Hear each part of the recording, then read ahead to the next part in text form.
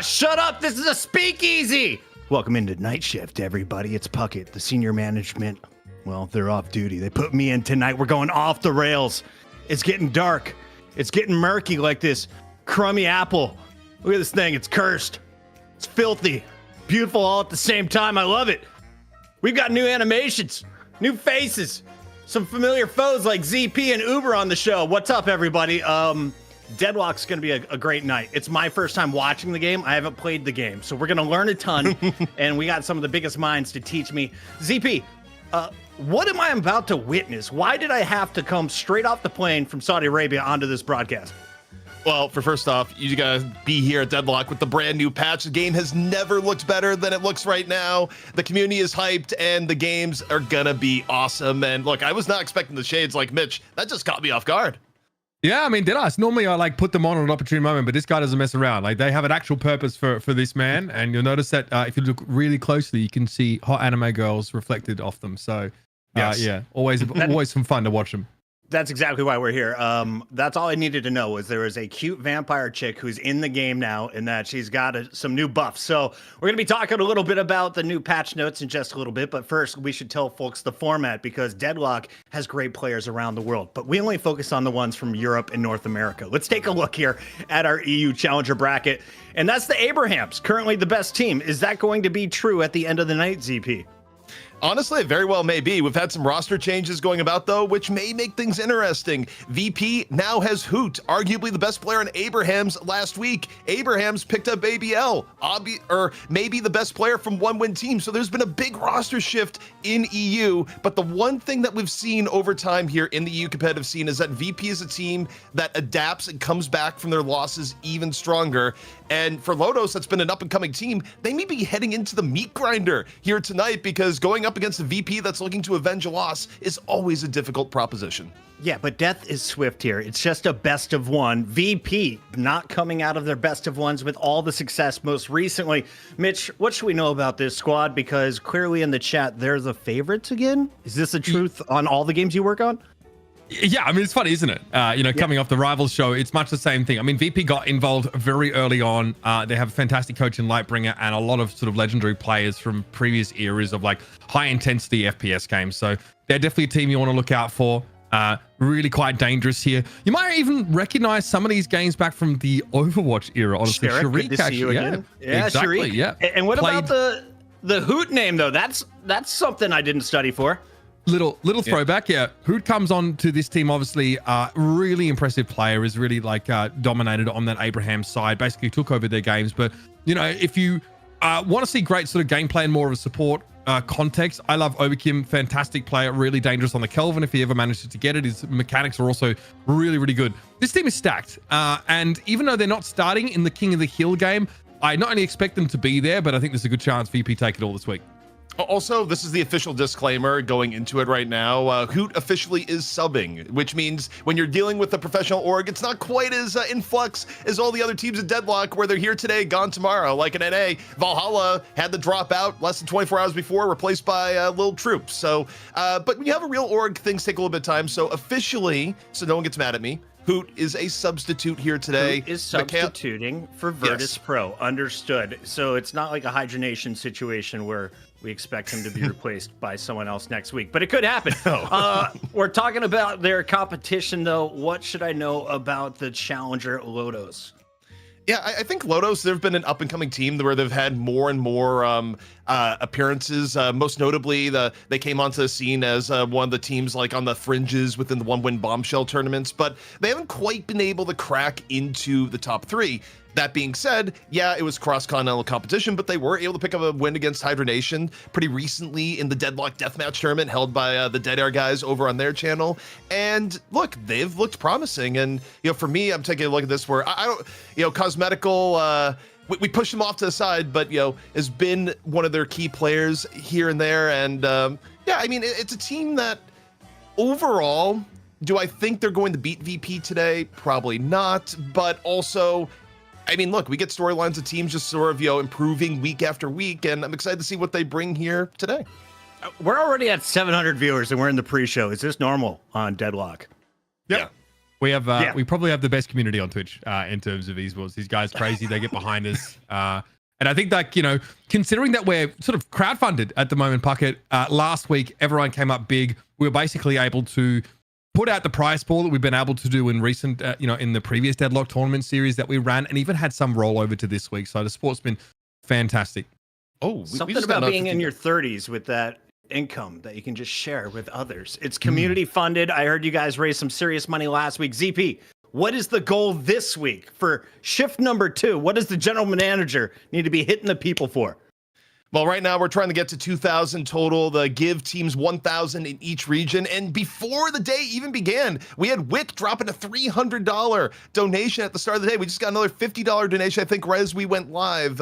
We get the screen up here in a second. But yeah, I mean, community definitely showing some big love here. It was Sergeant Miles with the 50, but Wick DL, our top contributor of the day at 300. Of course, this goes directly to the players playing here today. John Wick dropping the coin on us to start the day. Sergeant Miles, we salute you. Thank you very much. $350. We're already on the way to 2,000. That's going to be an easy number today. I just feel it. I'm going to drop 50 just to get weird. Uber, we're going to be talking a little bit about the European teams in depth once we get into the game. But for everyone who's asking, are we going to see Mina today? Are we going to see Paige? What's happening with these characters? What are people so excited for? Yeah, so obviously, Valve announced, 5 or 6 new heroes to the game, but they didn't want to release them all at once. So right now they're being staggered every 48 hours. Another is being added to the game, presumably not to overload people with information early, but more so just to, pardon me, give themselves some time as well, just to make sure there's any critical bugs that need to be tied off. And players, for each game you play, you get a vote. You get to vote on the next hero to come into the game. And if you guys have any sense at all, Paige will be the next hero to enter the game, and I'm going to stick to that. But Mina obviously is the only of those new heroes that has come into the game. She's awesome. She's she's definitely a little bit closer range in some of her abilities. Rake is like a fairly, spammable close range attack. She's super mobile and gets around the map. And she just vomits bats at you with her ultimate. So super fun to see. Obviously, the Cursed Apples had a massive facelift in this previous update. This yellow lane here now really has like a dockside blue collar vibe, whereas on the other side of the map, it looks way more highbrow. So you really, feel like you're in different parts of the Cursed Apple. And I think between, the Amber Hand and the Sapphire Flame, those bases also look very distinct to one another. The art passes have been incredible. You can see the patrons here look so vastly different. Really, really stoked to sort of see how this has all come together. A lot of prefabs have come into the map as well. The bodega's finally finished. There's a particular part of the map where, that is situated, and a ton of assets and stuff. If you ever have the chance, just go walk around the map. There's just so much awesome stuff there to see, even for you lore enthusiasts out there. It's nighttime now, but what I find is that in game, a lot of the heroes stand out a little bit more, still look quite striking. The contrast is great. And now all of the heroes have had that sort of cell shaded art pass where, in the past was really just Abrams, I think McGinnis that sort of had that look, and also Dynamo. So everyone's looking really crisp, like they fit in with the environment. Yamato still has the Neon Prime look to her, but, as time goes on, you can expect that to change. Game looks fantastic. You've got to jump in and try it, because now, basically, instead of just being in a static menu, when you open Deadlock, you're in the game. You're in your hideout, a place that, in theory, you'll be able to decorate with your own sort of collectibles as time goes on. There's a sandbox access in there. You can obviously still look over all the items and the hero builds. There's a ton to do. The map looks fantastic now, and really, it feels like a real game now, like legitimately. And a lot of people have said, they expect maybe we are heading in the direction of closed beta. Who knows? But what I do know is that the environment has a real palpable personality and vibe to it. It really does feel like you're in this Cursed Apple, this sort of fantastical alternate reality 1959 vibe New York. So big shout out to Valve. Game's looking awesome, feeling smooth to play as well. ZP, what are you most excited about with the reskin? I mean, look, it just looks awesome. I think it doesn't really hit you until you go in game and you just do some games. It's like, wait, it just feels awesome. The moving around, running around, just exploring the environment. It feels way more alive when you compare it to a year ago when it was, more in its alpha state. I mean, technically, I think we're still in an alpha now, but, it just seeing it change bit by bit, patch over patch, but this was the biggest leap we have ever seen. And then on top of it, we get 6 new heroes where it's just one new hero out right now, another new hero that's going to be out later today where we may not be playing in an EU, but we will be playing the new hero NNA where, I agree with Mitch. I think it's going to be Paige, but there's a lot of Billy supporters out there too. Sergeant Miles, by the way, who donated $50, is encouraging the chat to vote for Paige. So we're going to listen to Sergeant. Go ahead, guys. Vote for Paige. Ignore Billy. Just go straight for Paige. Goats is overrated. Yeah. Continue, ZP. No, that's pretty much it. But I full agree. I'm all in on Paige. I think Bro, that's gonna be the case. She's a magical short stack Miss Frizzle. What is there not to love about Paige? Get her in the game, Valve. Just make it happen. Pre-show, Mitch was giving me the description. And I was like, wait, Miss Frizzle I've means sanitized what? it. I've sanitized it considerably since Understood. then. I just want that on the record. Definitely did. We remain were not allowed to monetized. go live with the previous one. Well, cheers to that, everybody. It's the night shift. For everyone who just got off the clock and logged in, welcome into the stream. We're looking for $2,000 in our prize pool. Already $350 has come in. I'm trying to drop my 50 to make it 400. ZP, while I'm trying to figure out the internet, can you tell me a little bit about the graveyard shift? Who are our big donors as Maroon 6 drops another 15 on our head? Yeah, so the Graveyard Shift, this is something we do for our patrons. We set up a Patreon to help support the show, and one of the first things that we've added on, where we will be adding more things as time goes on, but one of the easier things to do is that at the end of our show today, we are going to be hanging out just some of the talent and a player, just relaxing, talking about Deadlock, the day in general, for about 30, 40 minutes, wherever it brings us, and that is just directly after the show today for our patrons. And we stay for 2 drinks, right? That's the rule? Yeah, exactly. Pretty All much. Right, and it'll include Twitch subs and YouTube subs that gets online. Tonight, in terms of our guest, it's either going to be Zergy or John or maybe both. It's a little bit harder to get the EU guests because obviously it's pretty late for EU, but luckily EU Deadlock players have absolutely atrocious sleep schedules, so there's at least a 50-50 chance that we'll be chilling with Zergy after the broadcast. Yeah, the Brits tend to stay up late, and for good reason. There's nothing else to do during the day over there. ZP, let's talk a little bit about the competition tonight. If they're just coming in, we're starting with Europe as always, and Virtus.pro is not the reigning champion. They have to play in our challenger matchup. Who are they playing against? They're playing against Lotos, where I have just properly updated production. Where, by the way, that was on me when I was setting up all the rosters this week. I just messed up and did not properly put in the Lotos rosters. So, why is Poshy Pop on the Lotos roster? Yeah, I looked at them I was just like, okay, cosmetical, what's going on here? And realistically, that's on me. Like, I will take the bullet because I wasn't sure. Right. I was like, it's possible that Poshy's on this roster, but I didn't hear anything about this. Oh, that's funny, man. I respect it. Also, we're up to $500 for our prize pool. We are a quarter of the way there already, guys. Thank you. With the amount that rolled over. Yeah, dude, we haven't even gotten to draft yet. That's crazy. Huge shout out Jax Libido coming back for a second week again with a big 300. Thank you, guys. I appreciate it. Bear in mind, this prize pool goes to our players. If there's any that flows over, it goes into next week, so we don't have to harass you nearly as much. We are here, of course, to support them. You can support our show like we talked about through the Patreon, but this is purely going into the players' pockets, minus fees. Sometimes PayPal has fees, but yeah, everything to our players. We're paying the people who play the game to entertain, and those games are coming up in just a little bit.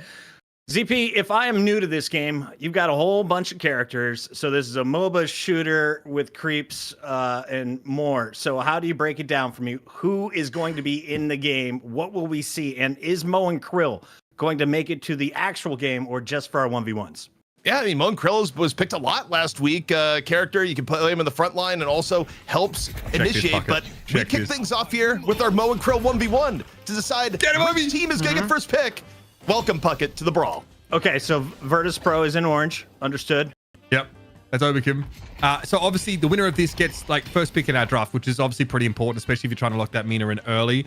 Now, obviously in Deadlock, you have light melee, heavy melee, and you can also parry. So you can parry a melee attack and inflict a short stun. So this is actually a lot more technical than just spam. You can see that blue ring around them obviously is the parry. So these tend to get drawn out a little bit more. I think Obikim's about to get getting pummeled, he gets slapped. Holy. Oh boy, and this is just going to the end here where the mind games that are taking place, but finally one light melee gonna finish it off, and now they get the choice of first or second pick. That's the best way to start a game possible. Well Real done. quick, let's get I want to do a quick shout out for we have 2 people that came on and supported on our Patreon at the $25 and plus tier, Afax and Flint Snow. Big shout out to you guys. Thank you so much for supporting what we do here at Night Shift as well. Hopefully you'll be able to join us later for the Graveyard Shift. We'll make it a good one for you guys. Thank you. That is very dope. The Patreons, the money for the prize pool, it's all rolling in already. And we haven't even kicked off the games. We did just witness, though, Lotos winning the opening duel. What does that earn them, ZP? Oh, it earns them the right of first or second pick. In this case, they decided they wanted first pick. And right now, that means that they can get either Mina or Vindicta guaranteed unless they ban one of them themselves. So we'll see what they decide to ban. I would guess that they ban one of the frontliners that VP usually likes to go with here because VP, they tend to prioritize, and it's going to be Warden. So yeah, they took away a common VP first pick. Yeah. Ropes on Fire just hit us with a $50, and now we have Blank Blank coming the in with homie. another 10. That is $60 more to the prize pool. We're over 1,000 viewers on Twitch as well, and we haven't gotten to game 1. Continue. Big shout out, of course, to the Dead Air guys and what they're doing with Deadlock Deathmatch. If you do want to get in and play some Deadlock and find yourself a team, you can join up with them, jump in their Discord. It's also like on the Faceit platform, so it's kind of automated. It's pretty awesome what they're doing. Holiday ban here by Virtus.pro. Obviously, right now, with how the game works and just how like souls are split in lane, for those that are maybe coming back to Deadlock after a bit of a while out, you're heavily incentivized to push lanes. Push them, and zone your opponents off those creeps, because now you don't get any souls for last hitting the creep, only for the orb. So really, really important to get aggressive. You see teams to shove into towers if they can. So this All is about the interesting. Orbs to get my souls. Souls is money. That's it. Souls is resources. Following. Continue. Sorry, Zeeps. Yeah. No, this is really interesting for Lotos. They decide, look, even with Vindicta still available, even with Mina still available, you took Holiday off the board. We want one of the premier playmakers in the game in Paradox. But VP, realizing Frontline's going to be more of a premium here, they go, we got to get support Listic. We got to get him on Abrams. So classic VP coming in. But do they go for the Vindicta or the Mina here? That is my question. Yeah. I mean, that's obviously like Paradox is very highly sort of valued because they can start fights on your terms. Paradox is able to pull people out. And we got Abrams Vindicta, 1-2 picks here for Virtus.pro. Abrams, incredible frontliner, very scary in lane, powerful CC, and Vindicta rules the skies and has insta-kill potential with that assassinate. This is a very, very strong starting look for VP. Yeah. So with these bans, are they making sure their opponent can't play them and they can play them themselves? Is that the basics of this? Okay. Pocket on one side, and chat's still asking for Mina. Why isn't she here yet? The only reason she wouldn't be played right now is that people don't think she's as valuable to pick as some of the other things. But no, once you ban it, it is gone for the game. You know, that is just how it goes. So you're not going to be seeing any Holiday, not going to be seeing any Warden. But on the VPN, the other thing too is that don't forget, Abrams Vindicta together are one of the premium lane combos in the game. So they're probably going to be put in either the left lane or the right lane. And that is just a risk for VP running away with the game, just having that locked in. Lotos, though, meanwhile, able to get Yamato, probably gonna be thrown in the middle. And now if you're VP, you know, maybe you're looking to take a Mirage or at least ban a Mirage going into the mid-stage picks to not give up what has been one of the most dominant mid-game lanes. VP basically forced Lotus's hand here because Virtus.pro banned the Holiday. Lotus feel like they had to take the Paradox. Both of those heroes right now are initiators. They're hard initiators here in Deadlock. They both have a similar ability to yank someone out of formation and just expose a straggler or pull someone out of the rest of their team. So you kind of need one of them. And if Lotus don't first pick Paradox there, they're going to give it over to VP. They let VP have Abrams Vindicta, which is really scary. They can snowball a lane advantage. That's a Kelvin ban here for Virtus.pro. Really, really powerful support with great spammable healing and the ability to throw that frozen shelter down and control objectives. Basically, it's a dome that comes down and you heal and your teammates heal if you're inside it. So yeah, pretty scary stuff. Yo, the Vindicta update splash art. I got work to do anyway. We just had to fix that real quick. It was like, wait, Vindicta, you got facelift. We got to properly reflect that on the broadcast. People are asking you to do inappropriate things in chat, ZP. I will only repeat them if they come with money. Sorry, chat. Wait, what in the world? Nothing. Don't worry about it. Don't worry. Y'all need to stop for focus this. down. Focus down. What's down here? Focus up, ZP? What's the 7?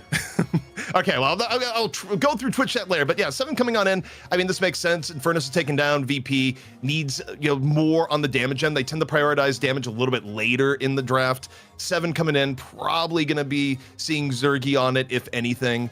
But interestingly enough, the people are not getting what they want. The people want a little bit of vampire action, and so far, Mina is MIA. The fans have to be a little bit disappointed. Yeah, just you can't spell Mina with that MIA, bro. You know what I'm saying? 7, obviously, the 7 pick, very good at controlling space. He pops up and basically just creates a dome of lightning that zaps people. So very powerful. Ivy also similarly is very good at controlling large amounts of space. They have like an AoE on the ground, a Kudzu bomb that really is dangerous to walk into, and an ultimate that allows them to pick a teammate up and throw them into the enemy flying around the map, or do it with a bomb, which is much more common. So another good way to start a fight, or at least start a skirmish. And Sinclair is basically a bully. He's really versatile. He copies enemy ultimates, which is really important if you feel like you wanted to get Abrams, for example, and it gets picked away from you. Bless up, bless She's in it. The heck She's up, baby. Chat, that's for you. Virtus.pro always delivers. Oh, we love some VP. Okay, so those who I believe in Zergy Gunner Supremacy Mina from Soko Builds 2. Did he nail it? Did he nail it? Soko? There's a world where Zergy could be on the Mina. Like, well. it doesn't, it may be the 7, but we'll see. But they're going to round things out here with the Mo and Krill. So I feel like VP actually kind of needed this, because you take a look at their draft. They don't have a Holiday. They don't have a Paradox. They don't have Bebop. And you can kind of, interchange here with your playmakers by running Mo and Krill being more in your face, and also kind of running Viscus in the more active role. Like, Viscus can play a little bit more than that. So between the Viscus and Mo and Krill, I think VP is like reasonably covered in getting things done into the early to mid game. The chat would like you to keep your hands on camera for the remainder of this game, ZP, until Mina's out of the broadcast. Just pass it on when I'm reading. Keep him where I can see him, boy. Reach for the sky. Oh man, that is funny. Okay, so Wraith is really interesting, because I felt like, and ZP might correct me, Gun Wraith was kind of going out the window, right? Or it definitely felt like she was being pushed in more of a hybrid direction, where her cards on her 1 were looking like a pretty reasonable way to build and actually start stacking some of that spirit power. But just like the rapid fire gun build was being moved away from a little less. But telekinesis is, in terms of like a really powerful, multi-target stun ability in these team fights, still very powerful. Yeah, I mean, Wraith has kind of snuck back in, where it's hard to say how much is because of, some changes that have been made, and, whether to other heroes you would pick in spite of the Wraith, or how much is just the players saying, hey, it's actually good again. There's always a little bit of pocket disease that goes on in Deadlock, where pocket will get nerfed, and then people will be like, oh, that hero's bad now, and then nothing will change for him. People are like, wait, pocket's actually kind of good. Can we actually go back and play pocket, Yeah.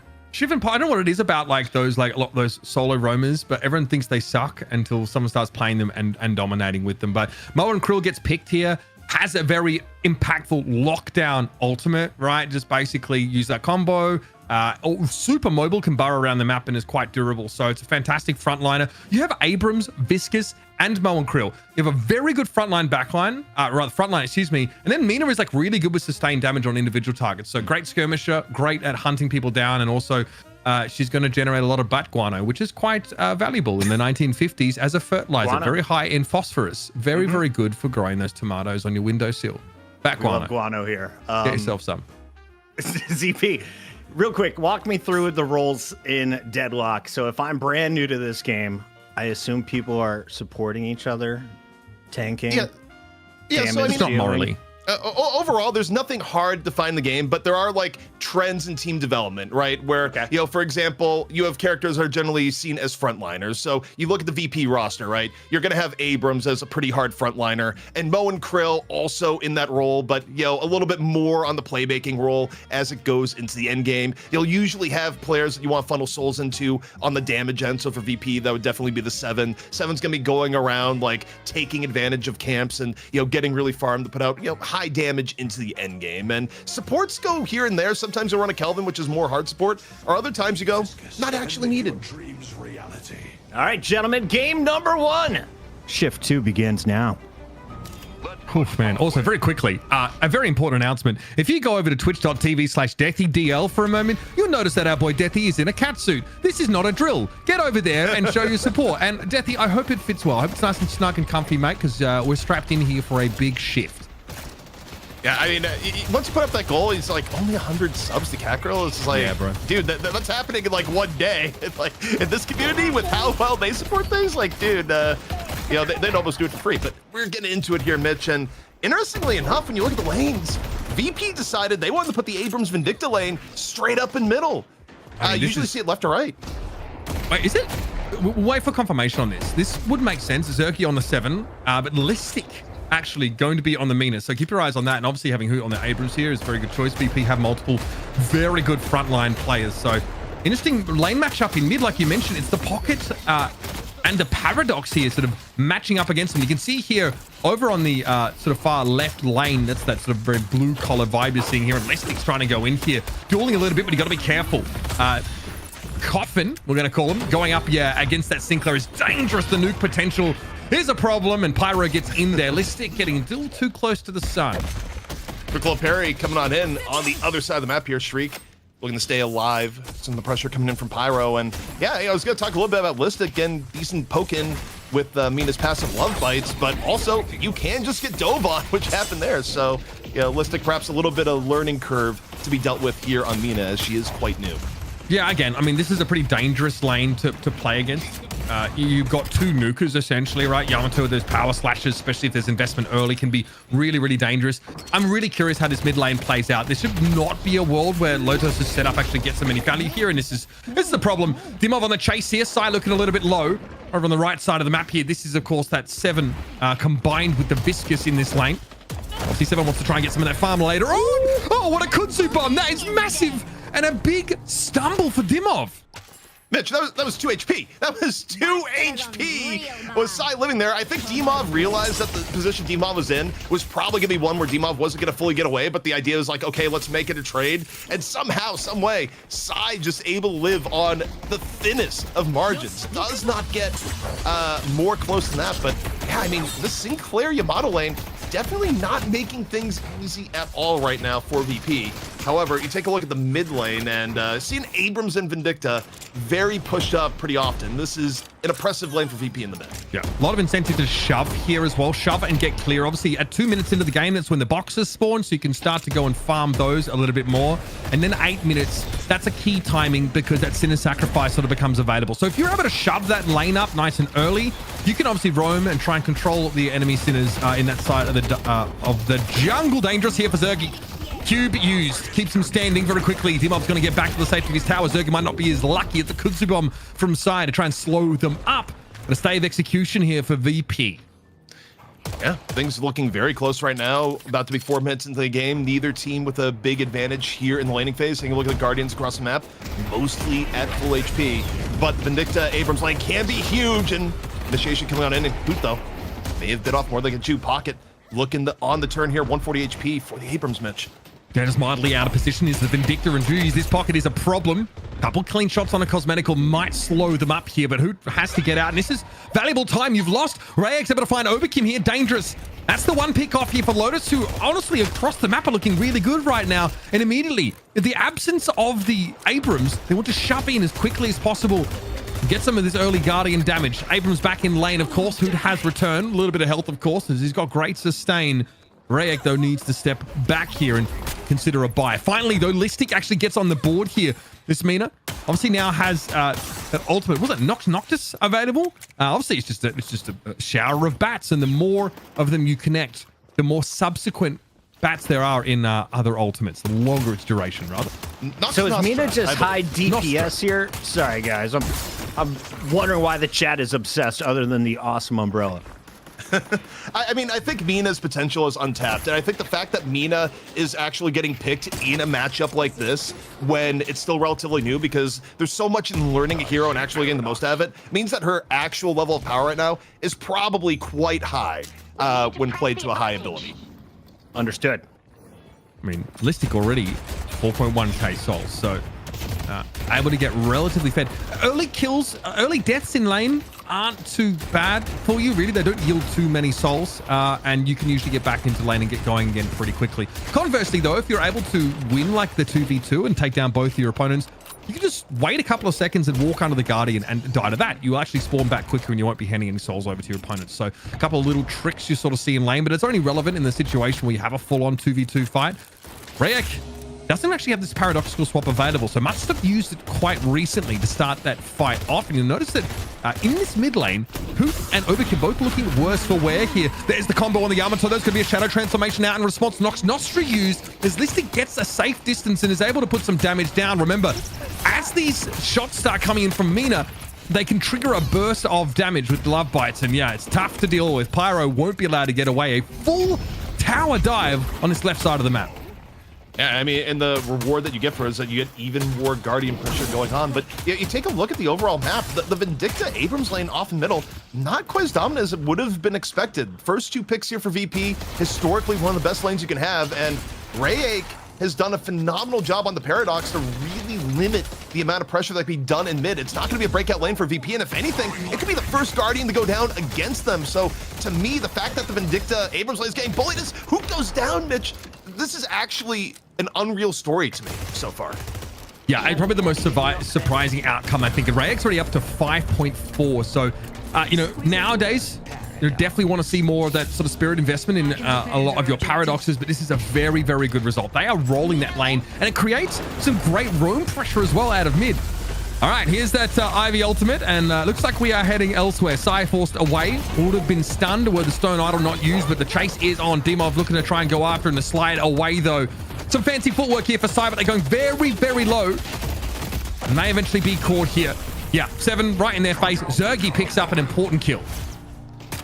Yeah, VP getting some work done on the sides, which will help deal with what's been going on middle. But the problem that VP is going to start running into here is that if you're Lotos, you don't keep 2 in mid the entire time. Look at Paradox and minimap right now. Paradox is looking potentially to go over to the left and help overload. And this is what the value you get when you get middle here. And you look now, you can see Rayek going in. Yeah, Pyro under a lot of pressure. That was the combo from Sharik used, and this has been a bit of time for a rotate to come through now. And this is what you want. Rayek's able to get over towards this lane now. Listic with a second retreat, though. Multiple charges of that available within a short window. You pop it once, and you can use it again for a short time. So very, very slippery is that Mina. Sharik, though, wasn't quite as lucky. And despite of this back and forth, it's only a 1k soul difference in this game. A lot of VP presence on that right side of the map as they drift in that mid direction. That Guardian already having gone down, of course. The Walker starting to be tested as well. Also, right now, Lotos is perfectly fine saying, Rayek, you're going to go around and farm the map right now as Paradox, or not farm rather, but like create mismatches on the left and right. We're going to let Cosmetical get real fat in middle, where Cosmetical right now is going to start getting ahead on the pocket if he gets solo lane farm like this. But over on the left-hand side, Listic continues to be an anchor for VP here. Yeah, I mean, that Nox Nostra was pretty potent to see after a while. I mean, consistent damage on a single target is terrifying. The amount of like burst that can be generated from it. Listic, though, gonna have to get away. Cold front available, but there's a paradoxical swap even committed to try and secure that kill. It goes over to Sai, but still an advantage here for Lotus through the mid side of the map. Obikim now knows there's going to be some degree of pressure. Obviously, a stack of that Assassinate left, but goodness me, this is about to get ugly. Trying to back away. Here's a seismic slam from Hoop, but he's already quite low. Doesn't have the durability, and Koffein's able to pick him up. That's in the sacrifice take for Zergy is going to be very, very important. You get 4 golden boons off the back of that, plus a lot of souls if you time it correctly. So controlling them is paramount. If Virtus.pro start to fall behind, they at the very least need to secure their Sinner sacrifices. There's Koffein, though, caught out. Listic with the kill credit. You look at the soul allocation right now. While Lotos has done a great job of rotating, keeping the middle roughly in their control, Listic is starting to be a problem on Mina. A storyline that no doubt the community is all for, to see Mina just pop off in her first game. But at 9k souls, allocation-wise, VP, they're going to be relying more and more on Listic, as Listic picks up another here, Mitch. Yeah, I don't hate the spirit shielding pickup here for Pyro, especially with the kind of spirit-based burst that is available. You know, the Quicksilver reload, excuse me, sort of is imbuing the rake. So you got a lot of bullets, obviously, and they are triggering those love bites. So they do contribute to your spirit-based burst damage. And of course now, pressure over this own turn-in area, looking to try and fight now over these buffs. Drop down is Rayek now. It's going to be forced to commit to this fight. Looks like Paradoxical swap there, straight through the wall. Listic backs away. Rayek would like to chase likely, but here's Sharik and look down to 300. It's getting a little bit dangerous for the Paradox out there, but it's a flying strike from Pyro that means that Listic has nowhere to run. Mitch, as I'm looking at this here, you got the rotation coming back in from VP, trying to get people out of dodge here, but Shriek, rough spot here, maybe able to turn this up against No way. But no, not quite. Still 100 HP. Yamato for now, willing to tell the tale, but the other problem here is that for Vindicta, who's so strong early game, okay, that's a good start, but Obakim's been a bit poor so far. Yeah, he needs to make some serious souls. I think that lane in mid not panning out the way VP would have liked to, and I think having a fed Vindicta is a big part of the kill condition for them here. More pressured now. Kudzu Bomb thrown out by Sai. Cube on the Vindicta. Obakim at risk of being overwhelmed. Stone Idol's going to get the stun on Hoot as well. And Oakim trying to wall jump out of the way. Sai might struggle to chase this down and is overextended into Hoot's waiting arms. Nice little soul boost for Hoot. And just quietly, ZP, in the periphery, Zergy has been farming up a storm. Look at him in Lotus's jungle right now.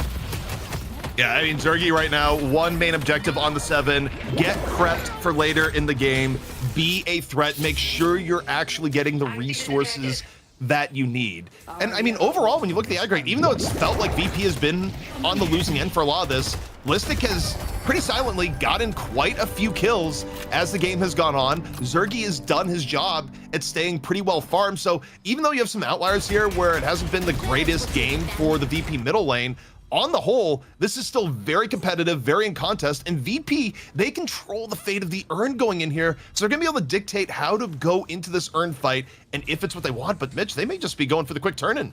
Yeah, why not? There's no one here from Lotus, completely outmaneuvered across the map. And at this point in the game, 11, 12 minutes, the urn is really important. It's a little bit too early to go for those walkers. You don't necessarily have the map control, but you'll notice that VP have cleared out a lot of that right side jungle of Lotus. So in lieu of that, you definitely want to be heading over and secure that urn.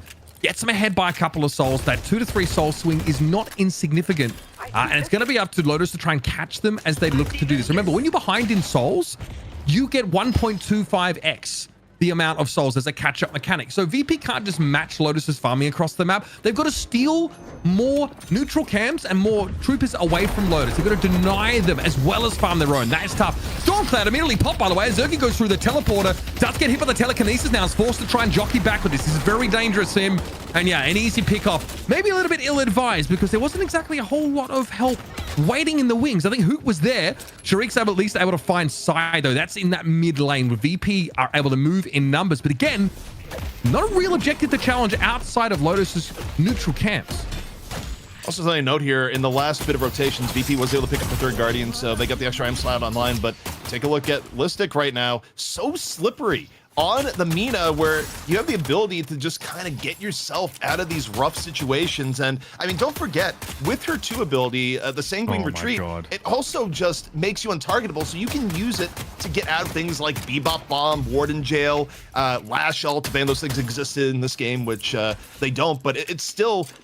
you may engage on a Mina and think you have a kill, and then the end result can be very, very different just from how you can shift the course of battle. And the Tank Buster got picked up here for the Mina, which is pretty disgusting because it ignores spirit resistance and gives you percent health bonus damage, percent max health. So really, really good at bringing down those tankier targets or those that are actually trying to build spirit resistance to counter you out. I think that's going to be a bit of a, degenerate combination. We'll see how that evolves over time, but it means now that Mina does some pretty serious damage against those bulkier targets. Lotus don't necessarily have any of those yet. Sai likely should be investing in some more survivability. Same for cosmetical here. But yeah, I think this Mina is going to be pretty terrifying. Already plus 30 bats, by the way, which is an extra whole second. I think it's 30 bats per second, so an extra whole second of ultimate. That's definitely going to matter, especially when you're combining that with Tank Buster and the Love Bite passive, ZP. Yeah, I mean, the Tank Buster is no surprise as far as what you'd be building on the Mina. A lot of Minas, too, have been using Mina as a toxic bullets carrier on top of it just because of her fire ray and the fact that she's already trying to stack up to trigger Love Bites and trigger toxic bullets at the same time. But we're getting into it here. The right lane as Obakim lands a shot. Yeah, okay. Well, you mentioned Obakim needs to get a few more souls under his belt, and so far, not so shabby in that regard. Big assassination pickup, of course, more benefit for being the one with kill credit off that ability. And Kakorzo may have DC'd, so might be eyeing off a bit of a pause here for a moment. Kakorzo, excuse me. But for the time being, it's moving over towards the right side of the map here. That was the economical restart where you're at respawn anyway, so you go, I'm just gonna restart my game real quick, and you get back in before you actually respawn. You see it a lot, especially in pub games where it's just what people have gone to. For whatever reason, you're not happy with your PC performance, you go, I'm just going to restart in the middle of the game. Don't even have to pause. Back in before everything gets going again. But Mitch, once more, we got VP in control of the urn. The last few fights been going very much in their favor. And I mean, just having the Viscous too does give you a little bit more oomph in the urn fights in terms of disruption. And, you know, I'm curious to see if Lotos is going to try and contest this one. You look at where they're positioned on the map, they may let this one go again.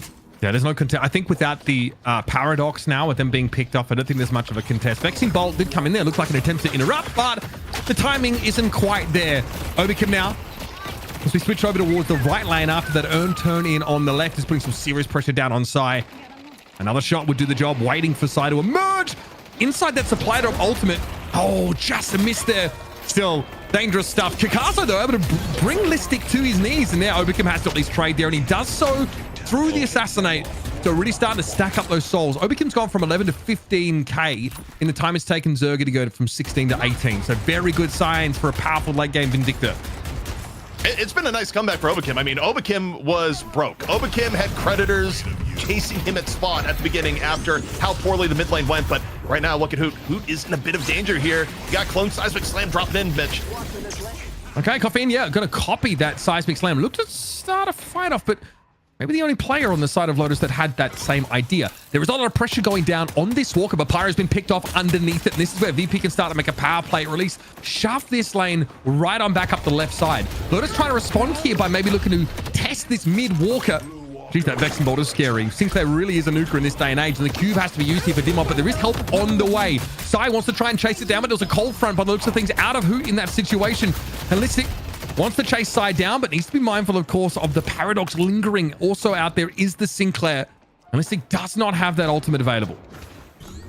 I think right now, you take a look at the overall economy, VP is really starting to get a macro edge. They've had better rotations over the last few fights. They've gone in their favor. You got Root landing the Charger on the Rayake and the chase down. So, I mean, VP, they're stacking up the kills. Maybe not enough to go mid-boss here, but also you look at the allocation. Zergi, nearly at 20k. Kakorzo, a bit behind. Pyro, nowhere near where you want a Yamato right now. The late game for Lotos is looking a bit troubling right now, Mitch, if VP can keep this up, and they actually decide they think they have an opportunity for mid-boss. Yeah, look, I think at this point of the game, mid-boss is definitely a higher priority than Walker.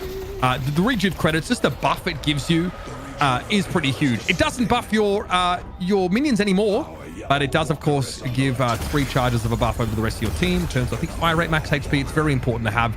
And obviously gives you that soul revival effect now. But look at how low these walkers are. VP traded so much for that mid-boss. Lotus immediately trying to trade out those big resources, and they've got to respond. They've lost the walker inside mid. Dangerous. Telekinesis coming out of Hoot. Is he trying to chase Kakazo down? Should have that pick off, and Sai also got a little bit too close to that action. That was on the right side of the map. Still a bit of a fight being dragged out, but VP are making extensive use of that mid-boss buff. They've lost 2 walkers for it, though, and they're going to need to make that up elsewhere. It should be primed to do so now. Yeah, I mean, that's the one saving grace that you have for Lotus right now, is that all 3 walkers still up. The extra slot has not been unlocked yet by VP, which actually is about to be a problem for some characters, because at this point, many are going to be at around like 9 items, would like to have the extra slot. But of course, when you have Rejuvenator, you have what you need to go in and pressure a walker, and the right walker is not contested at all by Lotos in turn. But you know, the issue here is that you look at the situation between the 2 teams. Very commanding lead at around 20k for VP. Still something that Lotos can fight, but the part where Lotos has kind of failed is on some of their allocation right now, because you would love to have Pyro be more of a threat right at this point in the game. You'd love to have Yamato be in the case where you can go in, initiate the fight, 1v3, and live to tell the tale shout transformation, but Pyro's a little bit too broke for that right now, but catching Hoot right now would be a good opportunity. Okay, can Hoot get away from this? There's actually plenty of people in the periphery nearby, and here we go. Straight away, Hoot has some help. It's going to be a combo out there for Sharik to secure that elimination. Hoot will come back, of course, with that soul revival effect. There's still 2 charges left of that rejuve buff. Looks like that mid walk is getting looked at now. Virtus.pro also trying to keep Lotos low in economy and prevent that comeback mechanic, so they are looking to contest a lot of Lotus's camps. They will happily fight for them at this stage of the game with that rejuve buff ticking. And they've noted that Sai is a little exposed on the left-hand side of the map, excuse me. And this is the drift across. The response from Lotos now. I think Listic, though, is lurking nearby. It's a 2v3, though, not favoring VP if they do get into a tussle. Finally, see Zergi coming in for the right side. They're able to group as a trio. I'm kind of looking at this right now and thinking of win conditions, and I think to some extent you're really looking towards Coffin and Cosmetical here. If Cosmetical can land just the ultimate really good affliction, if VP's a bit grouped up, and then you follow it up with Coffin getting the audience participation on, say, Zergy, landing a good Storm Cloud on top of it. There's a few scenarios where teamfight wise you can actually put VP in a bit of a bind, but you kind of need VP to mess up a little bit and group up to make that happen. Whereas if you're VP, honestly, life advice right now, trying to win, stay spread out, and getting that pick up Reg, a huge start. This swing's going to be big. It just so happens the earn turn in is right by the Walker that VP want to challenge anyway.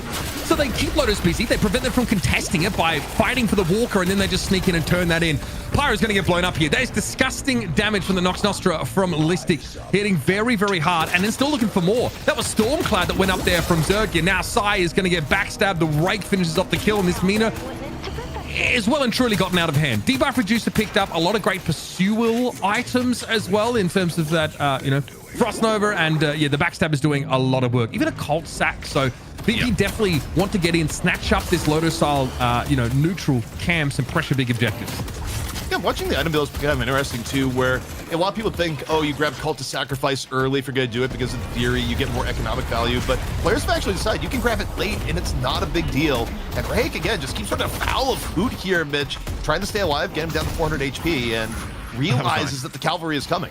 Yeah, the cavalry is definitely coming, but that was a really nice mechanics, forcing 2 walkthroughs and 2 silences for Hoot as he passed through that time wall. Liked that look. But who's going to be able to heal up pretty darn quickly? And well, Coffin just got blown up by Listic, not ideal. And there's shots coming in from the Victor as well. Here comes Zerg. He wants a piece of the action. Fighting around the base Guardians, no less, as Rayake will be pursued to the ends of the earth. Virtus.pro making sure Lotos cannot decide how they start these fights. Tangle retreat. Able to double dash away. Listic certainly back to safety for now, but it's getting a little risky here for VP. It's Shadow transformation for Pyro. Hoping to hang in this fight a little bit longer, but VP are poised to crack them open here. I think first stage patron is likely to be gone soon here. And also the other thing too, just in the last 5 minutes, the lead has ballooned. The stat difference between VP and Lotos is so significant at this point. 157k to 119k. Your win conditions have become so incredibly narrow for Lotos right now, where you have to just get this incredible team fight likely backed off of your pocket and your Sinclair, but the situations to actually get that are pretty rough because VP has plenty of heroes too that are going to be able to disengage if need be. You know, Mo isn't the easiest kill. Mina certainly is tough to track down. And on top of you got Dimov, who plays one of the most dynamic Viscuses in the game. Both great saves on the cube and ability to disrupt with Goo Ball. So, I mean, Lotos has to thread the needle if they want to get a good pick here. Or, you know, maybe for Rayake, maybe you're able to get a swap on someone, take down one. But VP's so far ahead, Mitch, that they can win 5 on 6. They have the power to do that. So Lotos, they have to just clear a bunch of very, very difficult conditions if they want to get back into this game and get into the money match versus Abrahams after this game. Siphon bullets, man. Picked up by Listic. Guy is 11 kills right now. Again, being able to steal max HP with sustained bullet damage is pretty absurd, especially when you have like the Quicksilver reload. You are going to be firing your gun a lot of the time. Obviously, more you invest in love fights, the more effective that gets, more frequently you can proc it. Bam! Nothing that Sai could have done about that one. A very easy pick off there for the Vindicta. Sitting back at a distance while the rest of VP throw that combo in. Sarik guaranteeing a direct hit of the Assassinate by locking down that Ivy. Also, yeah, we didn't really look at it in the individual level, but Zergy is huge at this point. Zergy has just gone around electrocuting creeps on the map, doing a whole bunch of Gamba. You look at the map, you look at Zergy, you just see Zergy, punching the slot machines all day long. But now, in the overall course of the game, Zergy is getting close to full build right now. You see some of the last items being picked up, gets the counter spell on top of it. So even if Rayake, for example, lands a long range, carbine on Zergy, Zergy can just counterspell. Doesn't really matter on that. So the amount of initiation options on the Zergy in particular, the threat you'd like to get rid of early, actually pretty minimal the way he's built. Yeah, and there's a counterspell on Hoot as well. So a lot of investment in those kind of survivability items here. Affliction does get thrown down. Cosmetical low in this fight, trying to control this space a little more effectively. Nox Nostra, just incredible mobility available to Listic, and he dives on in, goes for a bit of a rake here. Sanguine Retreat, of course, still at the ready and available. Someone's harassing him from up on that building. Might have been Rayake, unsure. Obviously, the urn is under scrutiny right now. That's what we are focusing on. Quite close, obviously, to the podium itself. And man, Sharik, yeah, well, that's pretty good. Also, Sharik still has combo available, so there's a guaranteed lockdown still at the ready. Overcook's not in the fight to capitalize off it, but yeah, this is about to get pretty out of hand. Lotus are down 4 players, and Sai might be joining them as the 5th. There is no escape here. Nice little puddle punch from Dimov to set that one up.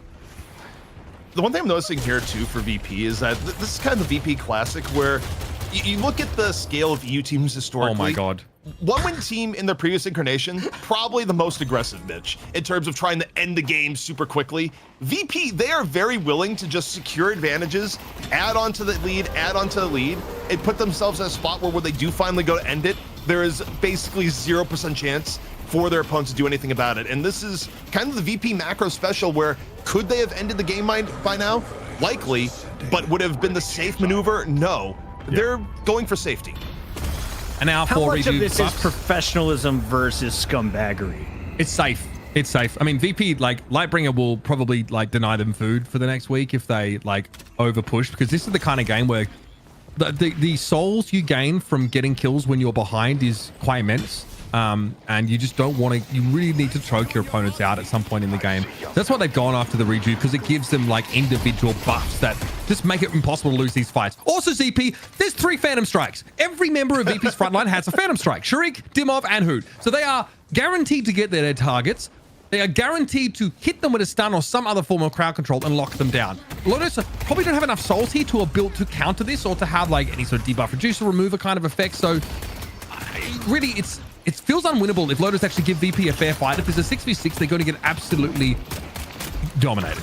It's a 5v6. They're going to get absolutely dominated. The shrines are going down, and first stage patron has about 0% chance of being defended here as they're going a little bit deeper in the fountain. Throw some bats off over and in there. A little bit of Nox Nostra, but now first stage patron going down. And I think at this point, I think Lightbringer would probably approve of VP staying for the second stage. Yeah, you might be getting Pyro, Cosmic up a little bit earlier, but they actually won't be up before second stage patron is attackable.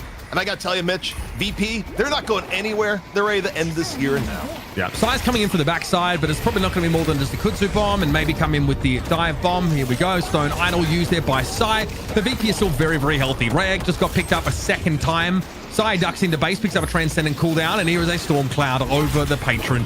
This should be VP cleaning things up pretty comfortably now. Obviously, it's a bit of a war of attrition. They've taken a bunch of damage, but they can finish the game here.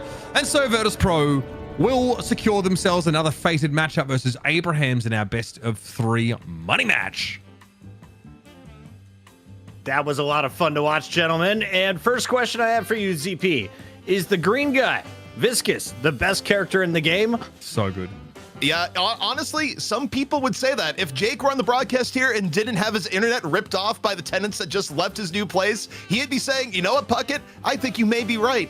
But overall, like, Viscous's place in the meta oscillates between first pick and kind of middle of the pack, but you cannot deny Viscous's utility in the game, the ability to give you an edge in earn fights, the ability to sort of act as a quasi playmaker and rotate around. Hydra Nation last week, we saw them, they would use Viscous to win something like middle lane, and then they would rotate Viscous into the lane that was doing weakest to give them an early game bump just because of how good Viscous is at protecting the lane, preventing pushes, and on the same note, catching people out of position. All right, well, the Abrahams are coming up, and I think we will see an Abrams on their team in the moment. We should talk about what we did witness. Why was the chat obsessed with Mina, and did she live up to the hype Uber? Yeah, absolutely. I think she's very well positioned to take advantage of one of the more new items added to the game, which is Tank Buster.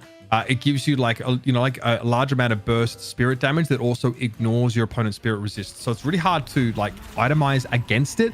And when you're getting sustained damage and you're creating these bursts of spirit damage through like love bites, which is the debuff that she applies, eventually it procs after a certain number of hits from abilities or gunshots, she hits really hard.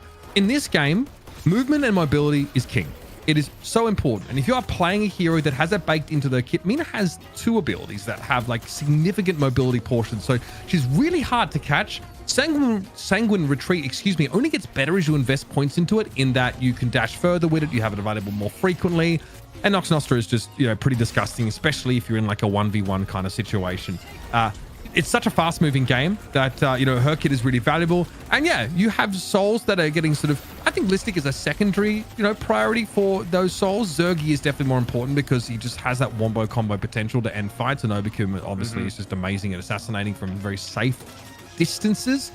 But yeah, I don't know. The Mina gameplay for me really kind of did it. You see, like, there's the bullet siphon eventually here, which is allowing Listic's shots to actually like steal temporarily max HP from targets they go after. So with fair. that and Tank Buster, so you're doing percent HP damage that ignores Spirit Resist, and you're stealing their max HP as well. So there's no point trying to itemize super tanky against the Mina, because it's kind of a waste of souls at that point.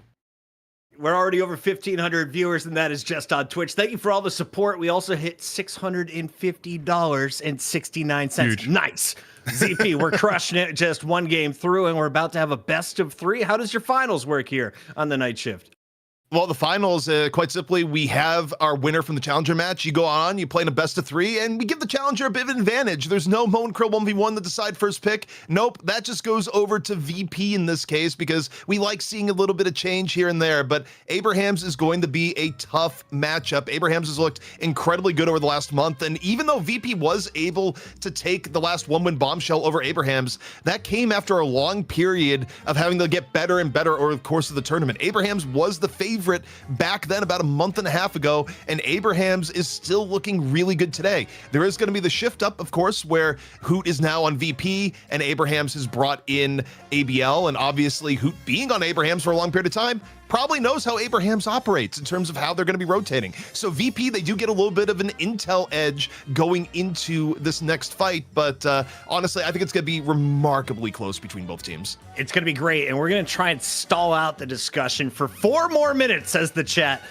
We have a new character dropping. Will it be eligible in competition? ZP, I know you are the one doing all of the officiating behind the scenes. Hey, so boss. how does this work, and is it going to be Paige?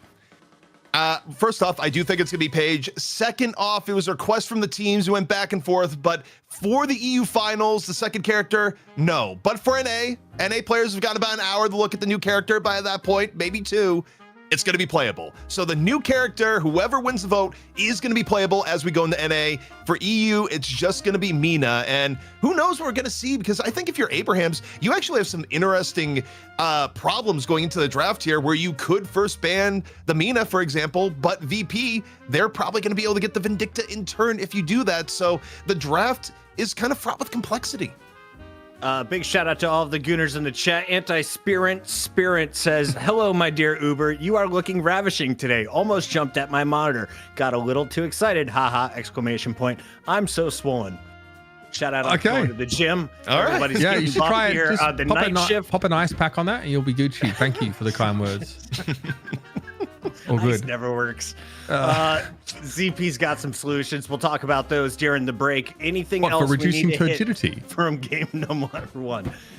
I think for game number 1, I would just give some props to Lotos. I think Lotos played the early to mid game pretty well, but they are a newer team. They have made roster changes, and VP is the most stable team in Deadlock history. So the fact is that if you get into a long game against a team like VP, they're going to be more consistent on macro. They're going to be more consistent on rotations, and it's not that surprising that a newer team would fight evenly at the beginning of the game and then make smaller mistakes as the game goes on that eventually is too much to deal with for VP. So I think for me, it wasn't a mechanical skill or skill level on an individual level. I think we saw a big difference in just team experience and coordination, which is really what gave VP the edge. They laned really well, and they also understood that while mid boss was being challenged, they could try and trade it for walkers. They just couldn't quite get out in time, because you can't fight against the mid boss buff, I think, not when your opponents already have a 5k soul lead. But so I was pretty impressed. I thought their rotations were really good. I thought the paradox play was great. So plenty to hang your hat on, just not quite there on the macro level, as ZP said. Thank you for coming on the show. Unfortunately, that is the end of your road, Lotos. When we come back, Virtus.pro will be taking on the returning champions.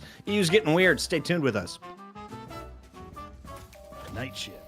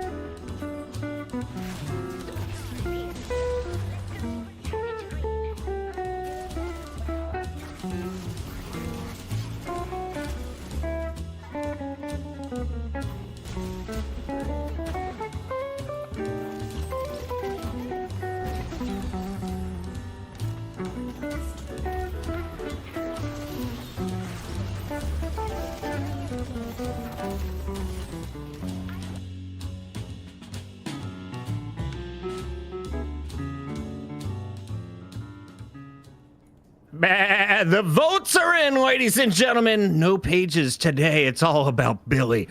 Punk, chaotic, greatest of all time. Swap to Billy right now, and welcome back to the Night Shift. It's episode 2, and we've already been gifted by a code. Whoa. This one I just had waiting on the desk. I felt it before the show, ZP. Why are you so fired up for farm animals to be joining your favorite game? Well, look, I mean, you just spend a little bit of time in the practice range and take a look at Billy, and he's looking exciting. Brand new frontliner option just dropped. Both disruption with just knocking people off the bat, dropping the chain gang, which is the name of his ultimate that is just going to be pulling people together for all sorts of chaos. Who knows? Maybe this little bit of Billy Dynamo action could be on the menu later today in NA, where, by the way, NA is going to be able to play a bit of Billy, should he avoid getting banned. But he's looking good. Horn, nice knock up. We're liking this so far. Uber, what is going to be most impactful, like out of the gates? I know you don't have a ton of time looking at this character, but what has you excited? Yeah, so obviously, importantly, he has his passive ability, or rather, he can a debuff he can put on people, which is called Wrecked. And when they're impacted by Wrecked, your weapons can become empowered against them, and also your gun damage gets amplified, and melees boost your max health. So really sick, that duration. Very, very powerful. He's just going to be a great bruiser with good crowd control. He's going to need to build pretty heavily into that durability. But Chain Gang is an unbelievable ultimate that actually, slows people down drastically if they try and walk away. You have to LOS Billy to break the chain. And if you don't within the duration, you get yanked all the way back to Billy. Take spirit damage, which of course makes it really easy for him to land that bash down on you to knock you up. It pulls you down and knocks you up. So there's a lot of very powerful stuff. This guy's gonna be a ton of fun to watch. Another great frontliner with pretty ridiculous crowd control capacity. Yeah, the fact that he eats the mag is amazing. Shout out to Tiny Man of Evil in the chat. We're over 1,300 viewers on Twitch. We're popping off on YouTube, and I was told we're gonna be on Kick. We're everywhere. It's Night Shift. It's night number 2, and your general manager, Chris Puckett, is stepping in. It's going to get weird, and I've already had a little sample of Deadlock, and I was told it's only going to get better, because now we have 2 teams that are very familiar with each other, who going to be filling in for Virtus.pro tonight, and they're going to be taking on the Abrahams. Before we get into that game, though, we got to re-hit what we witnessed in the Challenger matchup. Uber, Virtus.pro, were they playing with their food? Was it a close matchup at all throughout that game, or are they clearly on a different level in EU? I really enjoyed the individual mechanics of Lotos in lane. They actually kind of dominated, not even just in the mid lane, but also the play of Pyro off in one of those side lanes. Really nice Yamato looks from them. Unfortunately, this composition not only needs to have a good sort of early game, but it needs to really leverage the pick potential of the Paradox in the mid game alongside the Wraith. And unfortunately, VP are chasing after them. They're the ones starting fights, and their whole front line is basically, they will have Phantom Strike at some point, which allows them to basically teleport targets and end up behind them. So it's basically a death sentence if you don't have the right sort of tech to deal with it. And you can see how the game blew out.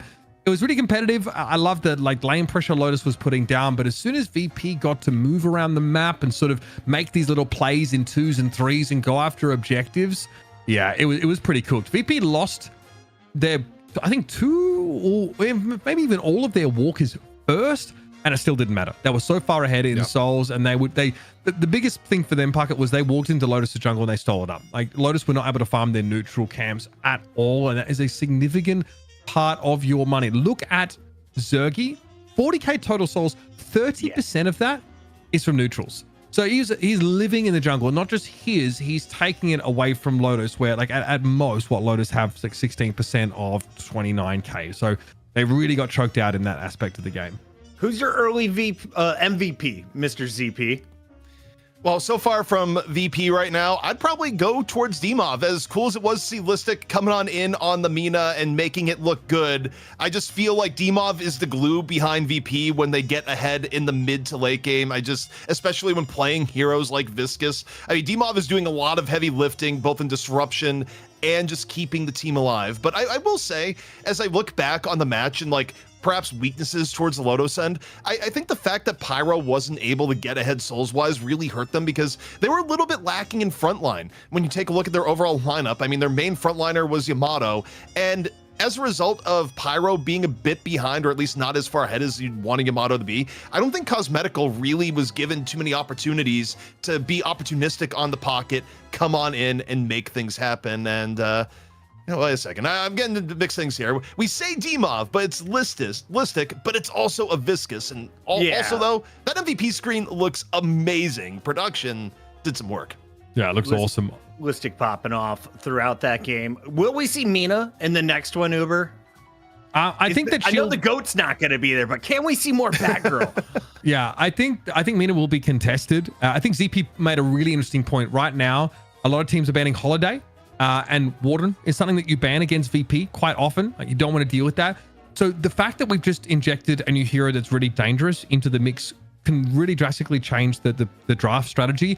It's dangerous to ban Mina first because you leave so much open to your opponents, but VP get first pick here. So bear in mind, they're the challengers coming up. They have that little edge. So that's something that you have to take into account. It might need to be a second round ban. I don't think we're first round banning Mina if we're going to do that, because she's a great skirmisher, really effective and very self-sufficient, but does not start those fights well. You need an initiator tool in your composition first and foremost.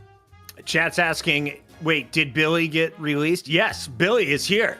We're asking our NA team, so don't be afraid. Pull them out.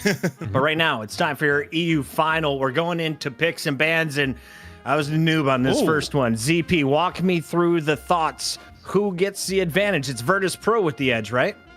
Yeah, and VP, they're actually making an interesting call here. They're deciding to defer. They actually think that second pick is more value here, because part of it, they don't necessarily have to ban one of the top heroes, but in this case, Abrahams, I think, knew that VP was going to look to not ban either Vindicta or Mina and pick up one of the two. Now VP, they're kind of the spot where they have to ban Mina, or Abrahams may pick it, and they don't get a Vindicta in return. But also VP could be okay with that, because surely I think they would come in with something like Warden Yamato as their first two picks. More time to plan a heist. Chat over on YouTube just found out that Billy is here. That's right. Billy will be in our NA matches for now. We know these two will not, as Abrahams went with the first ban. Now Virtus.pro takes the board. Any surprises here, ZP? You sent me over a list of the most banned characters in the first round. Were these two on top of that list? Vindicta, yes. Paradox, not so much. Paradox coming back into the fray, but Abrahams, they knew VP was going to go for Warden. You don't get much better than Warden right now in terms of being both a frontliner and someone you can funnel souls into. And Sharik, one of the best Wardens in the business. Also, somebody who can play if need be. They decide to take it away, but VP, again, they can open with, not Vindicta, but they can get Abrams +1. For me, I would love to see them take the Yamato away if they could grab it. I think Yamato is something that Abrahams has relied on so heavily to get an early game advantage and carry them into the end game. Taking away the Yamato would be very strong here, but also it may give up the Mina. So do you take the Holiday here as well? Like, that is still available. True. That's often first round ban. Holiday, much like Paradox, allows you just to grab someone in a lasso, and pull them into your team. Okay, so it was Abrams Viscous and not Abrams Yamato. There you go. By the way, we are up to $685.38. That equals a second 69-cent donation. Nice. Thank you very much. You're welcome. Doing math. Math is coming in, and the donations too, but the opportunity to deny the Yamato is now gone. Abraham's recognizing, look, we use this a lot. It is going to be plopped in the middle, and usually for Abraham's, probably going to try and back it up with something like a Mirage if they're able to grab it. Just get a wildly powerful poke lane in the middle has usually been their MO. VP, by comparison, though, I gotta say, you're thinking about how it may go down. The Mina is available, but the Kelvin, they're just picking up the Kelvin for Saint. Yeah, also, Obakim's already had the Vindicta banned away from him here. So that's obviously two heroes from Obakim's pool that they really like to play when they possibly can. This is going to be, an interesting sort of top-off for our third ban. Pardon me. You might be looking at getting a 7 here at some point, something that scales nicely into the late game, and that's snapped up. I just want to point out I'm 2 for 2 on Viscous 7 here. Very, very solid from Virtus.pro, though. And again, they're quite consistent. Makes them fairly easy to read them in this pick ban. I'm looking at this here, and I'm wondering on the bans. For Abrahams, this is where I think banning the Mina could be good, especially if you're not as comfortable on it. You figure Listic will end up deciding to bring it in. Lash ban coming on in has been a favorite of Abraham's to play, something that you could even see ABL play a little bit later on. So VP, they decide we don't want to deal with that, get that out of here. But this next mid-stage ban for Abraham's really could go anyway, as Puckett has something in mind. Oh, tip! Look above you. I guess I'll Aussie, thank you very much. Aussie 808 with the $50 tip that's going straight towards our shift number 2 prize pool. Thank you for supporting our players and for supporting this tournament. It's a great day to be a Deadlock fan. Great day to come back as well if you're just sort of dipping your toe in. It's been a fun time here, and so we're going to get better. Ivy banned here for Abraham's. Now, Ivy was on the top tier with Vindicta, so I feel like Abraham's must have been part of this show last week. Is this their go-to bans out of the gate every game, ZP? Honestly, this is looking pretty standard across the board. The thing that's going to be interesting for me and VP is that oftentimes when they pick, Viscous, it's Demov on it, and when they pick Holiday, it's also Demov on it. So they're going to have to show a little bit of the classic VP versatility in who is playing what. But Abrahams, they pick up the Infernus. You got to think that's going to be ABL playing it, given we saw ABL do for one-win team last week. I think also like the Holiday pickup here for VP is a little later than I would have expected, but it does give you that sort of great roam potential. You see Holiday's, still picking up a bit of the sort of spirit damage now to empower the barrels. Really good at just knocking people up and juggling them. Taking an outright bully like Sinclair it makes perfect sense. The fact that Sinclair can copy ults means that there's a spirit lasso available to Abraham's as well. Really, really important. If you don't get either Paradox or Holiday, you try and get Sinclair and at least give yourself the option to single out one of those individuals at the start of a fight. No more hiding. Pocket. How strong is Pocket's pocket? Pocket's pocket? Pocket's pocket. Well, Pocket's pocket, I mean, who knows? It could be the best pocket ever. We'll just have to put that to the tape. But pocket in general, probably the most all over the place hero in terms of draft right now, where some teams will value it very highly depending on player skill. Other teams will, slip it in towards the very back. So as you have a good front line though that could create opportunities, the pocket, if you're easily farmed, I mean, Affliction could be a big team fight changer. And in particular, the way VP has built their team between the 7, the Viscous, and now the pocket, their ability to fight earn is actually going to be really, really strong. Like, I think their team fight is good. However, on the same note, you're still gonna have to deal with things like Last Stand and Frozen Shelter for Abraham. So I think we're just shaping up to have incredible team fights as we get into the mid game. The Haze kind of based here for a last pick. So obviously you've got someone who's doing a great job at moving around the map and setting up some of those pickoffs. Haze is pretty good against these teams that Virtus.pro have sort of put together where they want to fight within a pretty close, tight locale.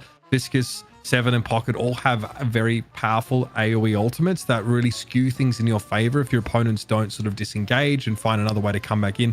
So Haze does give you an option amidst that. Both teams, honestly, have got really fun comps for like straight up brawling and just all-inning each other. Kelvin obviously is amazing at controlling that space, chasing down kills, but Frozen Shelter is big, and Infernus has an area of effects done on that ultimate that can really turn a fight in his favor. So this should be fun. A lot of nukers on this Abraham side of things, not to mention Warden. Zippy pointed out, Last Stand is an incredible AoE ultimate that he just needs some time to charge up. But when he gets it, it's devastating. ZP Aklut says 3 Demov characters. What's his best? Which would you run? He was in the running for MVP running Viscous last game.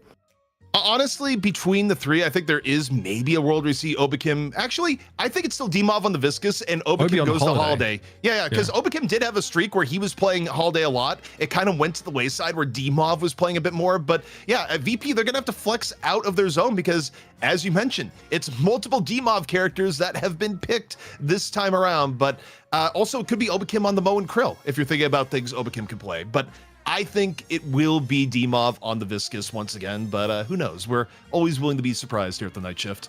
I was told the ethos of the Night Shift is that we bring the game closer to the fans than anyone else in esports. Well, Jason Kaplan just answered the question, can we watch this in game?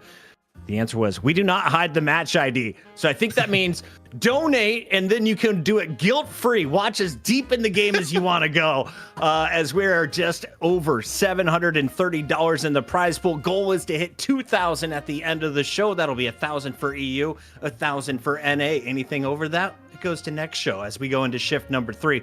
But shift 2 is kicking off with our EU final. Gentlemen, final thoughts on our bans and our picks. Do we like what we see? I feel like VP ran 4-6 of this comp in their last game.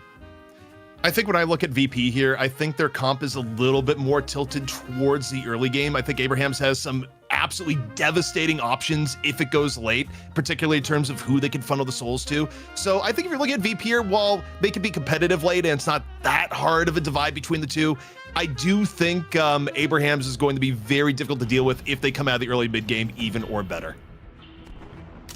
Here we go. It's game number 2 on your mic tonight. The Australian wonder turned American finesser. It's Uber Shouts with ZP, the Minnesota goat herder.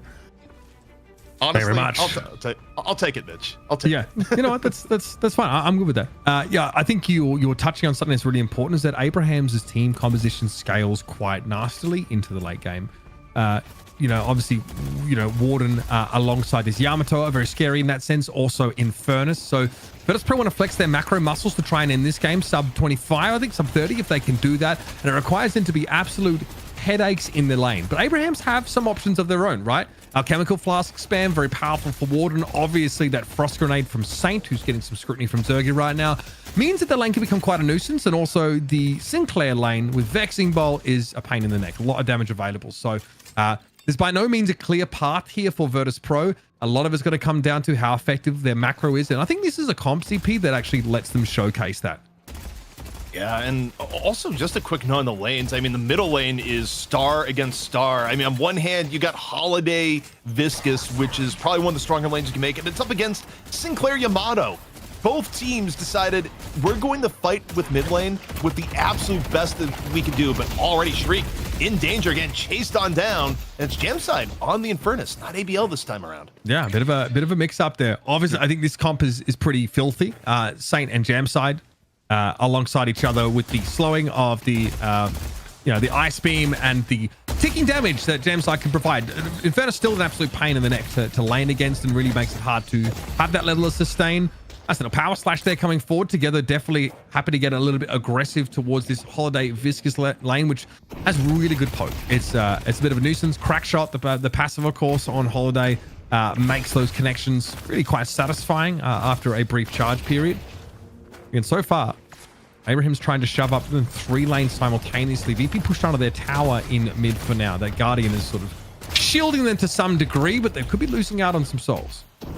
Health is currency early on in Deadlock laning, and you take a look at the left-hand side, and things are a little bit difficult. Obikim also running into some trouble on the Holiday in middle, so Abraham's coming in out of the gate a bit more aggressive on the laning phase, but you take a look on the left-hand side, and they're just pushed up the whole way through. That's actually a very significant amount of Guardian damage is coming in on the left, and the way it is in Deadlock right now, you usually are not going to get help from another lane until a Guardian goes down, so it's a problem to be solved at the moment from Zergy on the left-hand side. And in order to fix that, you see a lot more players these days buy monster rounds. It builds in a cult of sacrifice, which is great, but it's less important than the fact that you get an extra 25% damage to NPCs with your weapon, and you also have 25% bullet sort of resist from them with a little bit of regen, out of combat. So it lets you shove in, lets you just be more impactful, just pummeling that wave and starting to deny that wave from your opponents. Right now in Deadlock, you are really incentivized to go aggressive in lane. You're not going to get help from, people rotating in, so you can overextend to some degree. You can dive behind those Guardians, and you're unlikely to be punished. Go and secure those kills and get that soul lead. Saf's been doing that a lot in middle, by the way, making max usage of the versatility of Vexing Bolt, where for Abraham's, where you just see Saf go, okay, I'm going to go way behind, try and get a little bit extra poke, but finally, the dam breaks, and so on the right-hand side, Listic on the Abrams this time around, the VP Classic, going to be picking up first blood. I just can't think of a more sort of quintessential in Europe anyway, hero and player combination. Listic obviously absolutely in his bag right now, in the wheelhouse, and is leading souls for his team. However, this constant push has finally yielded that Guardian pickup here. Saf able to pick it up. We're on the left side of the map here, where Jamside is also looking to pressure that Guardian down just a little bit more. Thank you very much for the $50 tip as well. Unreadable name. Great to have you on board. Thanks for supporting our tournament. SLIDAA58B821. We appreciate you. Nailed it. And they say the robot revolution is going to take some time. No. It's all The right. humans are dead. All right. Looking into it. And also maybe death time here from Owen Krill. Sharik getting pushed on back, and this pressure on the left-hand side been pretty remarkable, where, by the way, Saf just making a quick little rotation, making it a 3-on-2. So a little bit of an earlier rotation than you tend to see in Deadlock, and the counter of this is that when you take Sinclair out of the middle, this is feeding more farm together. I mean, early Guardian taking mid, and now threatening one on the left-hand side of the map. So, nice early pressure. Okay, Storm Cloud used here. Virtus.pro really trying to rattle their sabers at Abraham's, get them to back the heck off of their Guardian. You can see it's chunked down to about quarter here. There's Taz going down. Listic proving to be a bit of a nuisance on the right, but you notice that VP haven't been able to turn this lane advantage into pressure on that Guardian. That's a kill that's going to be traded out eventually as the Warden of ABL makes it a swap. Oh, the classic. Overkim dragged underneath the Guardian here with a copied Magic Lasso. And it will be a pickup here for Saf. That is a holiday down. One thing we didn't really touch on is that the way Abraham's drafted, without the use of a standard playmaking hero like a Paradox or Holiday or Bebop, it's Tass that's going to be on the Haze. So what you're going to expect from the Tass is that Tass is going to be building the Haze more towards mid-game and being very, very active, where once Tass is free of the shackles of this right-hand lane and the Guardian is down, you're going to be seeing Tass basically rotating around the map, continually trying to make things happen on the Haze. The VP trying to be pretty assertive in defending this Guardian, but it's not to be. ABL catches Listic out. Excuse me. He overextends in that situation, and there is a last stand from the Warden that just eats through. On the right-hand side, the pressure is coming on in. Could be second Guardian in a hurry here for Abraham's, where overall in the aggregate, VP maintaining a reasonable closeness on the souls, but the Guardians, when you get Guardians down early, it just creates so many opportunities to take the map, invade enemy farm, and go from there, as Tass not too worried about some of the pressure coming in from Pocket. Yeah, chilling, I think. Tass already getting around the map a decent amount. So this is, again, a good spot to be in. Abraham's, though, did have about a 2k soul lead. That was remediated pretty quickly. Most of that is probably in the hands of Dimov and Listic, respectively. Here's the shoulder charge trying to line up on ABL. What is the mechanics there? That is disgusting. Hoot. The ringer comes in, secures that kill, but Listic, man, is such a dangerous player. Frost Nova basically makes it impossible for your target to slip away from you. And more souls into the coffers of VP. Gold Front coming back into the meta once more. Hasn't really ever quite left, just goes in ebbs and flows. But, you take a look at Listic. This is a good omen for VP because Abrams is still one of those heroes where, as far as frontliners go, if you fall behind as Abrams, you could be in for a rough game. But if you get ahead as Abrams, suddenly you go from not just a mere frontliner, but someone that can finish kills on their own. So this is now a pain point, and they recognize it. You take a look, Saf flirting with the idea right now, Mitch, of coming over to the right-hand side and, putting a little bit of pressure onto what is becoming more of a problem for Abraham's on this right lane. Yeah, I do think something needs to be done about just the domination from Listic here. Remember, that is a lane that also features Hoot, so dangerous. That Affliction can come down. Hoot is very slippery, very hard to catch, and if there's multiple of those barrage bolts connecting, the damage amp is pretty filthy. So, a chemical flask thrown down. Looks like thought it was a bullet dance there from Taz, but no, not to be. Just trying to move around the map. Listic comes in with a side-stick slam, though. Saf, okay, opted the copy one himself. Looking to work down at this Guardian as quickly as possible. Listic is taking a little bit too much aggro here, and it's another VP Guardian down. They only have one left. It's there on the left side, and it didn't look like Hoot was in any position to help Listic. Both VP laners are forced out. Yeah, and even with no kills there, Saf just making the rotation just stymies some of the momentum that Listic was building up. So you just see the benefits of winning middle lane. The fact that Saf now can be Mr. Fix-It for Abraham's, but things getting down and dirty once more here in the mid. Shadow Transformation already popped by together. Ready to get pursuit. All right, Overkim jump pad, gets himself up on the higher ground. Barrel thrown in. Tass forced the jockey back. Saf not really giving any attention right now to Overkim, who does not have a Magic Lasso available. Tass up on the buildings here, but the Siphon is in effect, and Saf does not want any of that smoke right now. Listic is looking big, brolly, vascular, and he barely takes a scratch in taking that kill away. It's easy to forget, but Abrams one of the first heroes to get the model upgrade, and just got a bit thicker. It's just Abrams, maybe bearing the curse of the book, the tome, as it were, but yeah, it didn't hurt his gains one bit. But we'll see how things work out here. We're still overall, Mitch, very even, as we're about 40 seconds away from first earn and next set of buffs. Yeah, they're seeing CP, when are our t-shirts coming out? The all girth, no dirt. All good, Night no shift. dirt. Yeah, we need to get that one Soon. going. We need to get our With an merch Abrams face pumped or out. a viscous face on it? One of them. Why not Working both? on it. Yeah, you got the girth shirt and the girth shirt. I don't know, like, make it a combo set. It's a Mina shirt, Picture chat. this for We me. know what you want. All right. Picture this back for to me. you. Abrams. I'm not going to actually, it's really inappropriate. No, All I really good. just thought they get ahead of me. Okay, not cancelled. Not cancelled today. He's a Siphon active. Shadow transformation used there though by Together. Remember, those abilities charging up and hitting a little bit harder, but nice little melee that comes in. Overkim trying to get forward. Listic takes a buttload of damage, especially coming in from the Guardian, but Shariq's able to get Taz elsewhere. Overkim on your screen here, just jockeying him back in mid, and Virtus.pro ready to collapse to some degree. Saf wanted to come forward here, maybe. Yeah, not recommended. He quickly realizes this is a bit dangerous, and a storm cloud comes in now from Zergy. Together just gets shocked to within inches of his life. In fact, he's sent back to base in a screaming heap. Also, Mitch, bit of alert here when you look at the economy of the game. ABL may be on the take. 9.6K right now on the board, and souls are being funneled in the ABL, just focusing on getting ahead of the game, which is going to be a real problem for VP as we get into bigger team fights with VP. Also, on the same note, Zergy, same as what he did last game, is right now, Tass, this is where Tass is probably about to get more active. A little bit of a drive-by right now, a bit of pressure on the Listic, but expect to see Tass going round and round the map, and this may be target number 1 right now, looking for the mole. Yeah, this is tough. Burrow's going to be there. I'll be honest, it's a pretty tanky Shariq, but he's going to get caught out. And the fact that Saf's able to secure a earn turn at the same time is huge. Abrahams now have themselves a little bit of a 2K soul buffer, rather. Starting to think about these objectives a little bit more now with Virtus.pro losing a second player across the map. This is a Walker that is going to disintegrate awfully quick here. That is a pretty terrifying scenario in terms of how many souls are just going to get handed over to you. Here's a concussive combustion active, but Jamsai wasn't able to catch onto anyone with it. He's just trying to defend against this Walker trade.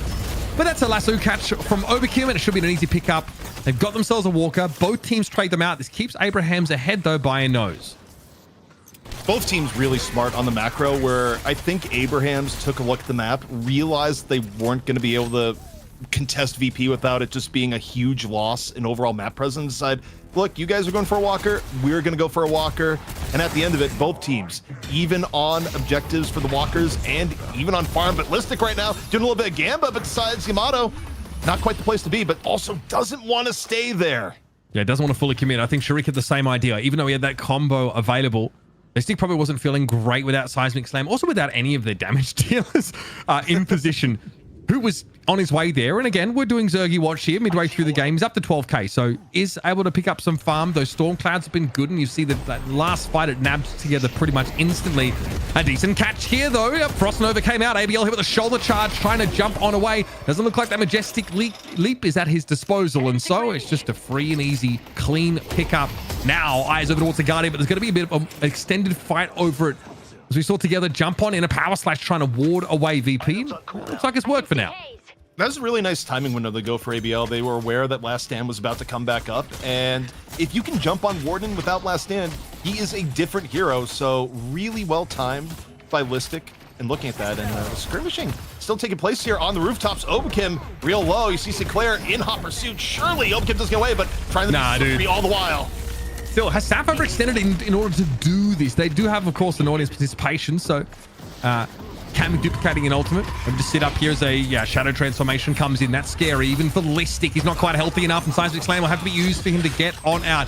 VP do not want the smoke. ZP, they're not about it. Back behind their walker they go. I think VP, I mean, they're still going to play cautious on the macro game right now, where you stop and think about how VP, generally plays. They are probably the least aggressive EU team at times, where their goal is to play smart Deadlock, and getting involved in what could have been just a very back-and-forth skirmish. Not great. Also, right now, I think they'd like to avoid a major team fight while ABL has Last Stand up, especially when all of Abrahams is grouped up. So, both teams, I think at this point, very willing, or at least, very least from the VPN, very willing to just kind of wait until next urn comes out. So, a lull on the action, and something we haven't really discussed is itemization. But I don't know that this new pause menu if it actually allows us to. I think it will actually if we get on some individuals here, because I do want to see Dimov where that 13k souls is going, and also for Hoot here. You can see that Dimov has been studiously farming a lot of these neutral camps, which is exactly where we want to be. Sinners is up as well. can imagine that will be part of the rotation. Probably more likely that Hoot will try and pick that one up. Also, prize pool. Got a bonus mid-game here. I don't think we caught. We're up to 800 total right now. So, the community keeps on giving as we're just getting this EU best of 3 kicked off. Yeah, we are obviously, geez, it's only 30 minutes into the game. There's been so much going on. Again, all of the Guardians for Virtus.pro are down. Abraham's only have the one left, and that's the thing that's currently under scrutiny. And I think once those go down, we're really starting to think about mid-boss here as we get 12 to 18 minutes. That's obviously a real inflection point in this game. And Virtus.pro have been very selective about the fights they want to take. They really disengage where a lot of teams will sort of full commit and try their luck at this point. They are very conservative. They want a perfect setup. They want the Abrams to be able to initiate. They want Listic to be in the midst. They want Zergy to be able to Stormcloud. There's a lot of things that need to line up. And in the meantime, they've done a good job at evading capture by Abrahams, who are just chasing them across the map together here. Exhibit A. I mean, you take a look. Things getting up close and personal right now on the right-hand side. Listic may have been caught out. The frozen shelter leaving nowhere to go. Just caught in the freezer, a little bit fisticuffs, but not a battle you can win, but one you can at least make an impact on before you go down. And again, it's not a fight that Virtus.pro can actually get involved in. They're trying to farm their own side of the map, right? They're trying to find their jungle, but that's obviously Abraham's not going to let them do that for free. They want to walk in, they want to challenge that. They also want to deny any comeback mechanic via the sort of 25% extra souls for the team that's lagging behind. So Abraham's have every reason to try and interfere with VP's attempts to farm. And yeah, here it is. I mentioned it. Mid-boss around 14 minutes, very reasonable. And VP have to figure it out. Obviously, who comes into this team as a substitute, not signed right now to VP with Michaelis departing. It definitely leaves a hole. But Abraham's here looks very, very clean. Also, you gotta look for Hoot here. Look for the Affliction. Affliction is dropped. I'm not sure how many Hoot hit. I think Hoot may have only hit one. We'll see here in a moment, but it's enough to scare off Abraham's right now, not go for the full commit. They weren't really quite sure how deep VP was about to go in, but now Hoot in on the chase. Okay, concussive combustion being used. ABL just trying to back it on up here as Hoot desperate to chase this one down. So ABL's been picked off. In the background, though, it was Overkill that was felled. Safta a little bit low and at risk of being stunned momentarily. May not be allowed to escape. Stunned up eventually, but Frozen Shelter gets thrown on down. Saint going to try and make sure Jamside stays in this fight. Heard a Shadow Transformation go down. There is Listic eventually falls. This is dangerous now as Together is out for blood. Big Storm Cloud, huge damage, but eventually it's going to be LOS here by the entirety of Abrahams, who are on the chase. Jamside falls ultimately, but Hoot goes down. It's a trade up in terms of players for Abrahams. This Yamato, haven't been talking enough about Together. He's looking to get very, very dangerous now with still those sustain items being built, but their fortitude really gives you the sticking power in these fights. And Shadow Transformation lets you be a menace without damage items built. That may have been one of the more even exchanges you could expect to see here. VP still going to have all 6 back up, and Abraham's side, they think they have the window to go for mid-boss. Meanwhile, on the other end, you look for VP. You got Sharik carrying the urn. We'll see how the contest is going to go here, Mitch. The Rejuvenator coming on down. It looks like it's going to be a party here in the mid. Yeah, okay. Well, last stand used, and we'll have these reju buffs hand over. Abrahams gets all of them. There was an urn turn in, though. In the meantime, Virtus.pro still trying to get something for their money. Saf here in danger. Was hit with the Affliction, who looks like he was able to scrabble away, but the entirety of Virtus.pro weren't in position to fight for this at all. And Jamside is looking to try and collect. That's right. And a 1v2 right now. Hit with the Frost over it. Forced her back on away. And it's Listic that's getting involved. Obikin waiting. Playing over the top of the fight with the barrels. VP down to obviously only 4 players. Now trying to fall back as Abrahams are still scary. And only one of those rejuve credits was burnt. They're still in pole position. Got a little bit of combo action coming on in. Sharik with the pick, looking for ABL. However, may have been off more they can chew. The Frozen Shelter coming in from Saint to make it nice and clean for Abrahams. VP gonna lose Sharik in the process. Now, note they got the urn turn in here, Mitch. So on the overall economy, they're not too far down, but the goal has to be to defend the walkers. Yeah, now though, they are well behind in terms of stats, and those stats have an implied soul value. Okay, Together here. Going to be popped, brought back, soul revival, but now the rejuve buff is gone. Saf has come back into the fight, but all of those credits have been spent. Together is down. Virtus.pro might see an option to come forward here, but Abrahams have already split and got it out of there. VP, amidst that fight, they get an urn turn in, keep the souls even, they knock all the rejuve buffs off of Abrahams, and they come out 2 souls up. That's masterful.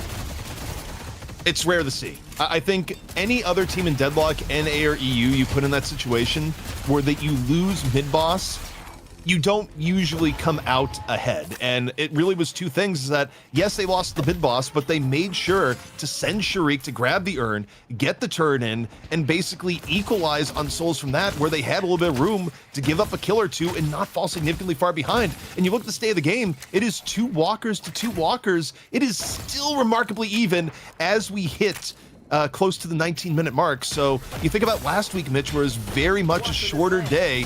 This one is going to go to distance, but remember how we set up the narrative at the beginning of the game. Going to distance may be problematic for VP, but the comp Abrahams have, but take a look at here together. A bit under pressure. Have to get saved here by the Kelvin. Bro, Saints to go. Again. That's crazy. Rescue beam into Frozen Shelter, and now Together has a chance to fight on his own terms. Shadow form, flying strike hits Hoot, barely able to get away. Those power slashes converge so quickly when that Yamato ultimate is active. So great save, and they turn it into a kill assist. That is beautiful there from Saint. Taking lemons and turning it into, I don't know, some kind of frozen daiquiri. You know what I mean? The good kind. That is beautifully done. Now player advantage, and they can look to take away more of VP's jungle. There's nothing there. Yeah, and right now, a little bit more of a source going in. A little bit of charge action from Listic, not going to connect. Meanwhile, Zergy still farming, picking up Boundless Spirit just to generally add to his damage. Mitch, this is wild. About to be 20 minutes, even as even gets right now between the both sides. But again, I just look at where Abrahams is team comp-wise. I think they like the action, but they don't like this. Yeah, okay, Sharik trying to start the fight off. Nice combo on 2 Together. They've gotten the Yamato out of the fight early. One of the most important targets. They've still got a fear, of course, that last stand out of the Warden, but it looks like Abrahams aren't in any position to really contest this. They can't actually fight for it.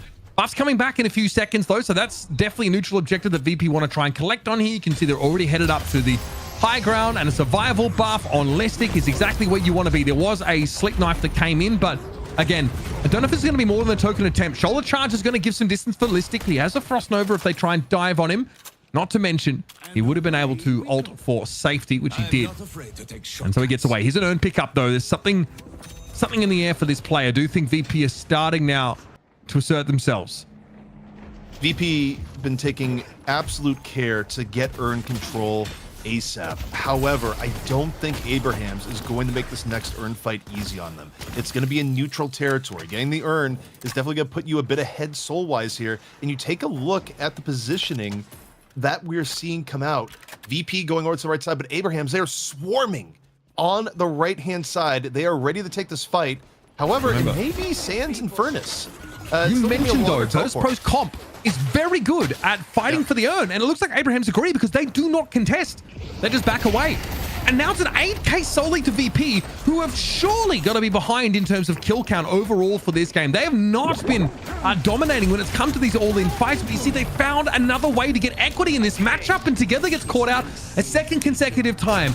Massive power play moment. Mid-boss still 2 minutes away, but I think we might be looking at a mid-walker and a catch potentially on Saf. Yeah, they're looking for it right now. D-Mob in hot pursuit. Down into the subway we go. We'll see if they're able to get the pick off.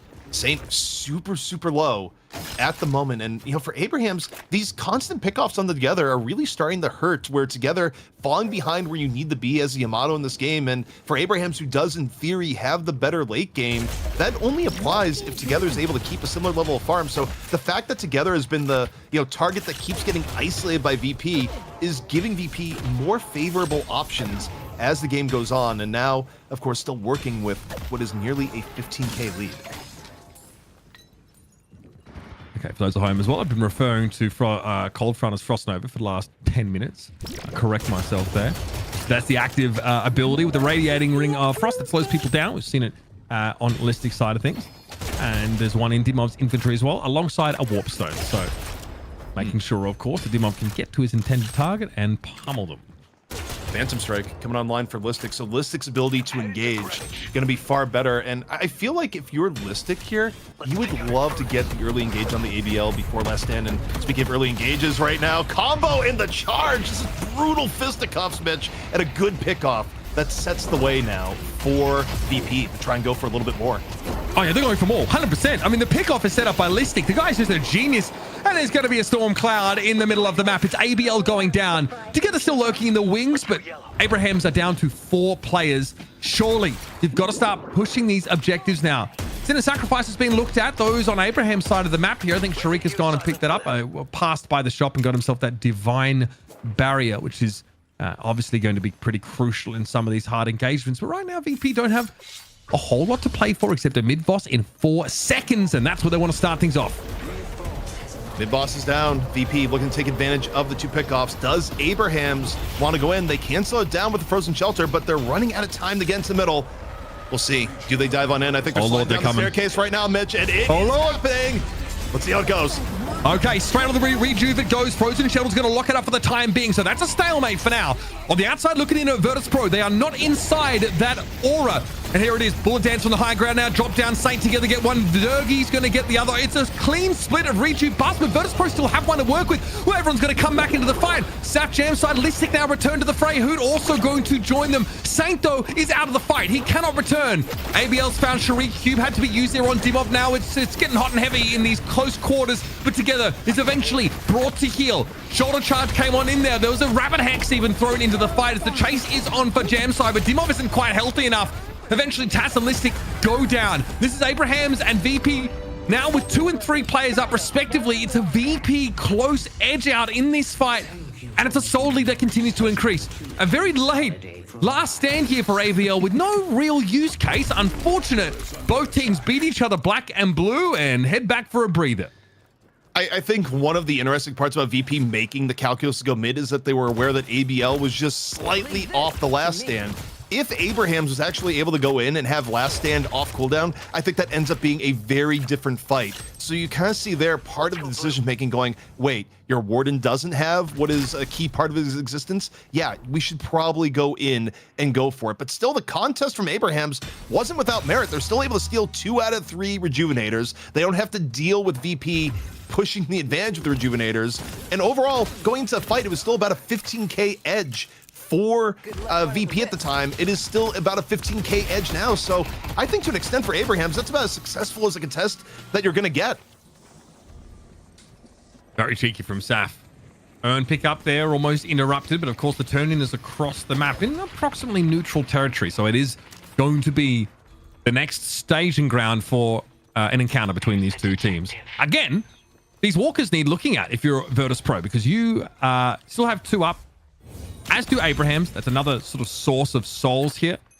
And that Earn definitely will be looked at very closely as Virtus.pro converging on that left side of mid, whilst Abrahams making sure they can defend this walker. Now in the hands of the Yamato together, trying to ferry it across the map.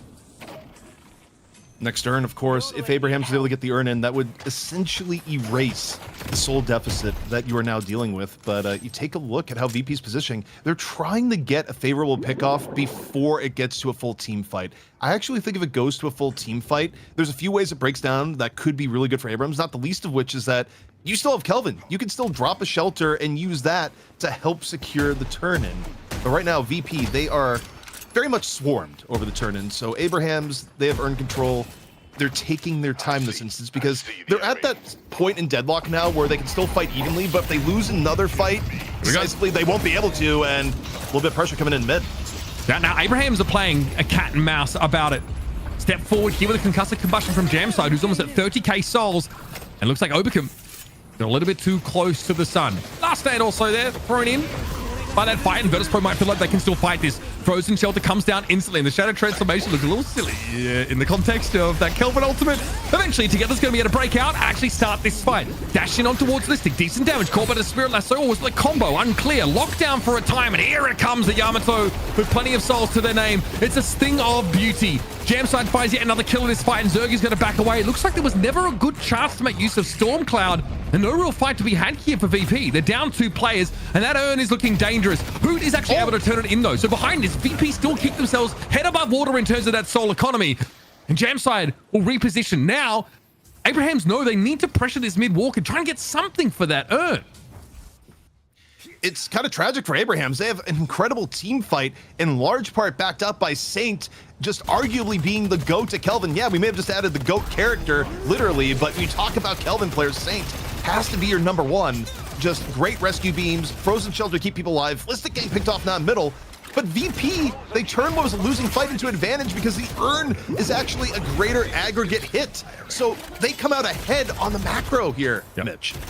They just had to defend this mid walker. Now they're also suffering that pressure on the left side lane, and all of this sort of left side jungle for VP would be vulnerable. And that's what Abrahams are looking to come in and clear right now. It'll be Hoot just a sort of singularly roaming, maybe shoving back out in mid, but yeah, 4 players here for Virtus.pro. The entirety of Abrahams, though, ready to fight for this walker. Is about to get hot and heavy yet again. Zergy looking for pressure really wherever it can be manufactured now, diving back under that walker for a little bit of safety. With the frozen shelter, a chance for VP to take a breather. Sharik very, very low, got dragged out of that one, and unfortunately could not quite escape. Looks like Saf drew him in, maybe with a magic lasso. It's unclear. Big power slash there from Together. This is a problem. Every time you let the Yamato have a long fight, get that shadow transformation off, you don't have enough time to respond to the power slash. And that Affliction, of course, drop jam side down to 1. It can't drop you any lower than that on its own. So he'll get out for free. Virtus.pro again suffer a 0 for 2 result.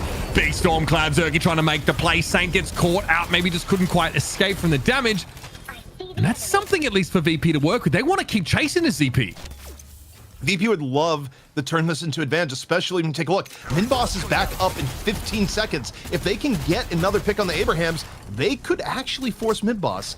However, you take a look at where people are at, it's going more into, okay, reverse course and farm. So all in all, another team fight where VP, they don't give up their overall lead. However, I am a little bit worried in some of the trends that are coming out here. We're getting late enough into the game that Together is getting more done, and they actually... VP, they decide we may be down 2 people right now, but you're down your Kelvin for an even longer period of time. We could theoretically go for Minboss and not have to deal with Saint. However, they're going to get messed with on the outskirts here by Abrahams. I don't know if it's that clean, but they're trying to go for it regardless. All right. I'm looking for something there. You could see with Saint off the map, Abraham's probably feeling a little bit more vulnerable.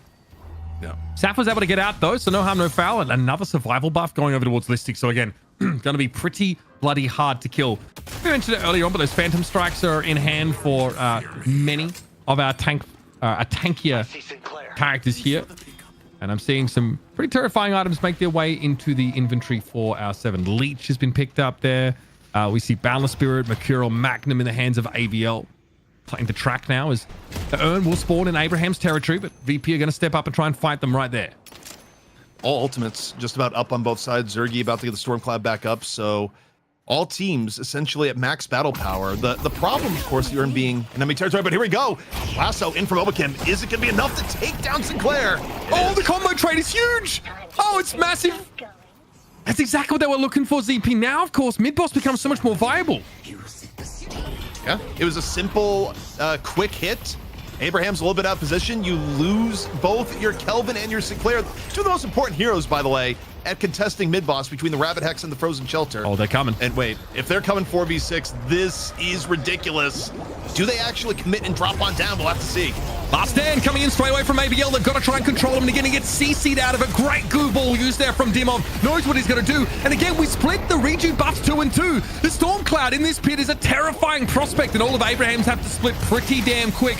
Together, not quite fast enough, though. They'll be taken down. No Reju buffs left here on Abrahams, whereas Virtus.pro have a clean sheet. What a fight from VP. They start off that mid-boss, and of course, it's a player advantage. Split Reju buffs, but they still got 2 to work with, and man, now they're off to the races. Man, I know ABL is pretty well in farm this game, but there is a limit. I don't know if going in for the mid-boss contest was the right idea. Being down 1 player, if it's just your Sinclair or your Kelvin, is a rough prospect. Being down both and still going for the fight, that may qualify to some people as insanity, but now you take a look at the game state. VP, they're going to be able to convert this into remaining structures here. There's 1 walker, and you have to think they're just going to go to the other side, pick up one of the last walkers here in the game, and really secure their advantage. Yeah, look, crucially, 1 more walker and also 1 pair of base guardians will give you that extra inventory slot.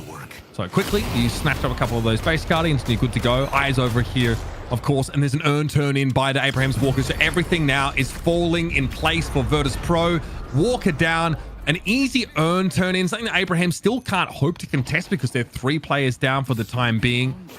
It should be a very, very difficult for them to sort of bounce back from. So overall, we've now hit the point where coming back from this, easier said than done. Abraham's not really willing to go for the earned contest. And whatever advantage you may think Abraham's may have had lineup-wise, in regards to their composition, is more than outweighed by the extra stats that VP is working with. Even still, two rejuvenators. He's rich. What? He's the 1% right now. Zergy has just gotten far ahead, and you know, the item buys coming on in. Oh my god. Yeah, also Crushing Fists picked up for 2 of Virtus.pro, Listic and Dimov. Obviously, Dimov wants them because Puddle Punch scales off that heavy melee, but yeah, okay. Listic even getting involved in that. VP are knocking on the doors, EP. Can hear the bell starting to toll. Also, that one pair of base guardians down. Full infantry access for Virtus.pro, having taken that third walker and a base guardian pair, but it's still dangerous. Abrahams are still fighting fit. They still got Shadow Transformation and Last Stand at the ready. Also Frozen Shelter to make things a little awkward if Virtus.pro were to overcommit. So they'll take it piecemeal. Little by little, make their way in as a couple of those barrage hits went on to Satan. Okay, clearly they want to go for this one. Zergy out of the satchel. Shrine's being cleaned up here. Looks like both are about to go down. Now it's time for Patron. Stormcloud in the middle. Might have been a knockdown there to interrupt it. Unclear. Virtus.pro taking a beat here and stepping back. There's a short storm, but VP, they are still going to play this methodically. They're looking not to make any mistake possible. Hoot, though, up, over, drop the frogs, drop the affliction, and you see the health melting away. Hoot being his own follow-through here, Mitch. As now, as you say, the bells, you can definitely hear them. Abraham's running into what is their final opportunity to try and defend. VP showing no mercy. I mean, a Spirit Burn is so good, by the way, on that pocket as well. Arctic Blast, and no one is going to be escaping. Virtus.pro, I mean, really, this game should be studied as a great example of macro beating micro every single time, or at least when it really counts. Very, very impressed with what Virtus.pro have been able to create here with Abraham, such a talented group of Deadlock players, just getting out-edged in every little scenario where VP could extract value. They always seem to trade upwards. Tough to beat a team like this, I'll be honest. Dimov getting brought back in the fight. That was the last of the rejuve credits, but that is an incredible first game of this series. A 35-minute slobber knocker sees Virtus.pro take the first in this best of 3. VP getting the job done. ZP, I know you were smiling in the second half of that game, but Abraham's had the early edge. At least that's what it looked like to the new guy. Where did that game flip? Where did VP turn it back on their side of things? I mean, it was bit by bit where it was just these small pickoffs that were just converted into bigger advantages. And even when, I think the key for VP, which it sounds like a weird thing to say, even when VP loses, when they're playing at peak, they lose well. There are team fights where the best example would probably be the team fight where they lost 2 people. Saints had incredible Kelvin play to really put Abrahams on top, but Hoot had the presence of mind to go, actually that urn, I'm gonna grab it and I'm just gonna abandon this team fight, turn in the urn, and VP actually ends up ahead despite the actual micro gameplay that Abrahams was able to put down. And also the micro gameplay for VP and other points is still ridiculous. I'm not quite sure who had the knockdown that ruined ABL's life in that final definitive mid-boss fight when they tried the 4v6, but yeah, that's one of the most well-timed knockdowns I've seen in my life. So VP, they're just so hard to put down because even when you beat them, they don't get knocked out. We're over 1,700 viewers on Twitch. The YouTube channel keeps growing as well. Remember, hit that follow, hit that subscribe. We got a brand new channel, and this is just episode 2. Taking a look. The early magician work. We thought Abrahams were off to a fantastic league. Zergy showcasing what he did in the first game against our challengers, Lotos. It continued here. Mitch, is he your MVP? Who was the fastest, the best performer on the Virtus team? Honestly, that's a tough one to call because no one on Virtus.pro was really excited me much in that early part of the game. I think Listic was pretty instrumental in a lot of those early pickoffs that occurred across the map. You know, just setting up like picks on the Yamato especially. This was a nice looks here. This is a good example where Saf just got wombo combo. Not much you can do about that. Magic Lasso into combo is almost always going to guarantee you the kill. Okay, here you go, ZP. Break it down. Take a look here, final team fight, and then look at ABL, comes on in, about to do last stand, and the knockdown just crushes what he was looking for there, and it's brutal. It's absolutely and then brutal. The Stormcloud just fries them, bro. Yeah. Zergy's at 44k by that point, man, and Together is never escaping that. And that's something that ZP, like, heads up from ZP at the start or in the draft, he said Virtus.pro are going to fight very well for urns. Now, they didn't have to a lot of the time because Hoot was actually stealing them in the backside of the fights. But when it came to fighting in those locales, Virtus.pro had an insanely effective comp. That AoE wombo is really terrifying, but crucially, they targeted the wombo combo, that AoE effect of the on the Abraham side. They went after the Warden and made sure that Last Stand couldn't be effective, which is really important. ZP, can you break it down? I got some friends here from the Esports World Cup that I've met across multiple different titles tuning into Deadlock for the first time. They're enjoying it, but what the hell is an urn? We didn't see it always on screen. Why were they more impactful towards the end of the game? So the urn is basically one of the two main objectives in Deadlock that teams fight for to get an advantage. Like, you got to make the teams move around so you don't just sit in lane the entire way. And the urn just gives you a massive boost of souls to your entire team and an extra special bonus to the player that turns it in. They get an extra ability point and they get 25% bonus on top. So when you're in an even game, if you give up urns repeatedly, the other team is going to get ahead of you unless you're, making up in other ways by taking objectives like walkers or just getting more of their jungle. So generally speaking, the urn is something teams are going to fight for. And in this case, VP created a composition, particularly with the Viscus, who's so good at denying and controlling space around the urn, that made it so they had an edge in these urn fights. And it put Abraham's in a spot, whereas, Mitch pointed out, they didn't even try to contest the urn several times because they realized it would be a losing proposition. Yeah, also like the spawn locations are really important. The urn always spawns in like a neutral location, but like if you're behind, the turn in will be on your side of the map. So it gives incentive for teams that are ahead to just like hang out in the enemy jungle, clear it all, and then create like a danger zone there for the team that are trailing behind. It's all part of like the choking your opponent out strategy. Hoot was running it up on the scoreboard. Did he earn your MVP as the villain gets the job done in our first of the championship match? Zergy's got the prettiest numbers. I loved what we saw from Hoot. Dimov on the blob. Viscus doing work. What do we love, Mitch? I mean, again, I think like Zergy's farm was really impactful. Zergy absolutely did his job. And he tends to like to play these carries that really scale very heavily into that late game. And so, yeah, most of his diet comes from those neutral troopers. He's the one that's benefiting from Virtus.pro playing such an elegant macro game. And I think the people that put the macro game together were Listic and Hoot. Hoot, fantastic job. Virtus.pro understand that even if they lose out on objectives like walkers, they can still get equity in terms of those souls and come back in. And can I just say, for someone who's just joined the team and coming in as a sub, to be such an important part of the engine room here in Virtus.pro is really impressive. The guy looks like he's fitting like a glove. Really, really, pleased to see him so effective because also he's got massive damage. So yeah, he's away from the fight sometimes, but when he's there, he makes his presence well and truly felt. Game on, ZP. Who are you awarding the ZP award? It's still gotta be Dimov. I think what Dimov is doing on Viscus is ridiculous, both in terms of how the actual fights around things like Urn were taking place. You look at the actual damage stats where, Pocket is gonna put out ridiculous damage numbers, especially if you're landing good afflictions. But overall, Viscus is working for that a little bit harder and still put up ridiculous numbers while getting good saves, while being instrumental in rotating around the map. And you look at how VP valued it. VP actually picked Viscus second in the draft. They went out of their way to say, actually, we think this is important. And in a game where you had multiple heroes that you could put Dimov on, like, again, normally you would put Dimov on something like the Holiday. They decide, no, Dimov, we are keeping you in the goo ball. So when I think about things you may see in the next game, if you're Abrahams, I think you got to manipulate the draft to either take the Viscus or ban it away, because based on what VP has shown here today, they will put Dimov on it once again. It's a go-to. That and the 7 locked in both times. Billy's side is going to be my player to watch. I love the Inferno. Any other heroes or characters that we should look out for going into the next game from the Abraham side of things, boys?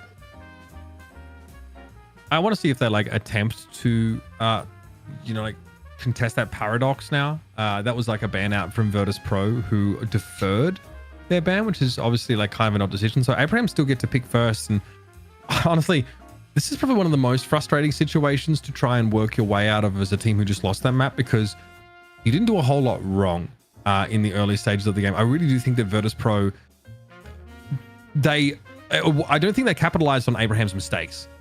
I think they just made their own opportunities and were just so good at staying even in the game, even when they were getting clowned on in straight 6v6s. It's really frustrating to try and game plan a way to stop that. What are you gonna do? Just try and draft a comp that has a really good way of fighting those neutral objectives, get a pocket with superior duration and majestic leap. I don't know what the plan has to be, but I would probably just tell them to hit the showers, cool off, and then just run it back. Nothing big to change. ZP, as we take a look at some of the big donors, I wanted to ask you about Hayes. Is Hayes still a carry in Deadlock? When I was doing the research, there's a lot of Hayes guides. Shout out to the $25 donation, by the way. We're now at 825. Jax Libido, number 2 to Wick, who dropped the big 300 bomb. I'm in bronze. Catch up, chat. Where you at? Shout out to Ropes on Fire, Sergeant Miles, Segbench, and some of our anonymous donors, as well as Ozzy808 with the $50. Every dollar going to the players up until 2K here for episode number 2. Oh, it's Bench. That's a longtime esports agent. Reps a bunch of players across different games. I see you, Bench. And where that says, like, wait, Segbench, I know that name. But yeah, in terms of your question on the Hayes is kind of interesting, where Hayes has kind of carved out more of a niche in the comp level of sort of being a mid-game specialist, where she's not necessarily going to dominate her game or her lane in the first 10 minutes, and she's not necessarily taking over the game in the way that something like a Yamato would in the late game. But her ability to just stealth around the map, create opportunities with Sleep Dart, means that teams at times will be okay running a Hayes in lieu of something like a Holiday or a Paradox, because Hayes herself can create opportunities for your team to get pickoffs, and she feels particularly oppressive in the mid game, where you get more roaming than any other stage in the game. And just to add on to that as well, like, she has an ability fixation, which means the longer she's shooting a singular target, the more damage that she's doing to that target. So she wants to catch people out and focus on individuals. She's not a shock and awe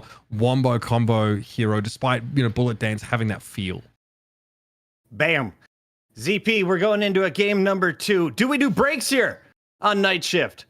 You know, historically, we do a break between map 1 and map 2, well, any map really, of the best of 3. So you can throw it a break, and we'll be back when the draft is ready, because I believe they're still drafting. Solomon, we'll be right back.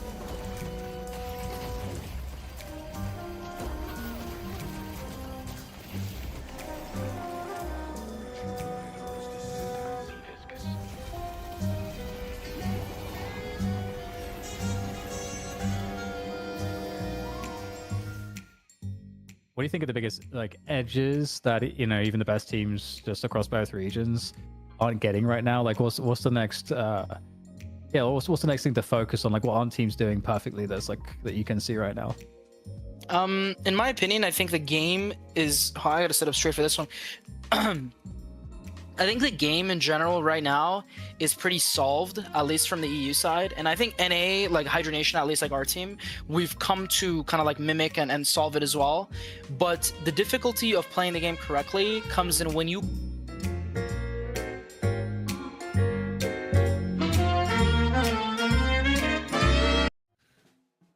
Major shout out to AVG coming on the latest episode of Night Shift. That was the Graveyard Shift where we hang out with our Patreon. ZP, for those who couldn't read that quick screen, what is our Patreon? How do we get involved? Yeah, I mean, Patreon is Patreon, Deadlock, Night Shift, and right now we just started it to give away for the community to show some support if they would like, and one of the quick perks that we've put up here is the Graveyard Shift. It is a post-show after the main broadcast finishes. It's some of our broadcast talent and a player, and it's very casual, it's not, by the books interview. We're just chatting the day, the scene, whatever, and, our very first episode of the Graveyard Shift, we're just kicking back with AVG, getting some insight in the, how AVG has approached Deadlock, how are things now on Hydra Nation, and just stuff in general. It's a good time. Bringing you closer to the gamers than ever. It's the Night Shift. We are in the second shift here for Uber Shouts and ZP. We already saw the Challengers match, and Virtus.pro won that thing too. I didn't think they were winning game one. The chat didn't think they were winning game one. They ended up winning game one, but now the Abrahams are going to force a game three. That's how the script goes, right, Uber? Yeah. Absolutely. This one needs to go to 3. I think Abrahams are not going to give Virtus.pro the room to like work the map if they get ahead in lane. And for VP, they just need to not fall behind, I think, and they're going to be in great shape. Straight away, Paradox ban, off the rip. Don't want to see it a second time. If I'm Abrahams, you ban the goo ball. That's what you got to do. Viscous, get the snot out. Just take care of business right here. Don't be afraid. You don't want to target Vindicta at this early stage. Curious. To my training. Oh, I think what you see here when they ban Warden, Abraham still decides we don't want to deal with it. We know VP, we've given you first pick. They may change things up, by the way, or Abraham says, we actually want second pick this time around. Of course, VP chose second previously. So VP, they get a premium pick here. They can put it onto the Vindicta, but they'll be giving up things like Yamato and to the other side and the Viscous, should Abraham's pick it. But instead, they first pick the Viscous. Genius. See the importance. I mean, again, I think it's pretty crucial. I like the build that we're seeing from VP side, the Crushing Fists. Also, like, low-key, good Viscuses just get an absurd amount of damage over the course of the game. You have no idea how they're able to do that. And it also forms part of a really annoying lane. If Virtus.pro don't want to fall behind early, I like the idea of trying to secure the Viscous and have great harass potential, but they're going to have to give up the Abrams to have it. Are we impressed here that the Abrams didn't go back to Virtus.pro? They're mixing things up, it looks like. I think when you look at for Abrahams, Together is shifting things up a little bit relative to what he used to be. He used to be kind of a Shiv 1 trick, not because he couldn't play other things, but that's just how he was in the previous metas. But now he really does like playing Abrams, played it last week, is going to be able to play it here again, and they're going to pair it with the Vindicta, which despite it underperforming in our first match of the day, it is objectively one of the best lanes in the game.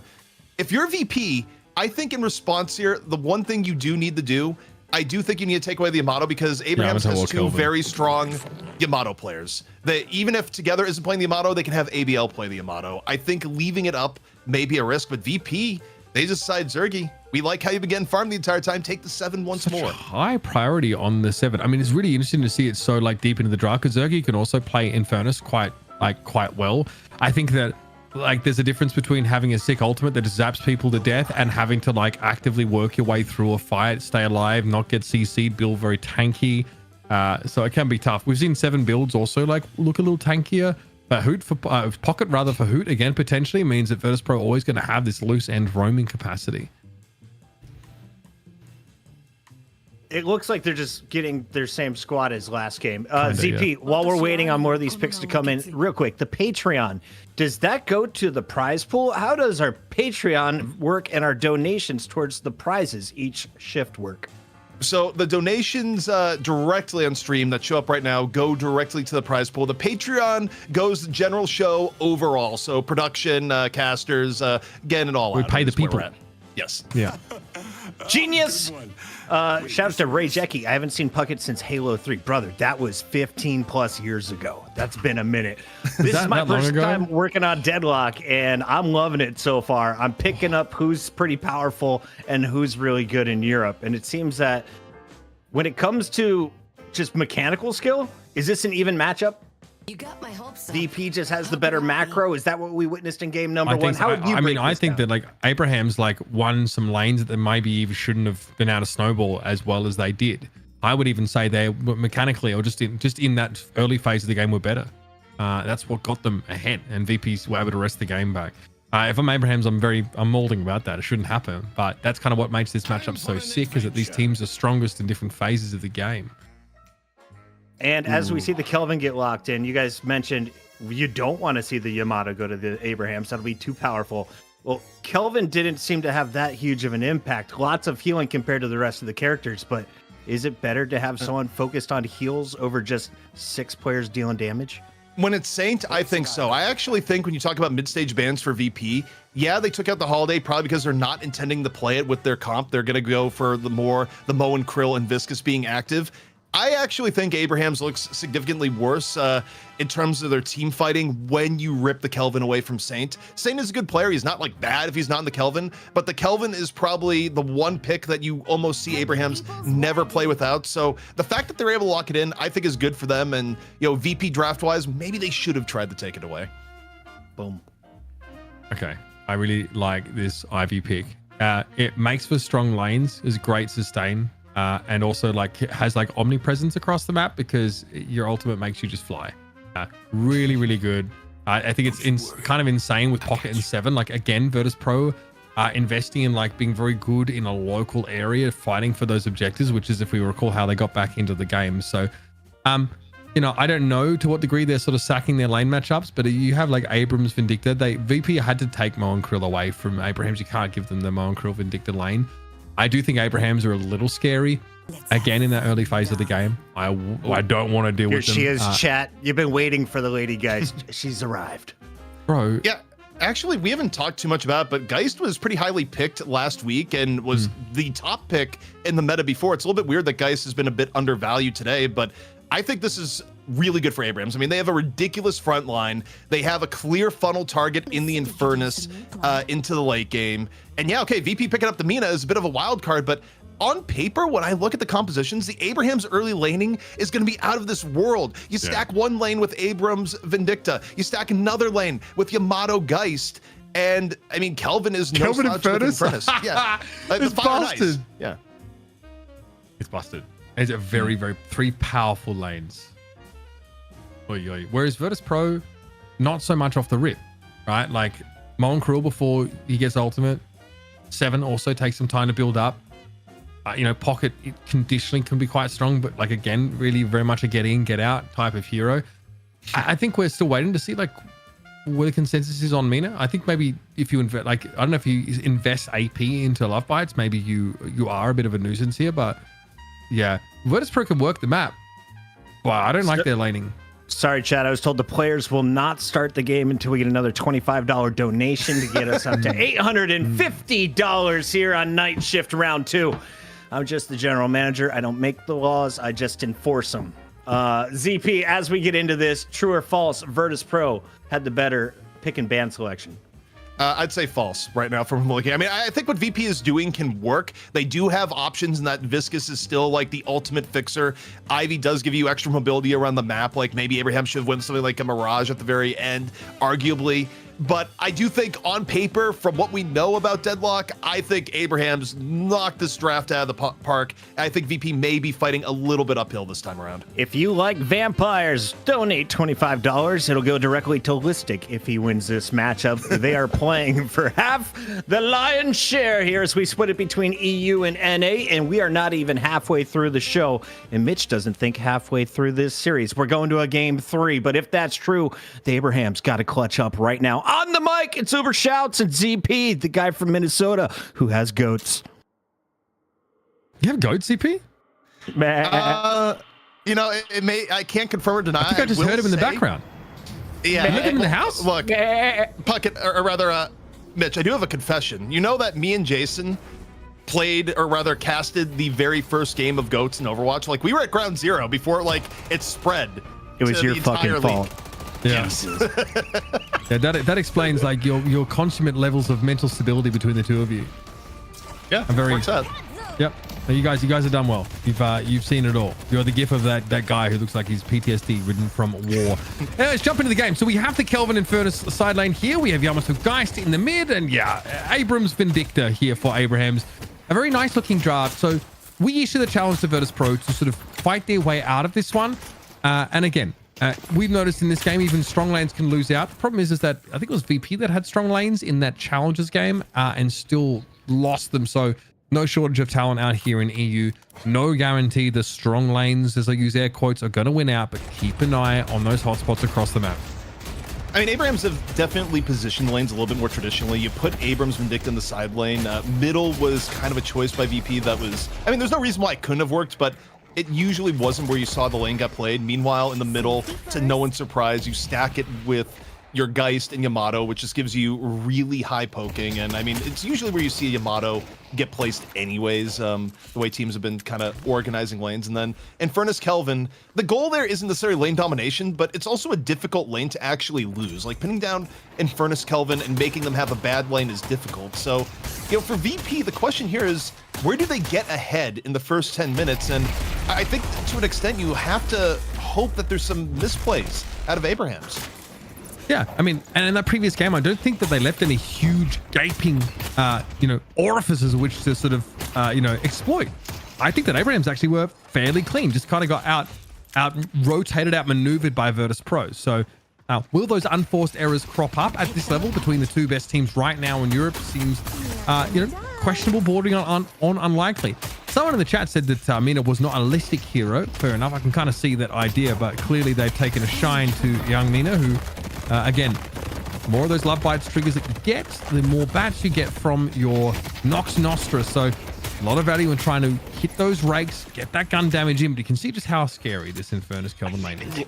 Look, people forget some of Listic's weird phases in life. We had a period where Listic was playing Grey Talon every week for a while and was off frontliner characters. So like Listic has done a little bit of freelancing and experimenting with what the Listic hero pool is, even though overall the course of Deadlock, usually Listic is up close and personal. So I'm not surprised to see Listic come in here on the Mina, but we'll see if it's effective on the same note, because right now, despite how we said the opening, even on the aggregate right now between both teams and also Guardians wise, a little bit even, though the middle is kind of expectedly started to take some damage from the Yamato Geist pressure. Yeah, you see that lanes are pushing though in Abraham's direction towards VP, right? So they are using just their strong lane pairs to shove up and put pressure on. Virtus.pro though was still, taking those soul orbs really effectively. I can't believe that rake hit on Jam side. That is wild. He's able to back away. But again, VP are doing well farming under pressure is what I'm trying to get at. Obicum eventually though has to succumb, and there is going to be some bleed here for Virtus.pro in some of these lanes. Kind of tough. We did mention that Ivy can make for a pretty robust lane, but up against some of these assignments here, they've been the Geist and Yamato lane is really hard for anyone to succeed in. It's definitely difficult. I mean, slight opportunity here. Maybe the chase down the guy's super low HP. Needs to land a puddle punch. So low here, Mitch, and yet life drained towards the very end. Healing right. Not enough to save Saf, but it comes at a cost. It might have baited Viscous to death. Yeah, and again, Obicum is trying to fight now into a shadow transformation, so can't take this fight. Oh, what a flying strike there from ABL. Feels like they get hit more often than not by these top players, and now Obicum needs to get away. Find a way to escape, because ABL is not about to give him any room at all. Nice bit of movement tech here. Crimson Slash did catch on. Power Slash would do it, and so it has to be a Stone Idol to avoid that burst damage. He gets away. Nox Nostra here, popped on the right-hand side of the map. Decent damage being put down, but again, Listic needs some backup. Force the Sanguine retreat out. Sharik eventually tears Saint down, and for some reason, Saf just cannot get any shots on towards Listic here. Something to note here is that middle guardian went down. Wait, we got compo. Bo on the edge, 100 HP, and first decides, no, I'm gonna burn you down. What's the reprisal going to look like, though? I think, it's the Mina that will come to call, but Jamside, such as his mobility, should be able to get on out of here. Hoot goes down. That's Taz finding that pick. Money going over to the pockets of Abrahams now, as there is still going to be more of a fight on this left side. Yep, we stick together here. Healthy enough. The seismic slam, though, for safety's sake, as it looks like Dimov was breathing down his neck. Interesting. When you look at the setup here, now you have more room to roam from middle because Abrahams was able to get the middle guardian down with that pressure. But even still, Dimov taking the opportunity to maybe go to the left and right and go, we'll just let Ivy solo this for a bit. But we'll see what Abraham's is able to do to take advantage of what they've been able to do from middle here so far. All right, Cypher Life active, but yeah, a lot of that 7 damage. A little bit difficult to stave off here. Zergy playing from a relatively safe port. They still got to respect what Taz can do. Yeah, still took the assassination shot. Drops Zergy low. Putting the fear of God in him. Healing right there in the back pocket. So he will be able to get about 20%, 25% of his health back. You've got to respect, though, what Taz can do at these longer ranges. Also, look at the overload that's been going on right. Abrahams decided they wanted to bring the Geist over to the right, do the 3-on-2. They gave up the middle guardian essentially for it because they're trying to overbalance the right-hand side. But VP's actually been doing a reasonable job. It's been Listic with Sharik just holding back the 3-on-2 pressure, but there is a limit. We'll see how long they can hold, but the frozen shelter comes on Image, saves the Geist. That is a huge moment here, and all Abrahams are going to make this very punishing. I think they're going to be looking at this Guardian. Now, on both sides of the map, though, we have pressure in opposite directions towards those Guardians. Tass down here, but you can see that VP Guardian on the right is probably going to fall here. It looks like they're trying to throw their Mina in front of it. Listic there. The Saint gets clapped on. A quick respawn back in from Sharik with a zipline boost to try and stop it on the right, but it doesn't seem to be the case. And now Shadow Transformation pop. There's more fight to be had here. Zerga was never getting away from that one. Nice flying slash collection, and Dimov is forced to hot-footed out of there if he possibly can. Look at these right clicks coming in from ABL, though, continuing to harass. But Dimov will walk free. ABL's accuracy on Yamato is ridiculous. Now, note, VP just pick up another Guardian there. VP actually ahead overall in the macro, despite some of these micro fights looking more Abraham's tilted. Jam Siren now, 200 HP, bit under pressure from Listic. However, the rotation over end, Listic having to try and Sanguine retreat out, and Saints just going to be able to get it. All right, so as the dust starts to settle, Virtus.pro again have been able to eke out incremental advantage over a number of these engagements. It's not a terrible amount of souls to have in the lead here. Sharik able to get away from that somehow. Life Cypher not able to finish off the job. Saf, though, hit hard with that Stone Idol, and again, thought to overextend a little bit more into picking up that elimination on Sharik. It's not to be. So that's another freebie for Virtus.pro. I think the one thing you have to start worrying about here for VP, even though it's super early in the game, we haven't even had first earn come on down, but ABL having a good start to the game is scary. I still put ABL as the best Yamato player on Abrahams, and it's just going to be a very different world relative to the last game if you have a Yamato ahead of things right now. So, you know, as things have rotated and things have gotten a little bit more scrappy, at some point you need to make sure ABL takes a dive if you're VP. You cannot let him continue to get ahead of the game. Of course, Jamside wants to stay on this side of the map now, especially with Guardian down. Spends the time in the jungle if at all possible. There's ABL looking to try and chase Sharik down, but Sharik is disinclined to acquiesce to such a request, and he will continue to burrow his way out of this engagement. This is action in mid. So Sharik, the only player for VP who right now is able to sort of push these waves back, but also Abraham's leaning into the left side of the map. I think this little Hoot Dimov combo here in that mid-side jungle is interesting because Abraham so far have not run across it or not opted to try and challenge them, and now they might get crunched in mid. This is dangerous because Sharik still had that combo available. Saf just blown to smithereens there, not even a moment to fight with. And now more map control for VP in the mid. This is drawing the Abrams of together across now to see what he can do, but I'm not sure if there's an opportunity here. Seeing a little bit of the escape power of Mina here as Listic using both ends of the Sanguine retreat to just fully get away from what could have been Deadly Infernus pursuit. But yeah, VP taking their moment to go, okay, we have a little bit of room here in middle. We already got your middle Guardian down. You're probably in the jungle. Let's say hi and see how it's going on. So well-timed invade. And speaking of pressure right now, you got Hoot in Abraham's territory. A little bit of pressure onto Taz. And for now, looks like maybe a reset back to normal. But look underneath, you still got Sharik. The invade from VP continues. And he's still here with a combo. I think that was an attempt at a cold front catch from Hoot onto Taz. who was just able to slip away. But there's going to be a fight over these buffs one way or another. They've just spawned up now, really fighting over this casting buff. Combo comes on in together, excuse me. Seismic Slam, it's a pretty low health Abrams. He drops off the map. Dimov also low. ABL able to flatten Sharik. So Abrahams do win out in that engagement. There's a fight to be had on the backside of it. I'm almost certain of it.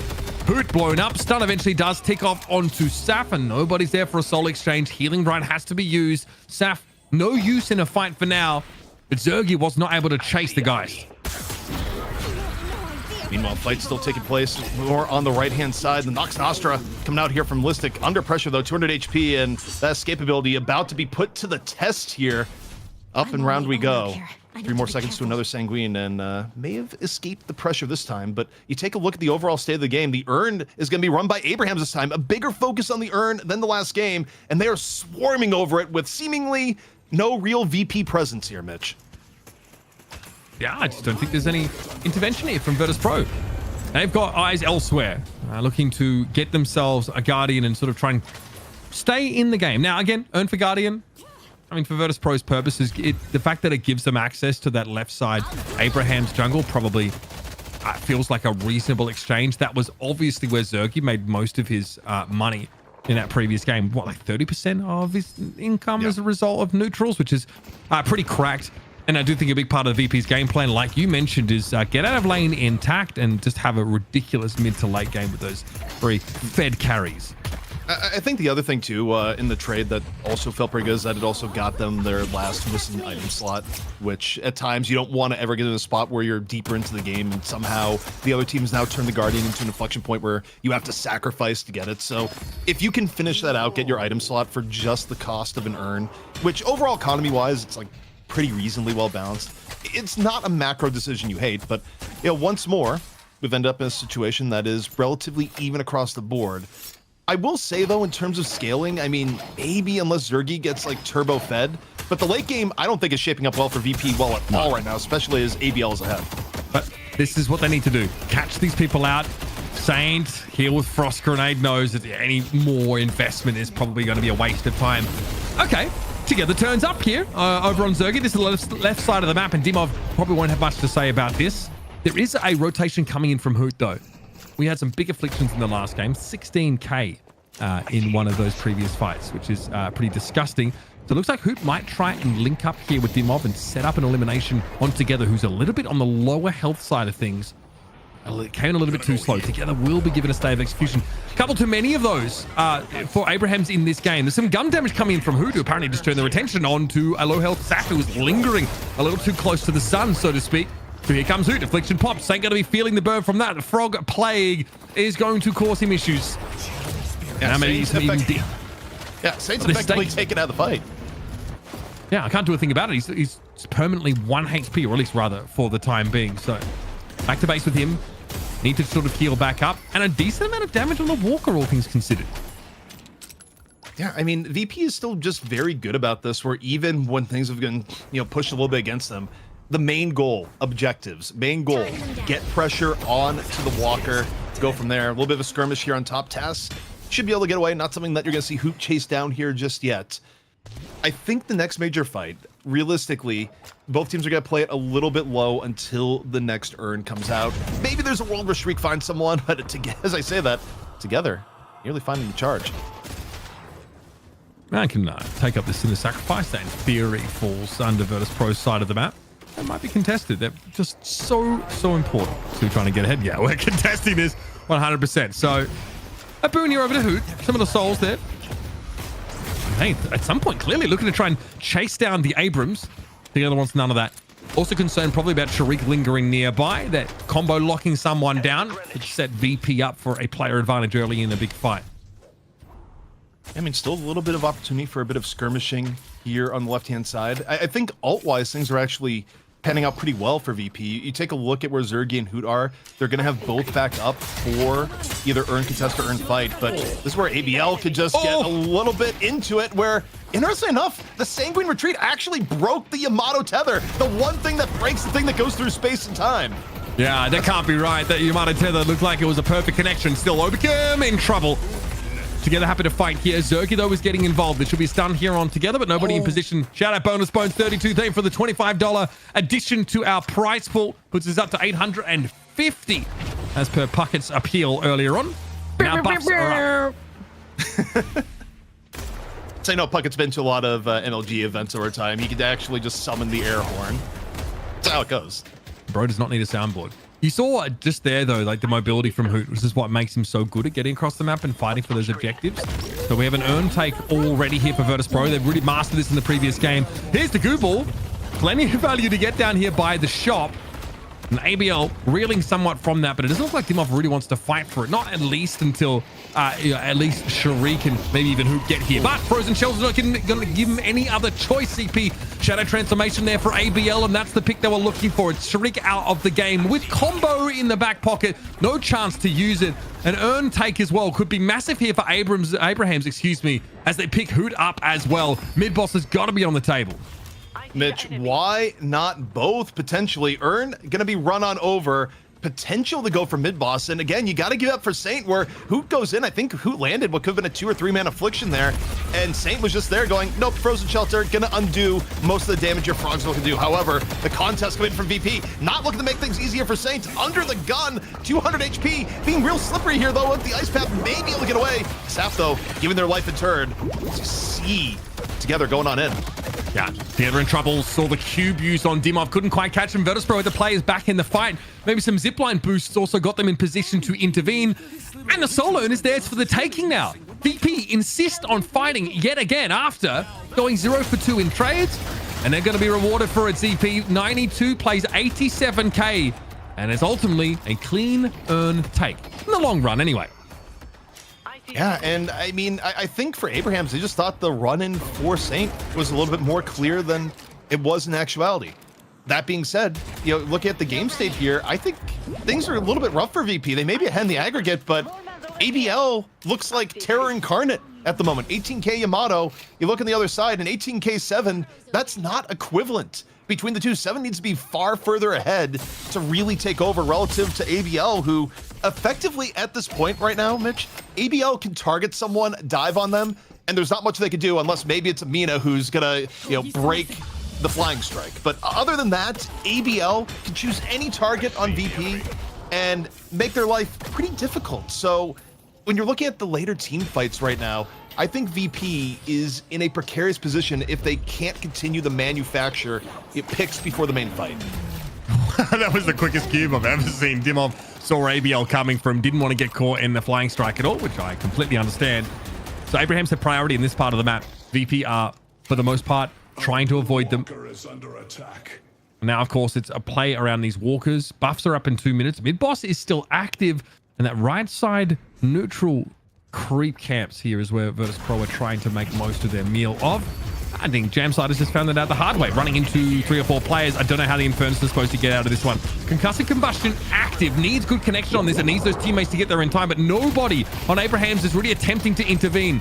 Frozen Shelter comes down, and that will be the pickup on Jamside. So at least he's tried. Saint, now he might be caught out as well. Needs to try and jump away. It looks like at least ABL should be able to ward the rest of them off, but no, another pick here. Saint tries to help Jamside, caught out. Now might be a transition into the right side. Walker for Virtus.pro. ABL's got to do something about this. Little saber rattling at the very least. The big damage done for VP, and they're going to stick this. They're insisting on the Walker take. And now, though, Abrahams are in position to dive on them. Sap is very close by. Also, Taz wending through the buildings, mostly airborne, looking to try and get a fight. A big point-blank assassination shot on the Zimov, drops the Viscous very low. Taz heads up to the rooftops, but doesn't expect to run into Hoot immediately. Zimov eventually got chased down, but it's going to be a stun here on Taz. He's got to make sure he can still slip away. Virtus.pro trying to go 1 for 1, if not better. Zergy and Listic cleaning up Abrahams, and VP get everything they want. Jamside comes back off respawn, but with no backup to speak of. He's got to be awful careful on the jump pad of both Listic and Jamside. But no further engagement between the Mina and the Infernus. The VP get away with absolute daylight robbery and murder in equal measure. That was a car crash on an icy day where the first accident happens and Abrahams just could not hit the brakes in time. Car after car crashing in after. Jamside is out of position when this starts. VP recognizes it, gets the pick on the jam side. Saint tries to save it, get jam side out, instead throws himself into it. ABL gets stuck into going, okay, can I maybe defend this? I'm a Yamato that's ahead of the game. Maybe this will work. No, ABL ends up dying for it thereafter. It was one after another. No one could hit the brakes. No one could, on Abrahams, could stop the subsequent collisions, and has now given VP a true edge in the game. Sorry, that's wrong. The doubles the sanguine retreat into an airdrop, just like absolute. I'm surprised there wasn't a rescue beam mixed in there somewhere. That's nuts. Ballistic is unable to be caught out. Solo attempt here for Sane, but dicey with death a little bit. Hit with a stun. Sharik takes the urn instead. There's still plenty of fight to be had. Sharik just gets the crap beaten out of him by the entirety of Abraham. So, okay, mea culpa moment perhaps for the Mo and Krill. But VP is still now looking at that mid Walker, making this a little bit painful for Abraham. They might have to choose between Urn or Walker. They can't have both, and that Walker is down. That bullet damage that comes in from Ivy can really stack up. The only upside right now for Abraham is that there's a lot of latent souls on the map. They're probably likely to get this Urn uncontested, and if they get walkers, the soul deficit between the two teams will be erased a little bit. So it's not quite as grim for Abrahams as it looks right now. If you look at the aggregate going like, oh my god, you're nearly 30k souls down. Well, you just got the Urn turn in. Oakham trying to steal a little bit of it in turn. But now for Abrahams, if they're able to get another walker, it'll even things back up. I mean, they have options in this game. I don't think it's as far gone as some people might look at here, but they also have to be careful not to repeat what happened before, where one person previously was like jam side gets caught out, and it leads to just a mistake punishing car crash the way that VP was able to do it. 14k soul lead. The allocation of them though is important. Overcome has a lot of souls. Been farming up, and we got a brief look at the sort of weapon-based build that the Ivy's starting to work with. We'll check back in as Jamside is in trouble here. Yeah, well, the Affliction gonna make that an easy pick up for Hooters. He just sticks to the chase a little bit longer. Now though, a little bit dangerous. Satchel and Cloak available here for the pocket, so 1-2 punch combo is gonna get Hoot out of trouble. In the meantime, ABL, I don't even know how they find their pick. Sharik doesn't even have to combo to lock them down, and I've got deja vu ZP. Again, a couple of these picks snowballing out of control. It's the VP special. Both times it started with Jamside. They found Jamside on the map, realized that they have what it takes to take him down. Also the fact that the way Abrahams is rotating, usually Jamside is off on his own section of the map, just trying to get farmed so you don't have other people there. And that's twice in a row that VP punished Jamside to gain a pretty big edge. But now, Mitch, you take a look here. They make mid-boss scream. They realize Abrahams can be waiting in the wings, and now they're looking for a fight before finishing off the mid-boss. Well, they might have one. Let's see VP form the concave here over towards the mid side. I don't want to take any risks. We know they're a team that really is quite meticulous in terms of how they close out games, which is why it's very rare to see a Virtus.pro lead reversed. Like it almost never happens, whereas the inverse happens more likely than you would often think. So some camps being cleared there. Listic on a pretty respectable soul total, and here we go. Once again, mid-boss taken. Deep breath, everybody. This is Abrahams fighting from behind who actually take that mid-boss. Shadow transformation comes in over the reju, but it's good punches coming in from three of the players from Abrahams. They get those credits, but now they're going to have to fight for it, or at least fight for what remains. Overcome charged in there together, just throwing his weight around that side room, and there's nothing the Ivy could really do. VP got caught sleeping. Yeah, that was a phenomenal shot call from Abrahams, decided to go for mid-boss, and also the fall through. Their escape plan was really good. I don't think you want to fight Abrahams comp up close. And right now, together, Seismic Slam dropping on down. They're looking to punish the mole here once again. Combo though comes out, may have turned the tides as together. A little bit deep, still in a decent spot. Sharik trying to get out of this. The puddle punch, gonna finish off together. The timing wasn't great. Also, the Walker Stomp came in just the right moment. That couldn't be sort of parried off. Oh, Jamside, a little overextension, but again, this is house money. These are rejuice credits that are being played with, and Abrahams are going to be able to get back up, respawn, and go to town. Problem is, mid-boss taken for Abrahams. They have one rejuice credit left, but they still have a big Walker deficit they need to make up for. And ZP, Virtus.pro look like they're happy to fight despite that. Yeah, I mean, VP, I think right now when you still have a reasonable lead, even though some of the things on Abrahams can scale out of control, you've kind of mitigated some of that. ABL isn't as ahead of the game as he was earlier. you're not necessarily going to get better situations to fight in here if you can take it. Because I think the worry here is for VP still, just based on the comps they have, is that if nothing happens and both teams just kind of farm their side of the map for the next 5 to 10 minutes, Abrahams is probably going to be back into an edge, especially while it's put in the ABL. The one thing, though, that is really hurt Abrahams in the end game right now, Jamside has gotten the crap kicked out of him in the last 10 minutes. First pick in a lot of these fights, meaning that you are way behind in the souls from it, and now 6k behind your Yamato, who's the other top player. Now Pop and Shell transformation for buffs. Okay, that's just how much we want to fight for those. This could go pear-shaped. Obikim's going to get on out of there. Doesn't really want to dance with it too much, and I'm going to draw the Shadow Transformation out. But bear in mind, that's like a minute cooldown. Puddle Punch here will interrupt the Soul Urn collection. Okay, Kudzu Bomb also to zone it out. There was a deployment of the Stun Bomb as well from Obikim. Probably just to get rid of it before the ultimate expired. VP are here and they're ready to fight for this. They're not going to give up the urn for free. Saint's able to pick it up though. Listic now caught, locked in a duel with the Lady Guys, and that looked like a soul exchange popped. I think it's a little bit scary for Zergy, who's gone quite low now and doesn't have that Storm Cloud available. Zergy might well be dead here. Chase is on though. Frozen Shelter popped. Inside of it, it's the Viscous of Dimov now. Together would like to get involved, and so he will. Shoulder charge off the back of the Warp Zone unsuccessfully. Doesn't have that Phantom Strike available. And Dimov extricates himself, but for how much longer? Sharik with the Soul Urn turn in, and Saf picked off. VP do it again, ZP.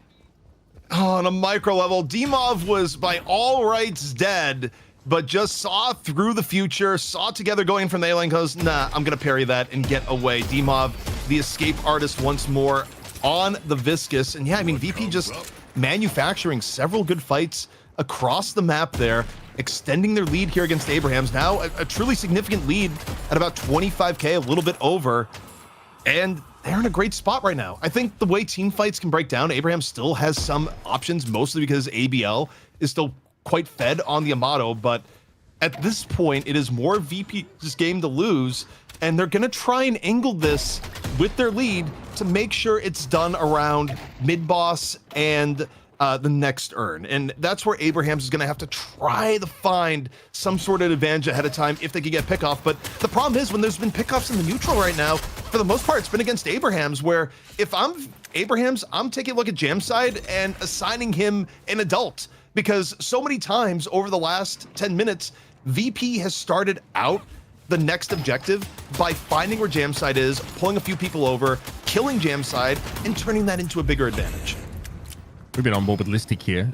They've just picked up Siphon Bullets and Stamina Mastery, which is a fun one, which obviously gives that additional use of an air jump or air dash before landing. Virtually doesn't have to touch the ground here.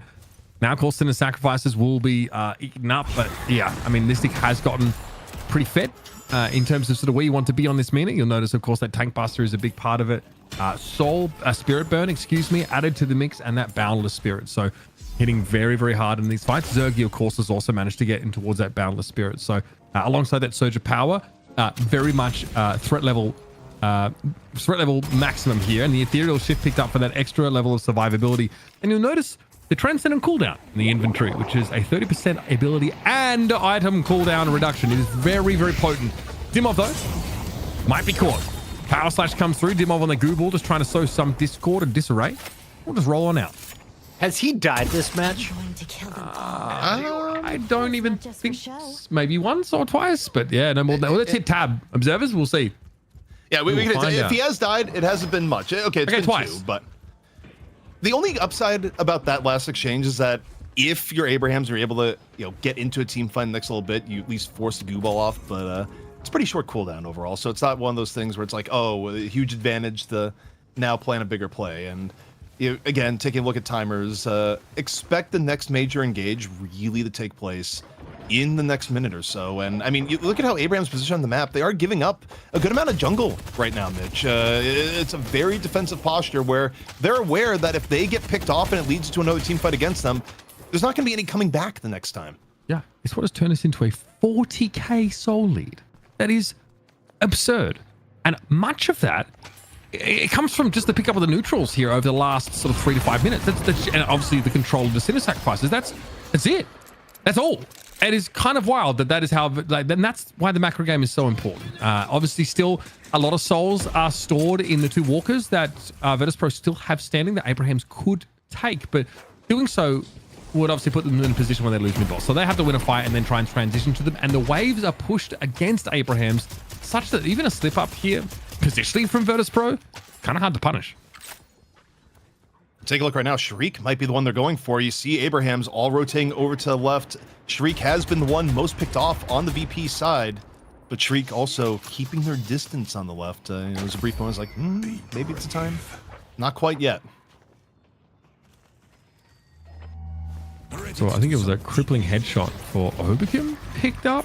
So that item is disgusting with the healing reduction, especially on this Kelvin composition and when there's a Lady Geist. So that is very, very dangerous. Something you have to look out for. Damn, those like love bites be hitting a little bit different. Cold Front not applied there by Listic. Oh, someone else did it. That's fine. Here's that Nox Nostra. Saf in deep trouble and no one close enough to get off a good soul exchange either, but who goes down elsewhere? Tass clearly finding a nice little assassination. There has to be a response to that, and it's ABL that will go down. The Vindicta, though, still at large, as it seems as if Listic has uncovered them. Virtus.pro now looking to go up another gear. They'd lost the pocket, but Hoot was still able to get off the big cooldown, ZP. The Affliction still came down, which means his job essentially was done. There's still a Storm Cloud up here in this fight for Zergy, and VP are making short work of Abrahams. Once again, the bell begins to toll. Together's healthy, looking in Listic's direction. Nice little lockdown, though, as Together will be stunned up out here on the gantry, chased down by the Goon Squad. It's Sharik and Dimov to lock Together out of the game. And there's a full team wipe, and GG's already being called by Abrahams. Virtus.pro aiming now to be our Shift 2 champion. Dimov got 3 in that last fight. Had one of the highest value goo balls you can see, even with the heroics of Saint coming in with the save versus Nox Nostra, and VP going a little bit deep. My word, Dimov just turns the entire fight. Viscous, once again, looking to be an all-star, and this is what you like to see. I mean, you think all the way back to the draft, VP valued Viscous above any other pick in this draft, picked it first when they realized Abrahams would take it, and Dimov continued to execute. Incredibly evasive the entire game, and incredibly important in some of these fights, both for setup and finish. Good day if you're a fan of the goo. Yeah. Indeed, CP. Indeed. I'm sure there was an N on the end of that word. He's a flubber lover. Yeah. Certain of it. GG, Puckett. GG. Virtus.pro are Shift 2 champions. Great showing, straight sets, and honestly, just some masterful macro that kept us on the edge of our seats. These guys really get this game at a deep level. And it's something that transcends just individual mechanics. They bring Hoot in, and honestly, fits like a glove. Pretty good. Pretty good, that Hoot guy. Can we talk a little bit about Mina winning her first championship? Were you impressed tonight, ZP? Yeah, I think Mina looked good. I think Listic made the most out of her toolkit there, where you saw multiple times that Listic was just escaping situations that a lot of other heroes would have went down on, not the least of which where Yamato Flying Strike, generally the one ability that just you'll go on people no matter what, actually met its match by great day for Goon fans. Retreat. Yeah, it's true. Uber is never wrong. Just slow down his cast and you'll find a whole lot of fun sentences. Let's take a look here at some of the best moments from this game. And ZP, while we listen to the saxophones in the background, what was your favorite part of this rematch between Virtus.pro and Abrahams? I think for me, on a micro level, seeing Mina get played was great. I was definitely worried about the situation of, new heroes out, maybe it's broken and it just gets banned all day. So I think more than anything else, people getting to see a little bit of that was super cool today. Also, I just enjoy the storyline for VP and EU Deadlock in general, where VP is not always the #1 team in the game. They will get knocked down. Other teams will find combinations of it within the meta or just good mechanical play that they will take down VP. But VP is also never out of it for an extended period of time. They are the one team, whether it be coaching staff, players, or all the above, that they'll have a bad week, but they'll come back the next week with a new plan. I guess in this case, also a new player. They grabbed a little bit of an adaptation out of the Hydra Nation book, if you really want to get technical, but I don't think it was quite by that intent. Michaelis right now, it seems like taking a step back and Hoot, a good person to bring on board for more than a few reasons. But also, I just love the fact that, meta-wise, they shifted things up where last week they were more in on we need frontline no matter what. This week they said, actually, we're going to focus on Viscous and Dimov. Do your thing. The Viscous definitely played his part in the game. I was looking at kind of the Abrams on both sides. And can you talk to me a little bit about this character? Because he was in as many games as he didn't get banned. Uber, I expect that as we go back to North America. Is there a best player in Europe? Is there a best team at putting him to use? I mean, I think it's pretty hard to go past VP in the hands of Listic. Obviously, he's pretty awesome. Together's a great player, though. Make no mistake. Abrams is just... He's very powerful, but he's not quite powerful enough to be first ban. So often it's like the first pick team tries to pick him up. He's a great initiator. He sets up this shoulder charge. Also, basically, when he gets some items like Phantom Strike, he can guarantee a shoulder charge on a player because Phantom Strike warps him to them, behind them, and then he just hits shoulder charge and they just get hoovered up and slammed into a wall. So it becomes pretty trivial to just lock someone out of the game. And when you have like the Mo and Krill on your team as well, it's just like layers and layers and layers of lockdown. Like we've seen in like Dota, for example, where like late game, the CC abilities become the most important thing. So, and he's also got amazing sustain. He has really sick melee stats and you spec into that, right? You build him that way. Yeah, he's just a monster, man. Love seeing it in the short range. At long range, though, I had a great time just watching Zergy's screen. Every time we went there, he was dishing out damage. ZP, could you choose a employee of the night, though?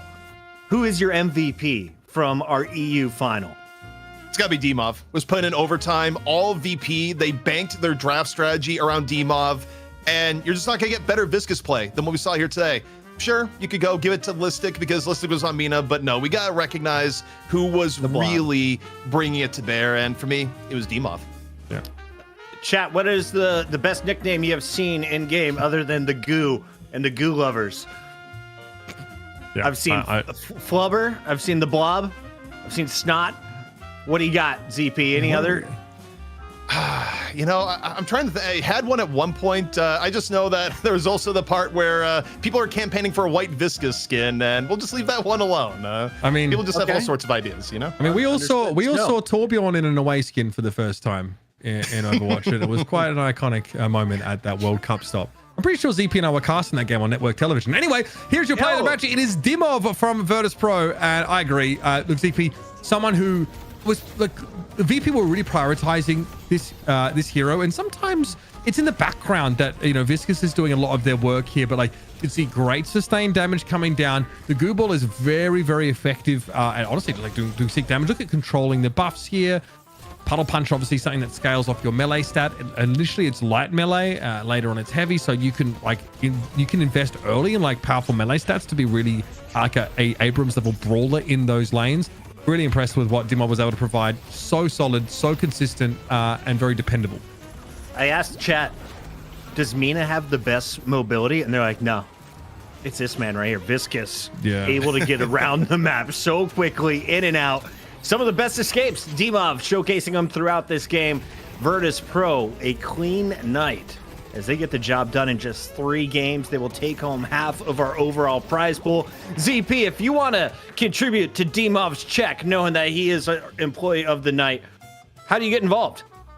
Well, it's quite simple. We got our donate link in chat.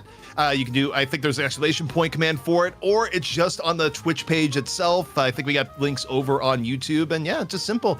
Drop us a quick donation. You'll show up here on the list. Pharaoh with $100. Another big one coming on in. And yeah, it goes directly in the prize pool, directly to the players. And you know what? Just supporting some great community Deadlock action. I just love that Benda guy 664 is still up there. Stay strong, Benda guy. One more $26 pushes him out. That's all I'm saying. If the name offends you, you yourself can push take agency. the guy out. Yeah, and push him out. Whatever you want to do. Just takes a little bit of money. Drop a 69 cents. We'll drop a nice in the chat.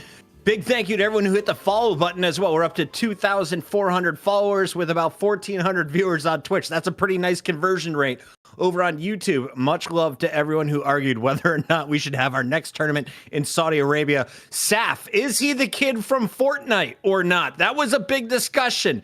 Is it Saf, the multi-title competitor, making his way into Deadlock? Can we get some confirmation here? If so, I interviewed him like when he was 15 years old, 16 years old. He was a freak then.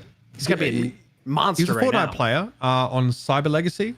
I don't know if people sort of know that team. I don't know if that was like, I think like they played in some FNCS stuff, but yeah, not too sure. Definitely Saf known for previous Fortnite performances. Well then, welcome to the night shift. I'm glad I got to witness you losing to Virtus.pro.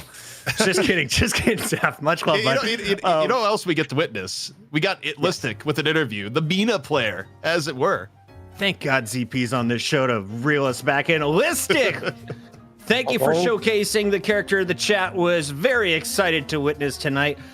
Did you have fun when you were able to run her? Yeah, she's broken. I like playing broken characters. When you say broken, how can I immediately jump into Deadlock and start abusing her abilities, or I guess builds? Her one has 50 base healing on it whenever you kill a minion, so you can like just walk up to small camps or minions and just take them for free. Basically, you just go into their jungle, love bait the minions and then just slash them. You're back to full health basically. She just has no downtime at all. So I got to ask here, obviously going in the draft, you guys had Mina as a back pickpocket, but really the hero that you guys were focused on more than anything else today, where it went up and up in draft priority, was the Viscous, where it almost felt like you guys were aware that if you didn't pick it higher and higher, that it would get stolen from you. But what do you think is making Viscous so good for you at this point in time? Is it just D-Mov playing arguably the best Viscous in the world, or do you think the character itself is that important to your team comp? Yeah, it's just one of the best well-rounded characters in the game. It has supportive tools, it has offensive tools, it has tank tools. It's just it has everything. Of course, it's D-Mov as well, playing just the best in the world. Viscous, pretty easy, no glaze. Yeah. Best in the world. That's high praise. Yeah, I mean, pretty easy to say, I think. I will just look, you guys, especially in that game one. I think it's the kind of game that people, if they want to understand how important macro is in Deadlock, is that's a game to go back and study, because you guys have a pretty rocky lane, and even in game 2 they pick some busted lanes against you. They have Geist Yamato, they have the Kelvin Infernus, they've just got really, really strong pairings. And you guys, I wouldn't say you dominate lane. It's pretty back and forth stuff, but somehow in every exchange of resources, you guys were coming out on top. Can you just break down the game plan when you do have a rough earlier game, how you guys clamber back into it? Because some of the stuff you were doing across the map just as a team was kind of mind-boggling, and Abraham's couldn't really keep up. Just I think right now it's a pick meta. I feel like pick characters are so underappreciated, so having the Mo and Holiday just to after lane, even if the enemies are behind, it doesn't matter if they're CC'd for 5 seconds, right? So you can just contest mid, contest buffs, contest turn, whenever you want, really, so long as there's people in position for that. So my question I got to ask, and this is just hyping up for NA, where Billy is going to be available. Now, I realize you were in a match and therefore probably didn't have a lot of time to see Billy, who just recently got added to the game, but looking to be more of a frontline role. What's your gut read from, just after playing Mina? Do you think Billy is going to be strong, weak? Do you think we'll see it in NA after we go to break and come back with NA in just a little bit? I have no clue on Billy. I haven't had the opportunity to sit down and see what he's about. But if he's anything like Mina, there's probably going to be some undiscovered stuff that people just aren't abusing for some reason, and we'll see that next week before it gets hot fixed. And yeah, Listic, while I was working, while I was working overseas, everyone was talking about new games they're getting into, and Jake, part of our show, is just saying Deadlock, Deadlock, Deadlock. For you, why do you love this game? And for anyone who hasn't touched it yet, why do they need to get the invite? Oof. It just has everything, man. It just has everything. It's the abilities feel crisp, the movement feels nice. It's a 3D MOBA. It's just everything I want from a game. I don't know. For me personally. And if you're picking up the game for the first time this week, what characters do you need to pick right away? What characters do you... That's a hard one. I feel like Haze and Rafe are pretty good starter characters because they're just mostly about M1. I like these answers. It's my first time watching your team. I'm sure it's not the last that'll see you leaving as champions. Congratulations on taking half the prize pool on the night. Thank you. That is Coming listed. back That next is week. Virtus.pro. They're coming back next week for more money. You heard it from them, and you can up the ante right now. Hit that donation button on the way out. I'm told we have an amazing piece featuring one of the greatest mustaches that is not allowed near small children or elementary schools. He goes by the name of Mr. Kaplan, and he's hanging out with Lord NM, AVG, and Zergy. Take a look. Finally back now with part 2 of our Pictionary version 2 with AVG, Lord and M, and of course Zergy.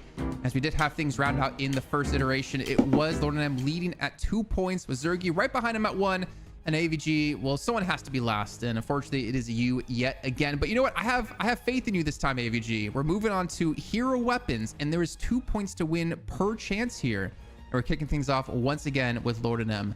Let's see what you got. Okay.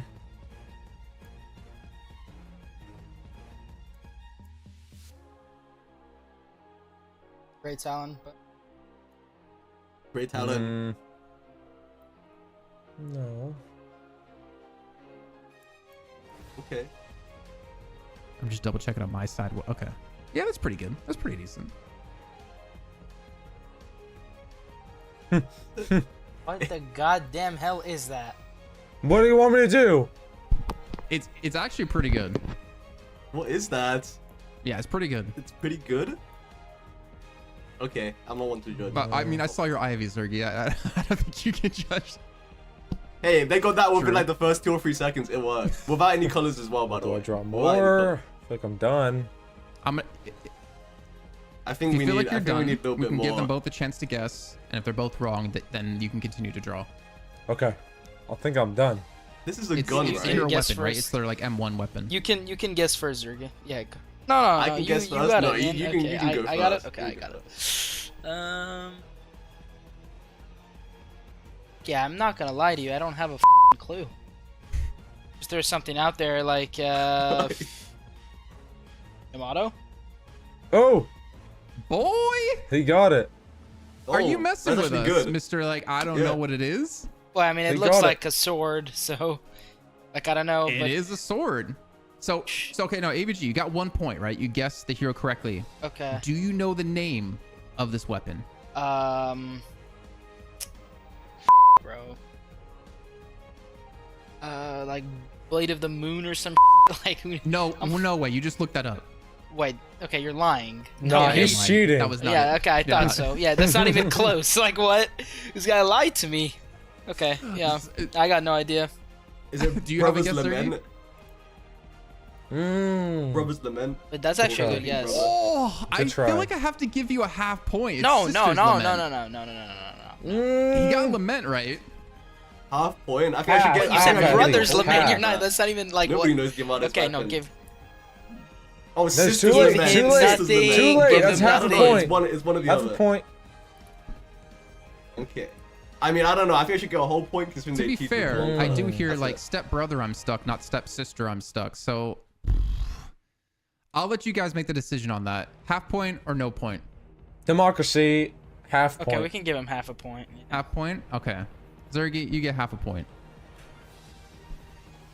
Crazy. I'm like outnumbered. Dude, the other one, the other That's option America, was baby. no Welcome. point. At least we gave you half the point. What the Yeah, we hell? coulda I was give gonna you say, none. they could have given you -1 points, and then AVG Yeah. would be actually in second place.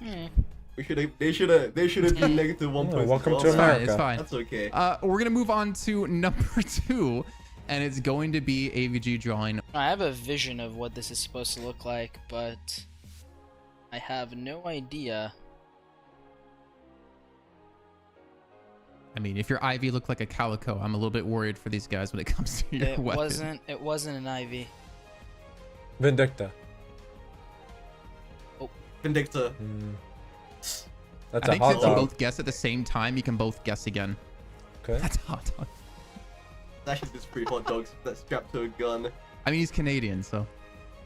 Pocket got it. gun. Pocket. Okay. All right. So Zergy gets the point. So Now the Pocket question is, uses do a you hot know? dog.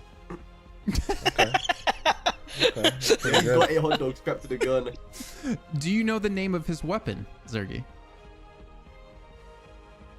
No. Yeah, feel free. I can guess. Is it? It's. I actually have no idea what it's called. Something Fairfax. Not correct. Hot Lord dog M. launcher. 10 points for Lord and M. He got it perfectly on the nail on the head. It's actually called the Black Sheep. Oh.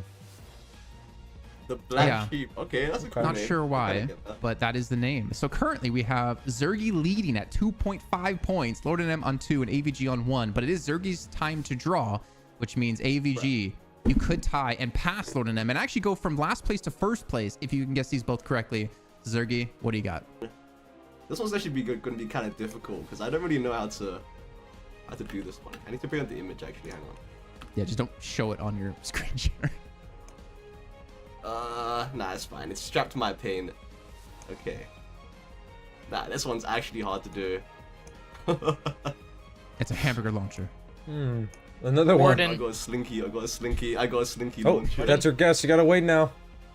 Yeah, that's fine. I thought that was like a cup on a rope to gonna take my like, time talk now. to This someone. is actually. Surely, if he so doesn't hard to guess do. within like the next few seconds, I just get This another is guess. strategy. I get to I wait think now. so. I Whoa. think so. I think. Okay. I mean, you guys are can't do teammates. I'm not that. trying to cause any drama here. Go ahead and make your guess, bro. Go. Yeah. Yeah, I'm definitely. I know what this is. SpongeBob spatula. I don't. What is this? It's, okay, maybe it'll be easy to see if it's like actually just straight and not so wonky. I'm gonna say, I gave credit to Lord and M with his Yamato. I can't give credit to you right now, Zergy. Though I don't. Haze. It's hard to draw. I don't know how to draw this. What did you No. just guess? I said haze because Haze. two guns. Are you? No, dude. He's drawing a different No, iteration. no, no, no, Oh, no. I'm drawing it. Yeah, Oh, I'm drawing you it so it's like are straight on. I'm totally- drawing it so straight on. Okay, okay. okay, hold on. I have a guess. It looks really like a vacuum more than anything else. I'm gonna guess like Kelvin. No, not Kelvin. No, good try, Chop. Thank you. this one's actually hard to like draw. Listen, know I don't how to do believe this you, one. but keep going. I'm just saying I could draw that Can I- perfectly. can I- Wait, okay, let's add. Can I give some clues? Let's add Some- color. some- Let's add color. Some suggestions. This is it. That's Color? it. This Yeah, is, you're add done. color. Yeah, this is it. This is it. That's it. There's nothing more I Okay, can draw. just add Like, I can color. maybe It's add okay, this. just add color. I can add that. Add color. I don't add think color's color. gonna help you. There's no color. There- There's no color's not gonna help me. Okay. All right. Can you give us the mag size? Like how many bullets are in the gun? McGinnis. Try drawing. Nah, that's gonna be too easy if I give Try you max drawing size. a I little can bit give more you- detail, right? Like I can see on the right hand side of the image, there's some more detail missing. That would probably help Okay, quite a sure. Yeah, that helps. bit. I was hoping that circle helped. Looks like Yeah. a What you I'm not gonna lie, said. that made it worse. I can't looks tell like what a I'm looking hand at saw all. or something. I don't know. It's actually hard to do. I can give you the clue. Like, just look at the handle. It's Wait, just which like, size it's the a Which handle? one is the handle, that- man? what size Where's is the the handle? This side. That's the handle. butt Okay, side, that's the butt handle, side. okay. That's the side. That's the It's handle. shiv. Okay. What? No. How is this shiv? No, You can it's tell Lord definitely- and M does not play Shiv. Okay, no. Hold What on. is this? It's actually hard to draw. I don't know how I would draw this. I was gonna look up Deadlock hero list, but that would just be cheap. No, don't cheat. Slash, Alright, slash. Can I give like a max size? No, it's not It that. says No, it's arm. not. I I was was What even is guessing this? twice. That's not fair. That is not Yo, that. shut What up, is man. this? Let me guess. Chill. Can I? Clue, go. Oh yeah, give us the clue. Give me. No. One more Okay, guess. one more guess. No. You have to Okay, guess. okay, You have to guess okay, as well. okay. Yeah, one more Ivy. guess. No. Okay, Nice one, give bro. us the. Thank you. Give us the hint. I'll give you like a max size hint. It's between 40 or 60. What? What? There's like It's 3 between guns 40 in and the. 60 bullets. If I give you, yeah, exactly. There's 3 guns that narrows it down to 3 characters. If I give you the exact max size, it'll be way too easy. Okay, go Lord, go. Okay. Bro, you could just start saying heroes, right? Okay, I already Wraith. said McGinnis. It's not Wraith. No. How are you guessing? Dude? not Dude, I'm Wraith. just guessing in the Guess- mag size, bro. Viper? It looks. No. Oh, this guy's a new Viper. That's Doesn't not have. between 40 I and don't 60. play That's- Viper. That's crazy. 40 and Who 60. else has 40 to 60 mag size? Is this noob bait? Oh, McGinnis? I already said that. Oh, McGinnis already No, it's said. not. Oh, It's he not already said McGinnis. McGinnis? There's like one other character with that mag size. Who is it? Okay, I think we can give one clue, Zergate, and you can do it or I can do it, but I have a good idea what the clue should be past this. Are we chat? What was the clue? What should the clue should be? Okay, I'm gonna write it Good to lord, you. there's only one more champ with that mag size. Go, guess, bro. Get it. Are we I'm gonna write chopped? that to you. Do I you think don't that's know. a good clue? That's a good Okay. clue. Sure, I can. Say Okay, it. go ahead. It's a burst fire weapon. Paradox. No, that's a tie. Hey, That's a tie. baby. That's a tie. No, I got it first. No, That was I gonna got be it the first. That was gonna be the Discord third guess, delay. but with the hint, no. That should be mine. You should have guessed Discord Paradox delay. when it was the only champ left with that mag size. I already guessed McGinnis and Wraith. I didn't know you guessed McGinnis, so I would have got it. Interesting. Discord delay. We checked. It's hard to control this character's gun. I'll be honest. We checked the It's just frame a by shovel. frame, by the way, of the reactions out of you two, and AVG did come in first there. I'm sorry, Lord Yeah, and you M. go, So shit that on, puts bro. AVG at 2, ties you up, Lord and M, and Zergi's on 2.5. Okay, still wait. I gotta currently guess in the name. lead. I gotta guess the name of the gun. That is the question. Can you guess the name of the gun and take the lead here? Paradoxical tool. Just stop. Just stop at the first Okay. word. No. not Time even gun. close. Timekeeper's man. Carbine. No, man, no. There's no way you got that. Is that good? No. The weapon's name is Trade Secret. Okay. Hey, that was never gonna get that in a million years. But you know what, though, AVG, what I'm proud about? You have tied in just 2/3 of this Pictionary what you got last time completely. So you're already on a much more positive track here, but we still have one round left to go, and it is items. And we do have, compared to last time, a big update to the items. So it's going to be interesting to see how things are going to break down. But Zerg, currently lead right now by 0.5 points. We'll see if you can hold on to that as we go into part 3.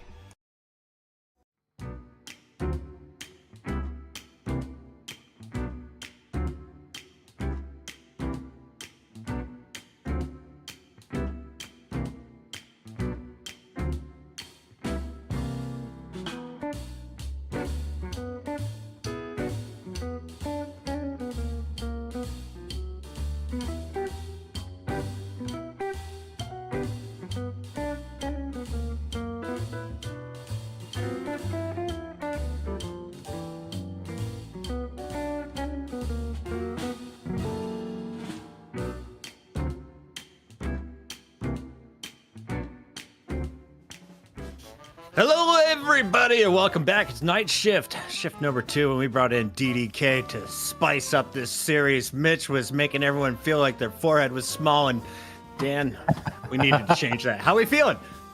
Feeling great. I love that this patch, man. This patch is something. I mean, I know you've just joined us in Deadlock, but we've been here for a long time, Puckett, and oh my god, it looks so much better. It sounds so much better. Valve, if you know, everyone knows Valve's structure, right? If you like the game and you want to work on it, you can just like pull a chair up. It feels like all the chairs are pulled up behind the Deadlock dev team right now. That they are cooking. I love that call out, and I refused to come until the game got a new look. ZP is beautiful. Yeah, I mean, look, you know the old mantra, new patch, new Puckett. Well, we got the new patch and we got the new Puckett, replete with sunglasses, ready to go. But yeah, I mean, the Cursed Apple has never looked better. I mean, I feel like every patch, you know, a little bit of an upgrade here, you know, maybe one patch, the boxes get upgraded. Another patch, the lighting gets upgraded. This patch just felt like upgrade everything across the board. And it really hits you when you go into game. If you haven't played Deadlock in a little while, even if you missed like 2 months ago in game, you're like, whoa, this is cool. And the people that haven't played in a year coming back, man, oh man, it is an experience and a half. It is a good time. And then on top of it, 6 new heroes getting added. And we just saw Mina, who looked absolutely great in EU. Per Listic's words, broken. Yeah, 2-0.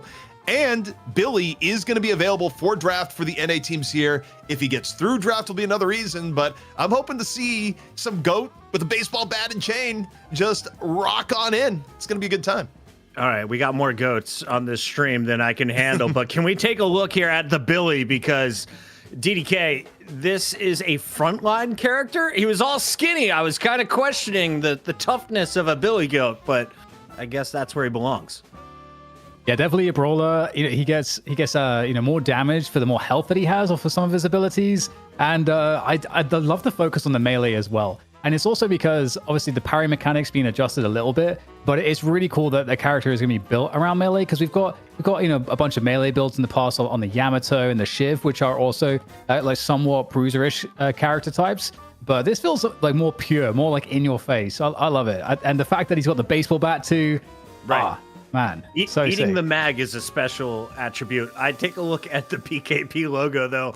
ZP, what is getting yoinked just out of the window, getting tossed? Yeah, I mean, look, you take an age-old meme and it's Lash just tossing a trooper, get him out of here, which also kind of works when you're up against Little Troops, where we kind of improvised their logo, which also gave them a Deadlock Trooper. And I mean, I guess you can see where PKP thinks of Little Troops at the moment. Yeeted was the word we were looking for, chat. Thank you very much, YouTube. We are live on Kick, YouTube, and Twitch. We're taking over the internet, and we're doing it all for free. You guys are paying the bill, and we love it here because that means we don't have to. ZP, we got to give a shout out. We are now over $900. $950.38 is in the bank account, and we're looking to make that $2,000 before we're done with NA. Yeah, I mean, look, you can't say enough about the Deadlock community. People love coming in to support the program. And, look, it gives the players a reason to play. It gives us a reason to do the broadcast. So thank you so much, everyone that has contributed, especially, Wick Deadlock opened up before the show even started. We kicked off the day with, doing all our, housekeeping before putting the stream live. I was like, hey, wait a second. Wick just dropped the 300. So really big props there. It means a lot, especially to the players. Double nice from Jack's Libido, but Bendaguy 664 is still in the top 10 with just $25.01. You too could belong in the top 10 and knocking Bendaguy out. Let's take a look here at our rosters. They're boxed. That's what the upper third is telling you right here. We put them in squares so you could truly appreciate each and every one of these. Now, PKP doesn't have the exact same players that were in the previous match, so we're going to update those little names underneath. I know it's my first Deadlock show, but I know that's the wrong PKP roster. ZP, I know this is your fault again, so do you want to tell us who is playing for PKP tonight? Well, hey, we got the right PKP roster. We just swapped it around. Look, we were well prepared. We had it in contingency. And the player I want to highlight, not just because he's going to be joining us on the graveyard shift later tonight, but John. If John gets to play Warden, John is a monster. Used to be on Melee Creeps, one of the teams that has the dignity of NA of being able to take down Hydra Nation and force roster changes. In this case, Hydra Nation took from Melee Creeps, as it were. But John was not one of the players taken by Hydra Nation and was still a really big reason for PKP doing well over the last few weeks of competitive play. What do we think of Goober playing on the Goo Man Viscus? He seemed to be a huge factor for Europe. Is that going to be the same for NA, DDK? I mean, I hope so, unless he gets targeted, because Goober is kind of known for the viscous shenanigans. So it's always possible that that the other team will look at this and be like, well, viscous is good. They've got a really super sick viscous player. We'll just get rid of that. But with that said, you never know where the value is being placed week to week at this game. Obviously, a lot changes with the patches, but even when things don't change with the patches, week to week seems to make a big difference on how the teams actually value the various heroes. So I'm hoping we see Goober on I think what is the signature. He's like the signature viscous player. Am I wrong, CP? No, you're right. No. He has Goo in the name, but here's the problem is that I feel like we rarely get to see Goober on Viscous because it will usually get banned or taken away from Goober. And Goober, as a result, has been a pretty versatile player, adding a whole bunch of other players or other heroes into his pool. I mean, one of the most notable, I think back to when he was playing for TF2 Boomers for, a brief period of time, and he had Goober on the Haze and made Haze look good even before EU started adopting Haze again. So, I mean, Goober's versatile. Listic saying, Haze, great character to start with. If you missed the earlier broadcast, this is the North America portion, and here is your second North America challenger. They go by the name of Lil Troops. Who is most ballsy to bust out a Billy? If we're going to see a GOAT here in the first map in a best of one, which one of these 6 players do you think would have the cojones to do it, DDK? I mean, we haven't seen a lot of these guys, but I would assume Stride, just because of the archetype of the hero, the kind of role that you play. Because, each player, you want to have a pretty diverse hero pool, but generally speaking, we're going to get each of these players from each of these various teams trying to fit various roles on the team. So I feel like, Stride would make the most sense, similar Bruiser type character like Calico, maybe not as mobile. Do you have a better guess, ZP? Am I on the money here with this?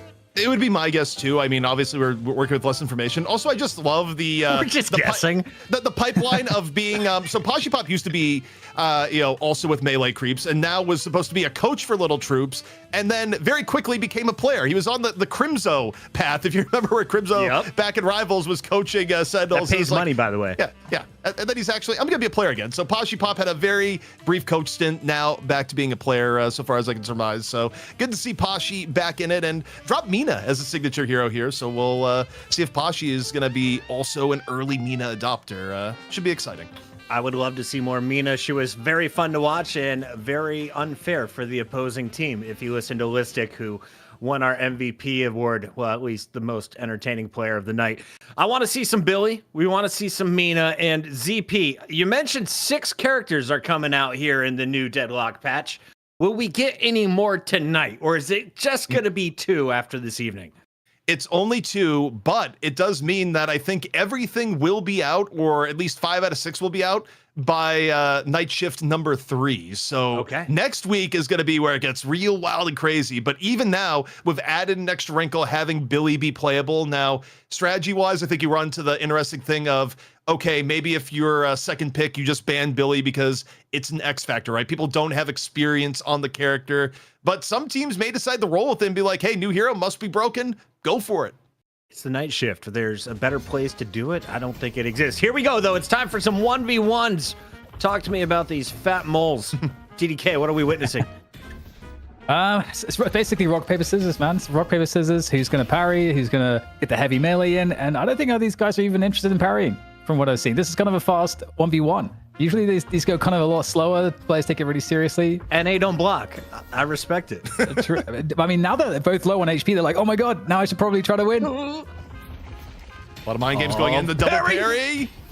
And I get the haymakers coming on out. But parry cooldown, reset for both. Slam cam. Finish him strong here. He's running. Nut punch. Great finish. That was orange. Who was orange here? Was that Lil Troops? I didn't even look. I'll be honest, I also didn't catch the player name. Yeah. That's one thing for the Mo 1v1s. Yeah. Lil Troops won it. We'll see what. No, first pick is going to PKP. It's time to get weird. Bans and protects, and our picks, of course. DDK, if you were into this game, who are you making sure you're not playing against? Is there someone that just annoys the crap out of you? I don't know, but to be honest, again, if these. Like, some of these players were probably watching how good Mina actually was for VP. So I could potentially see one of the teams like putting that in there. But we talked about the priority potentially for Lil Troops to get rid of Viscous, prevent Goober getting on that one. I think that's probably a good move as well. But other than that, I think we'll just have to see what the teams are valuing this week. Vindicta was a first round ban earlier. This time, ZP, you nailed it. What are we expecting on the other side? Well, PKP not going to be able to first pick the Viscous is what we're going to see here. I think Lil Troops, after watching what happened in EU and also, just knowing PKP would likely pick it, they say no. But also, this means first pick for PKP. They could go for Mina. They could go for Billy, or they could just decide to, go with the tried and true, go for a Vindicta, and they go for the Vindicta. So still hard to argue with it, given how good she's seemingly been today. You have to think Billy's going to be around for your next pick. He's going to be hanging out here. Lil Troops on the other side. Dan, what's the best? If they got Vindicta, what do I do? If they have the cojones, we get the Billy and the Mina. If they want to be stars, if they want to win the hearts of the stream. But no, they don't care about the fans. The magic I see how it is. Bring some over here. Gank's important. That's what I've learned. Fans are literally paying your money, your prize pool right now. I can't believe they've done this. This is the heel turn. North America, you could earn an extra $10 from ZP's own pocket with a Billy pick here. On duty. Now I'm going to feel like compelled, but it's going to be Warden. That was what I was going to bring up here, is that Warden just still highly valued by both regions. And also, I mean, you think of PKP, giving John the Warden isn't great. I think what's probably more likely is that PKP will probably be our first sighting of Mirage today. Mirage seemingly fell out of favor at EU, but John plays a really, really strong Mirage as one of his other heroes. Yo! But instead it's Billy! That's right.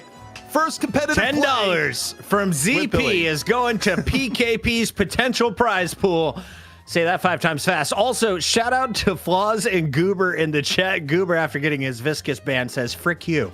They're active. They're listening to our advice, and you're idiots if you're listening to our advice. Best of luck. Let's take a look here as Paradox is getting locked in. Not banned this time around. What should I know about this character, DDK? Paradox actually was, I guess, he was a mainstay for a long time, one of the first picks or first bans, because he's great as an initiator. He's got the paradoxical swap, so he can always kind of guarantee start you a fight and get that secure that pick for your team. Recently, he got a 10% buff to his weapon damage, so he's going to come back into favor again in that role. And Holiday and Paradox tend to be like if you don't have Holiday, you want to get the Paradox. If you don't have the Paradox, you want to get the Holiday because it kind of serves that same function.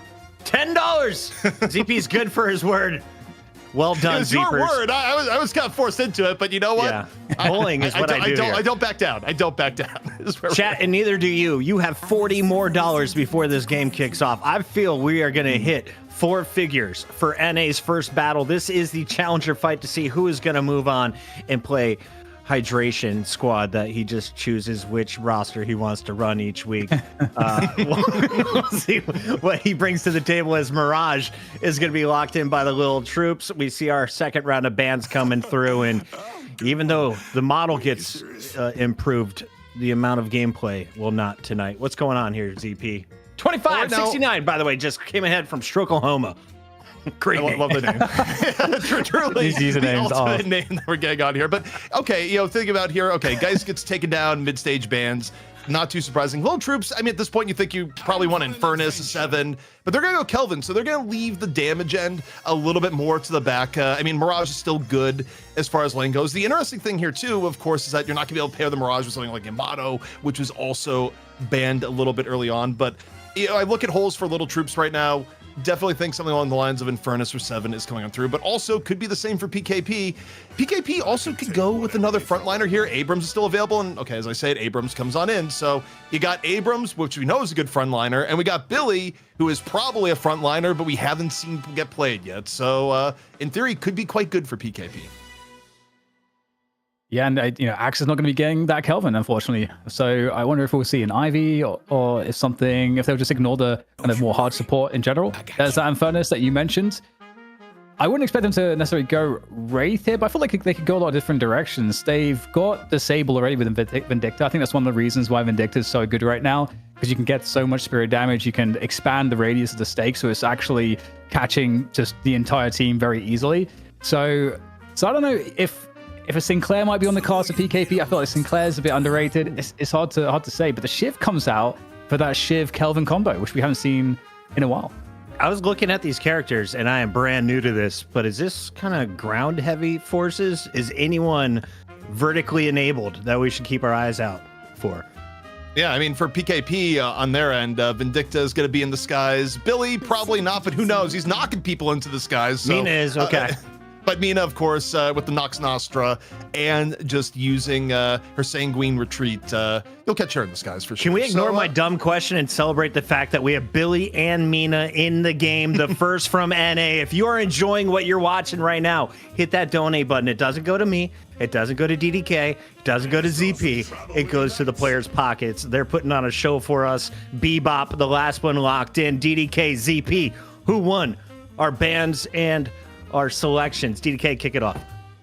This is an interesting one. I actually like the Bebop pick quite a lot because with Lil Troops, they've got a pretty strong ground force. You can have a pack, Shiv, Kelvin, Mirage, Warden, they're all like fairly close to medium range. So you'll be able to pick off those pretty well, I think, with the Bebop, especially going into the mid game. But that early game as well, Bebop tends to dominate the lanes. So I don't know. I'm leaning PKP, but to be honest, I'm pretty 50-50 overall on this. I like both lineups. So you're sitting on the fence. If you were going to have to go 45-55, is it still PKP? Yeah, 55 PKP. That's for me. Okay. ZP, what about you?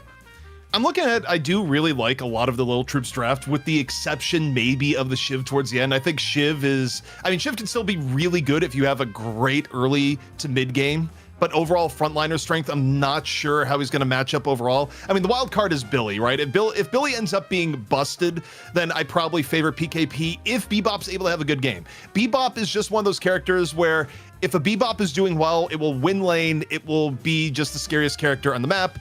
If Bebop doesn't have a good early game, then you get into the mid game and Bebop feels a little bit worse than other options like Holiday that can be overall more consistent. I would say if Billy is average, maybe I do still favor Lil Troops a little bit to the tune of 55-45. But if Billy is good, PKP may be just breaking this wide open. We're about to find out. Listic, by the way, did not think we were going to see a Billy. The Mina, he kind of expected. Said she was broken, overpowered. He also did not lose a game while playing Mina. Does he know ball? It's time to find out as the North Americans go toe-to-toe. I assume the game would have started by now, but it takes a little while to load up. So as we wait for $14 more to roll in, DDK, for anyone like myself tuning in to Deadlock for the first time with the new patch, what should they be looking for? You should just be jamming out to the character select music, or you should be... I mean, this is the thing, by the way, that's a tell for me that there's a lot of devs working on this game because they had enough time to have Ava in the practice room, the cat, Calico's cat, and you could just like loads of interactions. Like if you're Vindicta and you have the sniper rifle out, Ava will chase the laser. Like, and if anyone has a cat, obviously that's the thing that cats do. You can like kick the ball around and the cat will like mess with the ball. Like there's so many like interactions with Ava. I'm like, someone spent a lot of time on this. Did you personally find this all out, or did you watch like a TikTok? By the way, we just hit the 1,000 goal. Shout out to Mugicha. Back to DDK. Was this TikTok, or did you go character to character playing with your cat? Yeah, I like randomly kicked the ball when I was in the training room, and I was like, oh, they was actually chasing the ball, and I figured out that. But then I saw other people seeing how many other interactions there were. So, I mean, the Valve just must really love cats. ZP, you're all smiles over there. What's going through that brain?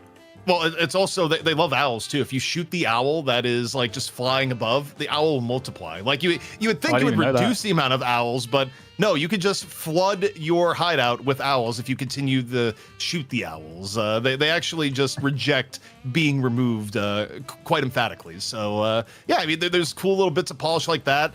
I think it may have gotten removed, but they had like a trophy in there if you had gotten a winner skin at one point. I think it got removed one way or another, but you know, there's all sorts of like cool ways that the hideout is going to get developed, where you know it's going to be skins, customizations, and all the rest, and it makes things feel a little bit better in between games. It just, you know, it feels more complete. I'm really excited to see where it goes because this is clearly just the first tasting, right? And there's still so much more to come. And I mean, even right now, it's still almost like overload between the newly revamped map and just how cool some of the new heroes are shaping up to be. And hey, we're lucky. We get to come in here and see both Mina and Billy get played, which is going to be fun. Where, by the way, the devs are patching so often that we just had a quick little patch happen. So, you know, right now the players and production, they're getting ready to get back into it. But they're showmen. They know what they're doing. The most money comes in right before kickoff, ladies and gentlemen. It's an old betting stakes thing that we got from the 1930s bookies here on Night Shift. Almost called it the other bad word. Night Shift Deadlock, shift number 2. We're already paying overtime, and if you don't know about overtime and the graveyard shift that's coming up at the end of the show, now is a perfect time to plug it, because we're not only taking donations that goes directly to the prize pool for tonight's episode, we're growing the show. We're paying the people behind the scenes who press the button. ZP, how do we do it? Yeah, that's right. Right now, you take a look below. There's a donate button. There's a command in chat, I believe, that you can go directly to the prize pool, goes to the players. And we also got our Patreon, where right now we're just building on out. But for those who want to offer extra support, goes into helping us support the show behind the scenes, buy things that, you know, we need for the show. And, you know, believe it or not, pay the observers, as it were. They do need to eat. And, yeah, you know, just looking to adding cool content here and there. One of the first things we've done, of course, is the Graveyard Shift, fun little post show after the main broadcast completes, where the talent and a player, maybe 2 players, you know, who knows, you know, we're playing it by ear. We'll just talk about the game for 30 minutes or so after the show ends, talk about the day, very informal, unfiltered, but, you know, just a cool way of giving back to the community for everyone just supporting us week in and week out. We have Drowsy Cosmic in here for the first time. Welcome to all of our first-time chatters on Twitch, saying, am I dreaming? Holiday and Vindicta not banned? Are you not noticing the fact that we have Mina and Billy in the same game, Drowsy Cosmic? What is more impressive to you? I'm excited about the more recent one because we haven't seen Billy yet. We've seen Mina, played by Europe. DDK is a frontliner, what the game needed right now. We got 6 new characters. Was Billy one that you were really craving? I feel like, I guess it depends on who you ask, but I feel like for every sort of role, we need more heroes, so that the draft strategy can kind of change over time. Because I think, actually, if you guys tuned in on the last Graveyard Shift, AVG was actually talking to us about this exact topic. You know, his view on how the teams should be banning, how teams should understand the archetypes and what you should sort of prioritize. If the other team picks a certain type of hero, how you should respond, and that for the game to evolve, we need a deeper hero pool so that there's more options to go to in each individual role, so that it becomes more about, instead of counter picking and being kind of forced into picks and forcing your opponent into picks, having your own strategies that you can build around those roles. And so AVG goes into detail on that. And that's kind of the stuff we do on the Graveyard Shift. We get the players, we get a more of a chilled, extended, in-depth conversation where you guys can take part as well. We don't make them all draw just when Jason's on the show. ZP, what are you most excited about, though? Before we get into NA, I'm told by chat that they are growers, not showers. I don't know what it means. Oh, I think it means in terms of the players right now. I mean, the players have, maybe a little bit of a slow start, but a better start as the, or better, finish as the game goes on. That's how I'm going to interpret that. But look, what I will prepare you for is that as you go into NA relative to the EU, not the case every week, and also some teams like Hydra Nation have looked very clean and polished, but NA as a region tends to be a little bit more chaotic than EU. You may have fights that go on a little bit longer. The lane fights may be a little bit messier, but you still have great plays. And I mean, NA is also the land of the Letha 1v3 at times when you get into Hydra Nation, just, the parry god himself. But I think we're close to getting into it. The Little Troops versus the team that throws the Little Troops off of the cliff. PKP, who moves on to play Hydra Nation. Hydration Nation? Hydration and friends. The Hydra Nation will be playing the winner of this one when the game kicks off on the new map. That's the old map, but it's reskinned to look better. Here we go.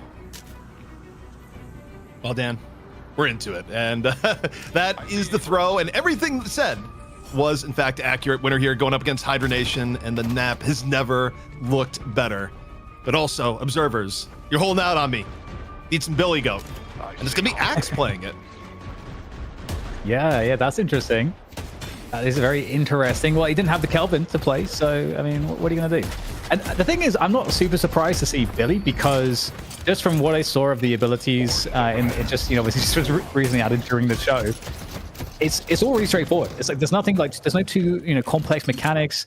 They're all essentially mechanics that kind of already exist in the game, and it's all very like the kind of how you would cycle through the different abilities all makes sense. You got a passive that increases the kind of once you melee someone, it stacks some amps on them, and you've got an ability that kind of gets you close to your opponents. You got like a stun, and you're really encouraged to use your melee, because once you get that passive on them active, I think it's called Wrecked, then suddenly you're going to do way more damage. So it's a pretty straightforward situation, ZP. You can tell that I'm not even that familiar yet. Yeah, chat. Yeah. I wish you guys could see ZP in Discord. He's saying, production, show Billy. Give me the farm animal. I want to see the one with fur. Here he is. That's right. ZP, enjoy. Exactly. It's pretty much where we're at. Right now, there's other stuff going on that is important. You do have the Vindicta Abrams lane. Almost certainly going to be scary for PKP in the middle, but right now we got Billy laying down some melees and ready to break a beer bottle over his head, or at least a bottle of some substance. And, I'm not sure Billy is drinking a lot of non-alcoholic beverages, just, looking at the thing. Could be wrong. Billy seems pretty mad, though. And there's that first ability that does a decent amount of damage. It's already trying to get in there. The bomb connected onto Billy, interestingly. And it looks like, you talked about Bebop's importance in winning lanes, and it's on the Bebop. Bebop is on the Billy lane, and that's gonna be interesting to see kind of what happens when Billy can get off to a good start here. Also, the itemization choices here, where realistically speaking, the hero is brand new, so you're gonna have to, kind of bespoke your build here. You don't necessarily have the tried and true. You just have to rely on your game experience and think, okay, these items will probably work because it's brand new. You don't have the game time that other people do on this hero, but you have the faith and belief that, hey, it's probably gonna be pretty good. Let's see what happens. So we'll see if Axe's, sort of foray into Billy is rewarded. And because you guys are all here learning with us, I've pulled out the the abilities so we can kind of go through them a little bit. So I was talking about the passive that you inflict once you hit an opponent. It's an ability that gets stuck on them. It is wrecked for 7 seconds. You get increased fire rate by 15%. It lasts for 7 seconds, and you get some additional damage as well. So pretty interesting ability as EP that is so encouraged for melee. I don't think we have another hero like that. inherently at least, except maybe Viscous, but you can really easily build away from that with a Puddle Punch, and it's not as central to the character. Yeah, I mean, you also get some melee benefits on Calico, but overall, Billy definitely seems to be more on the nose here. Going for the baseball bat smash, doesn't quite hit, and low HP, still charging in, and is dispatched by Mina. So Bot making a little bit better use of everyone's favorite vampire here in the right lane. Well, the Mina conversation is also an interesting one, given how Listic described the uptime on that, as we see another fight here, pretty deep on the left lane. The defensive action here for PKP looking pretty good, able to force back Lil Troops. Stride actually in a pretty deep position there, will get punished for that. So a really nice punish coming in there from PKP. They'll be able to take control of this lane, and they're going for the follow-up here as well, chasing it down the Infernus on to Kelvin. Rhino on the Kelvin, able to get away, but he's very weak. Although the Stride is going to be able to get back on lane on the Shiv pretty quickly, but PKP having a good time of it on the left side. Yeah, and something to note here too, kind of a rougher start for Stride. Remember for Shiv, Shiv is still kind of in the category where Shiv needs to get ahead to really get the max potential out of Shiv, where you get this just unkillable frontliner that's executing everyone. Well, if you fall behind early as Shiv, you're probably one of the most heavily punished heroes in the game. So it's kind of a mini storyline to look at here, and a little bit worrying perhaps for Lil Troops is that if Stride continues to fall behind, you're not going to have much of a front line. You're really going to be relying very heavily on flaws, and that almost makes you dependent on Last Stand for whether or not you can fight. But right now, you got the Holiday engage, looks for Lasso, doesn't connect. They're really going in for it there with the barrels. Punish on through though. Wage gets that kill, and Lil Troops trying to back away there. Not coming away very well in the early game on any of the lanes here, ZP, really. Left lane, central lane, and also the right lane have been, I feel, overall going towards PKP's favor, even though the overall souls are even at the moment. Yeah, and it's interesting so far. You take a look at the lanes, like Axe hasn't necessarily taken over it yet, but also you think about Billy's kit. I'm curious how team fights break down when you have tools like Chain Gang and, the actual ability to potentially just combo, but a little bit more Holiday pressure coming on in. No Lasso available, but still just left clicks back over the way towards Saya. Going over towards John though. Hyper Beam going to be brought out, but answered by the Nox Nostra. The one thing that apparently will make a Bebop cancel the beam and duck and cover. Yeah, Mina definitely quite the threat. And in fact, this tower's taking enormous damage. And so, I was talking about PKP being a bit ahead on some of their lanes, but Lil Troops able to convert really quickly into that tower on the right. So with that Guardian down, and this is interesting because how do they want to play it out? We again heard from Listic, the uptime is pretty intense from Mina, able to farm the neutrals really effectively by getting the health back off the rake. But hold that thought for the moment as we get another engagement here in mid, ZP.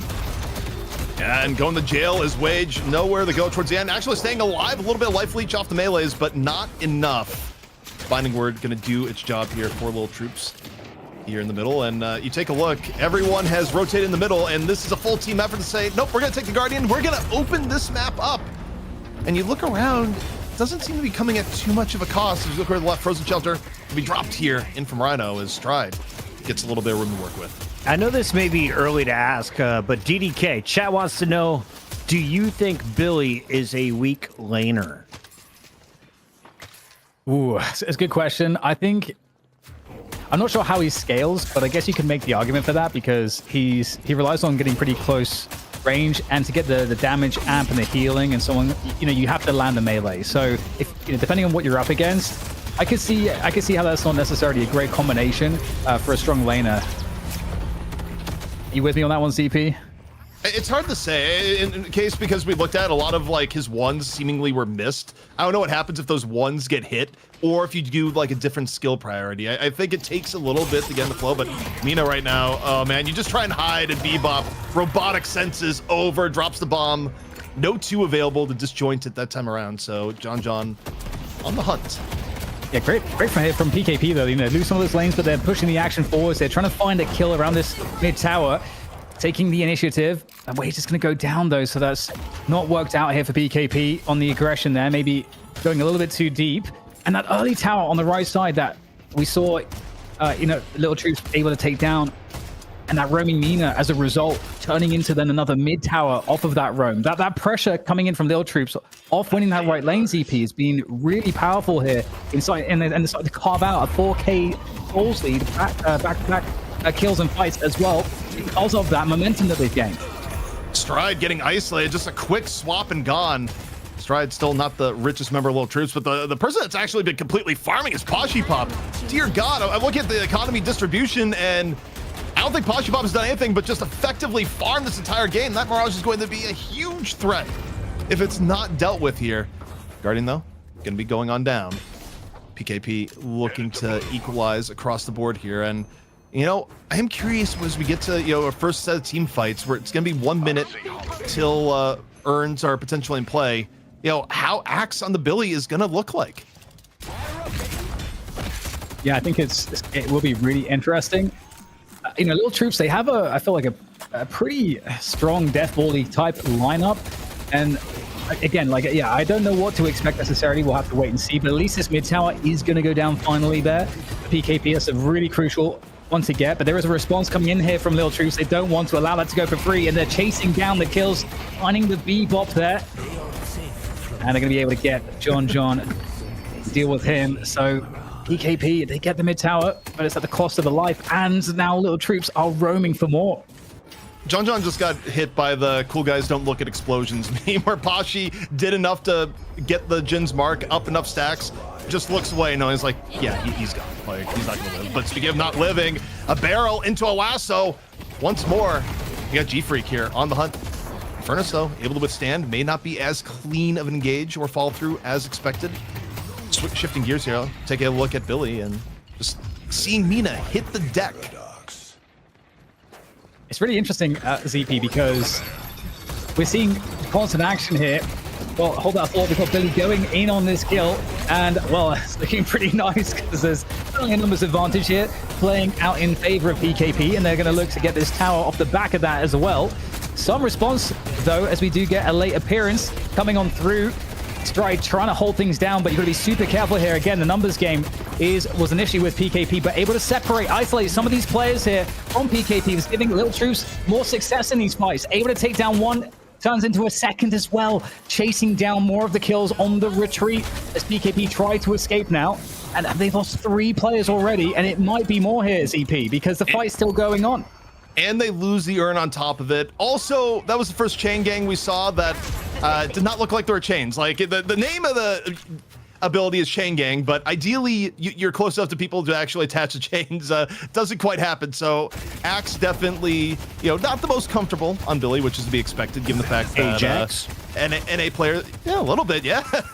But you only had an hour or two to actually look at the hero before NA started. So I mean, it is to be expected. Overall, though, PKP down a bit. It could be worse given how decisive that last fight seemed to feel. What's up, Bucket? Oh, he doesn't know. I see the enemy. Oh, he doesn't know. Just a gents question mark. No, the Ajax. It's in Overwatch, the heroes are called a hero called Lucio, where you use your ultimate and get nothing. We don't have to bring him into this, ZP. Let him go in peace. No. Lucio's vibing. Leave me alone. All right. Hey, look, you asked the question. So what's interesting, though, very quickly here from the macro, at the 6-minute mark when the first right side tower down, the pushing and the initiative taking didn't stop from Lil Troops, but the Souls differential is only 6k in another fight here under the Kelvin shelter, and this is a much better situation for a Billy. Go to find a fight, trying to connect the melees there, in and out, but again, not really enough forces here to back him up. He's got to try to escape from this one. I'm not sure how well he's going to be able to do that. He's got 2 players hot on his heels, able to get close to that Walker, though, so it's a good point of defense. And in the meantime, there are fights happening on the right and left side here, threatening both Walkers. Little Troops are pushing the entire map. Yeah, I mean, Lil Troops is getting quite a bit done. Several pickoffs, and you look at the lanes. It is nothing but blue encroaching on yellow here at the moment. I mean, Lil Troops in a pretty reasonable spot right now to set up, as next turn is going to be coming in 2 minutes. Look at the overall state of the game. Also, farm-wise, I mean, Flaws is exactly where you'd want to be here as a Warden. Pop, where you'd want as a Mirage. I mean, essentially just playing pretty textbook right now. Getting good pickoffs when they can, translating in, stealing a little bit of jungle here and there. And we're bringing back an old favorite where it feels like it comes and goes with Warden, but Majestic Leap back into fray. And also falling back off all those push lanes, they group up and kill the neutral camps on the PKP side of the map before then retreating back towards their own side. So really trying to get all the value here and finding another fight though in the mid lane. And Lil Troops looking to try to survive, but they get caught out there again a little bit too deep, and finally PKP with the surround, and it's too easy to follow up on these kills. And it's for once going to be Lil Troops who'll be rooted out of this one. And what's the conversion? There might be a world in which PKP can attack the left lane that's getting pushed right now, maybe catch those players, but they are retreating, and it looks like now the moment has gone for PKP. They did not respond quickly enough, CP. Well, the interesting thing for Lil Troops, they may have lost some players, but they actually got good progress on both the left and right walkers there. So all in all, not the worst. I mean, yes, you give up a little bit of your lead, but now the next time you look to make a trade, you should be able to get either walker down relatively easily. So not the worst, but speaking of hot pursuit, Brayden, able to go over there, find Mott. Now we got to take a look back to Billy here. Keeping the blasted debuff up, but right now, just running away from some pressure coming on in. Yeah, off the back of the last couple of minutes where that mid fight was found for PKP, they are now suddenly closing the deficit pretty enormously, and they're chasing up more kills here. Axe able to escape there. Nope. No. The knife, the bleed damage will take away. That'll be fatal for Axe on PKP side of things. So Lil Troops trying to stem the bleeding because there was a lot of CP. It's only a 4K differential now between the two teams. So it's been essentially somewhat of a full recovery for PKP. Interestingly enough, Lil Troops does have options here in this urn. There's a world where they could let PKP focus urn and then use it to trade out at least one walker, but for now it looks like they want it. Meanwhile, we have John John with the hook, looking for the follow-through swap coming in after John John, able to finish off Mina again, and Mott again focused. 2 fights in a row here. Shifting gears here, look at Pashipop. Just slide on back, still laying in the damage on Mirage all the while. Now walking back forward, the walker under assault here once more, and if things get too hot and heavy as Mirage, you can just TP out, but for now, getting really good walker damage, and no one from PKP is here to deal with it. Yeah, PKP have to take down this left side tower. They will lose the tower on the right side. Billy will try to slow things down there, but realistically, it's going to be a tower for a tower trade, or walker for walker trade. But there you go. Actually, Billy really actually pushing them back. It might even be able to save it because now also Sire has appeared on the Vindicta. And even still for PKP on the left side, not able to take down that walker. It has been a push that has been deflected right now as the urn has to be dropped by Lil Troops. They try to take the fight here, but PKP, I think, looking stronger overall. Although Rhino able to open up onto Goober, and suddenly both teams decide to disperse without either walker going down, but that urn is still in play. Yeah, right now, John John with the urn, and just take it to a safe area. Realizes that you look at the map, John John with enough wares, realize if you try and immediately turn it in, probably going to run afoul of Shiv and Kelvin and not live to tell the tale. Also, I'd expect John John probably to pass off the urn here to someone should PKP go for the turn, and usually you want Bebop free to go for a hook, where hook is super valuable in and around the main urn tournament. Okay, now we got again like split pushing for both sides. 3 players on the right and 3 on the left. Oh, actually, no, 2 on the left there for PKP, trying to defend both sides of the map. Will Lil Troops be effective in this assault? As we look on the right side here, it's definitely a PKP win, but over towards the left lane, Lil Troops suddenly outnumbering them, having their eyes set on that walker, but I don't think they have enough there to overpower it. And in the meantime, Billy bringing over the urn for PKP's side to that drop-off, but it's not secured. PKP needed more players to secure the drop-off spot. Yeah, both teams kind of rotating in and around the urn drop-off. Take a look, though. You got Stride dropping on down. And overall, economy-wise, catching up a bit here on the Shiv. Not quite raid boss Shiv, but still something that's to be respected and will make space. But, okay, slammed into the wall. Wage over and in. Frozen Shelter going to be dropped here on top. Giving Stride a little bit more room to work with, but not enough to get away. Too much damage. Frozen Shelter or no. And Wage, perhaps looking for a little bit more. Dives on deeper. Not a coward seismic slam at all, but also doesn't want to fall up and over as both teams poking in and around. Yeah, Rhino goes down though. Brayden takes him out. That's going to give the edge now to PKP on the numbers game. But into the fights now, can a difference be made here by Lil Troops? Can they find anything? They're losing more players.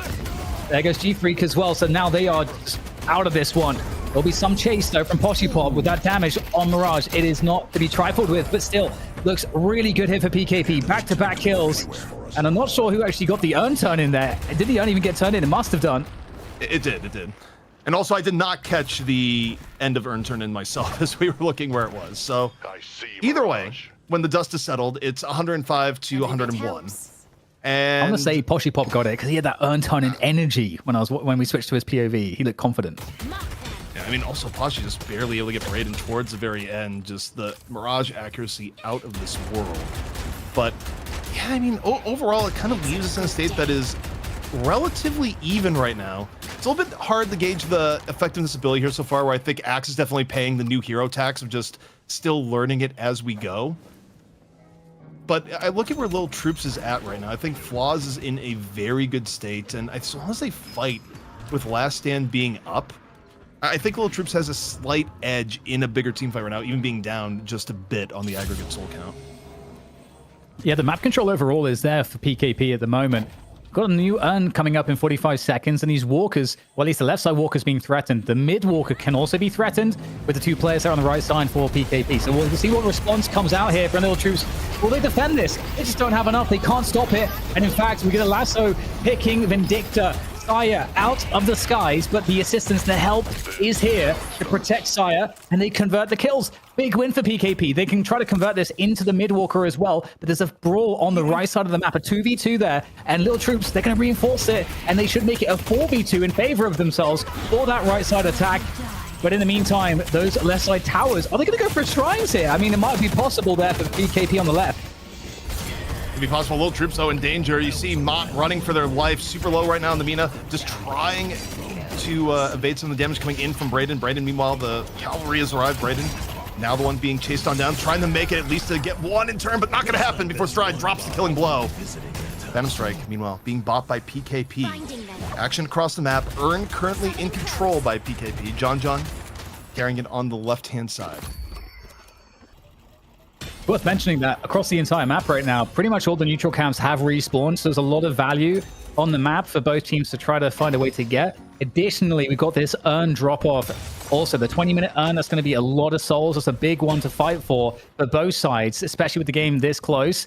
And so, Lil Troops, they got to respect it. You see their positioning around the urn drop-off spot because they have to understand that this is a play that opponents could make. And currently, they're in a great position for this fight, ZP.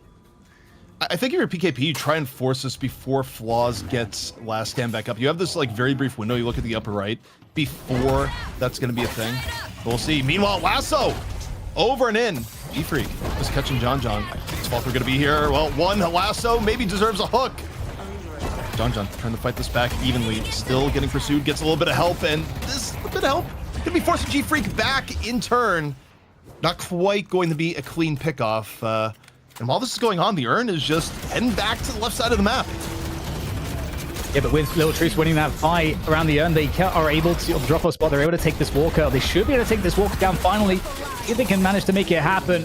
The Mina ult does a lot of damage. That's doing so much there. Can we chase down the kill? Mina, Bloodlust, engaged. Can't quite find the snake there. Buying some key time. Saya, the slipperiest Vindicta you've ever seen. And still somehow, okay, finally gets taken out. The world is right again. And all that Braden could do, ZP, because Braden got kind of juked there. It was 5 players for both teams on the right side, but the Mirage was on the left lane, and Braden went to meet him on the Infernus, and Mirage just TPs to his team for a 6v5. That is why Lil Troops won that right side fight. Well, the end result of all is that Lil Troops is very much back in it. They close the soul deficit. And now, mid-boss being contested. John just dropping the beam from the stairs. Rejuvenator currently falling on down. See how it's going to pan out, and it's going to be PKP, or rather, Lil Troops, easily claiming all 3 charges of the Rejuvenator. John's pressure from the Hyper Beam not going to be enough to really make anyone think twice. So, from Little Troops, where they were down about 15k, Dan, nearly 20k, one good team fight in the mid-boss has now put them ahead, and they have urn control going into this 20-minute urn. Yeah, I like the Hyper Beam. It's all bzz and no bite. I don't know how to do like it. I want to do like the bark no bite, but I don't know how to like make the sound like automatically the sound of a beam, a Hyper Beam. I have to work on that one. Nice catch there from John, able to find a nice hook. The escape tools are pretty effective to get out of that one. In the meantime, Braden's going to go down there on PKP side of things. So they're in trouble, ZP. They came back in this game, but they are in trouble. They're up against the 3 Rejuves. They're getting chased down. Here comes Little Troops again. Lil Troops in a really good spot right now. PKP potentially about to fight here. Underman. Taking a look, and Axe just gets crunched. Nothing to see at Billy's kit there when you just get hit from multiple angles. And, you know, one of the things that was, you know, kind of a question mark was the Shiv to start, but hold that thought. Mirage, there's a Bebop here, off to the left. And really, Pashi looking incredibly well fed. The poke damage just forcing John back, and all the while not really caring about the Walker beating him as this continued poke goes on. Yeah, this fight's really crucial here for PKP to just hold the defensive line, and they're going to lose, indeed, that one player, Billy, down, but they're keeping the Walker up at this point, and it is very disadvantageous territory to attack into if you've got the other team there setting up defensively, fortifying the position. So far so good, but it is getting taken down. That Walker is still losing health. I think they're trying to still go for this one, and they might just be able to take it down. BKP can't stop it. Still all the rejuves up here. The Lil Troops have all the full confidence. They can lose 3 players and still be in on a fight that they can win it, and they are doing just that here in this one, or trying to. Lil Troops defending with everything they have. Only one player for them not in the fight right now, trying to get there, but will be too late. Lil Troops trading somewhat evenly if they can take down Braden, which they will, and there is still a good chance here. But PKP, if they're turning this defense into a full wipe of Lil Troops, this is exactly what they were after, ZP. I do wonder a little bit if Pashi Pop had left for too long. It was a calculus to let Pashi leave, then rejoin the fight a little bit later, you know, utilizing Mirage's map ability to go back and forth. But in this case, they have joined the fight a little bit later, and now under fire here from Saya over the top. Not necessarily where you want to be, under 50% HP, in range to just go down the one assassinate, and wisely Pashi Pop getting out of there, but will take the mobility buff along the way. Maybe a second to breathe here, but if we look at the situation, the sit rep, in terms of the macro, you can see all those blue lines, all the map control there for Lil Troops. Obviously, they didn't end up wiping at the end, but they did push absolutely every single lane. So it's going to take some time for PKP to clear those lanes, getting some neutral camps along the way. Just had another urn get picked up, brand new, fresh urn, and that is in control of Lil Troops. So it's important, a priority for the map control to be on the left side here for PKP. They don't have enough players on the left side here just yet, ZP. They could absolutely get timed on that urn drop-off. Yeah, the question is, does Lil Troops know about the overall position here in the map? They may, and if they do, they could just walk in, especially given the fact they have the Kelvin. They can use the Frozen Shelter, and it's looking pretty free on the turn in here. Lil Troops just got to walk up in. Yeah, you may get hit with the stake, but you're just waiting, you're turning in the urn. The urn is in, so not something that's going to be particularly contested here at this time. PKP more than willing to just push down on the right-hand side and take a bit of the jungle from Lil Troops. I can definitely see the advantage in going for the Walker. You know, you get that guaranteed, you give up the urn, sure, but at least you're not in an awkward team fight that's harder to set up where the opponents are there first. That would definitely be the harder of the two choices. And right now, I think one bad team fight and PKP are out of the game. One good team fight, and they're very much in the game and potentially ahead. So this next team fight, it makes a lot of sense that they're being cautious here and trying to make sure they have the full information and that they try to keep the percentages high on the plays they make.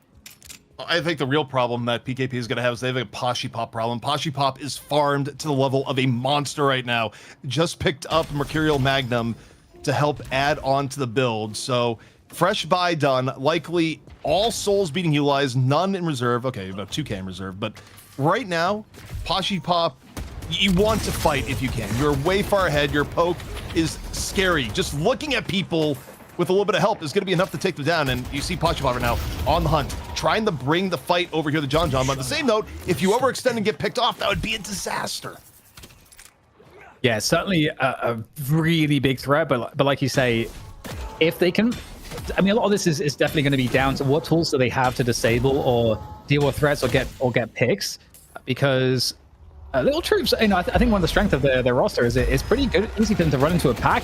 But hold on, a stake connected. I don't know, is this a fight you want to take though? Pop is so strong. His health is not really going down at all. He is getting bounced around though, caught by the hook mid-air. All the focus fire. This is the pick that they were looking for. Can they complete it?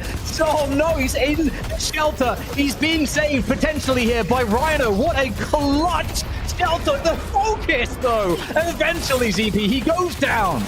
Pop went down, but it took an army. He got hit with the kitchen sink and the sink behind the sink. However, all the focus fire on the Pop, realistically speaking, backfires a bit under PKP. They end up losing 2. They get Pop out of the fight, but are they going to be able to add a little bit more? They are. John with the focus fire on the top chases down Mott once more. Mott appearing real fragile on the Mina this game. The brawl still continuing here towards the left. Holiday under pressure, getting a little bit back, trying to get room against this Abrams, goes for the parry, able to get the parry, now getting a little bit further back, 30 HP, 20, and down.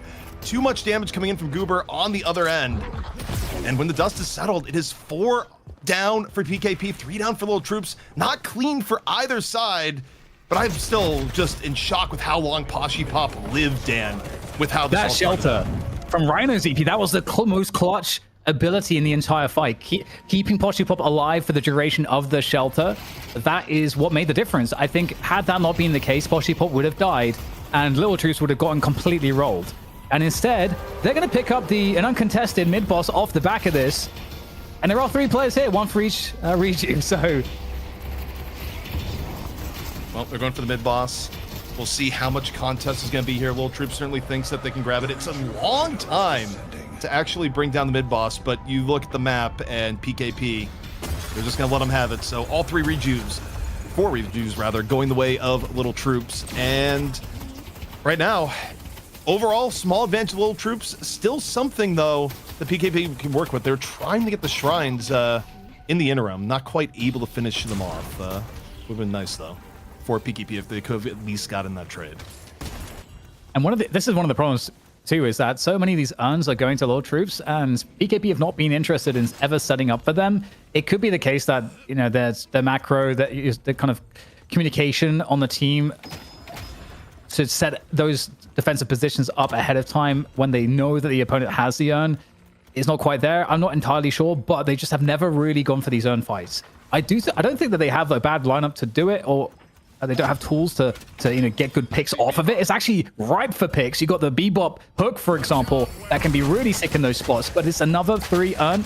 They're going to Little Troops as PKP get that one up, and this is making a big difference now, ZP. 25k lead for Little Troops. 1 fight more for them that goes to the favor of Little Troops, and they're in a great spot, and they have the rejuve to create that, to force that fight. And you see the immediate extra buys, Ricochet being picked up by Pop, Boundless Spirit onto Mott. So the money from the urn immediately spent. PKP deciding, hey, we think this urn fight's gonna be disaster. We want to fight at least with a little bit of terrain advantage, but see if that decision is going to pan out. PKP full defensive, and I think to an extent you just hope John reel them in, help us get a pick off a hook, and go from there. And one of the things now, especially with one of the recent changes in the update, is that you do get punished a bit more for just sitting in base and farming the souls off of the minions, because the way the percentages are calculated, you just get less souls overall. So if you're just turtling in base, well, hold that thought, because actually PKP come out of the base. They are looking to take the fight. I don't know that Little Troops are ready for this. This might be the initiation they needed as they try to make this one happen. And there's a Pix going up onto the roof there, off of the hook, seeing what they can get done. But the Mina is deadly, as now Little Troops rolling forward back into PKP's base, pushing them straight back. And this is not a good look here for PKP. And on the same note, though, PKP is able to get out and they don't give up any picks in turn. That was one of the situations where, should Little Troops have gotten a pick or two, they would have been able to go into the base. PKP, though, they get to reset. They still have the paradoxical swap ready to go. They still have John, a threat for hooks, looking for the opportunities. So Little Troops, they still have to respect the initiation tools that PKP has at their disposal. Maybe they're going to give up the base guardians here. It gives up the slot, sure, but now they're going into enemy territory. John, Goober, looking to create the miracle here.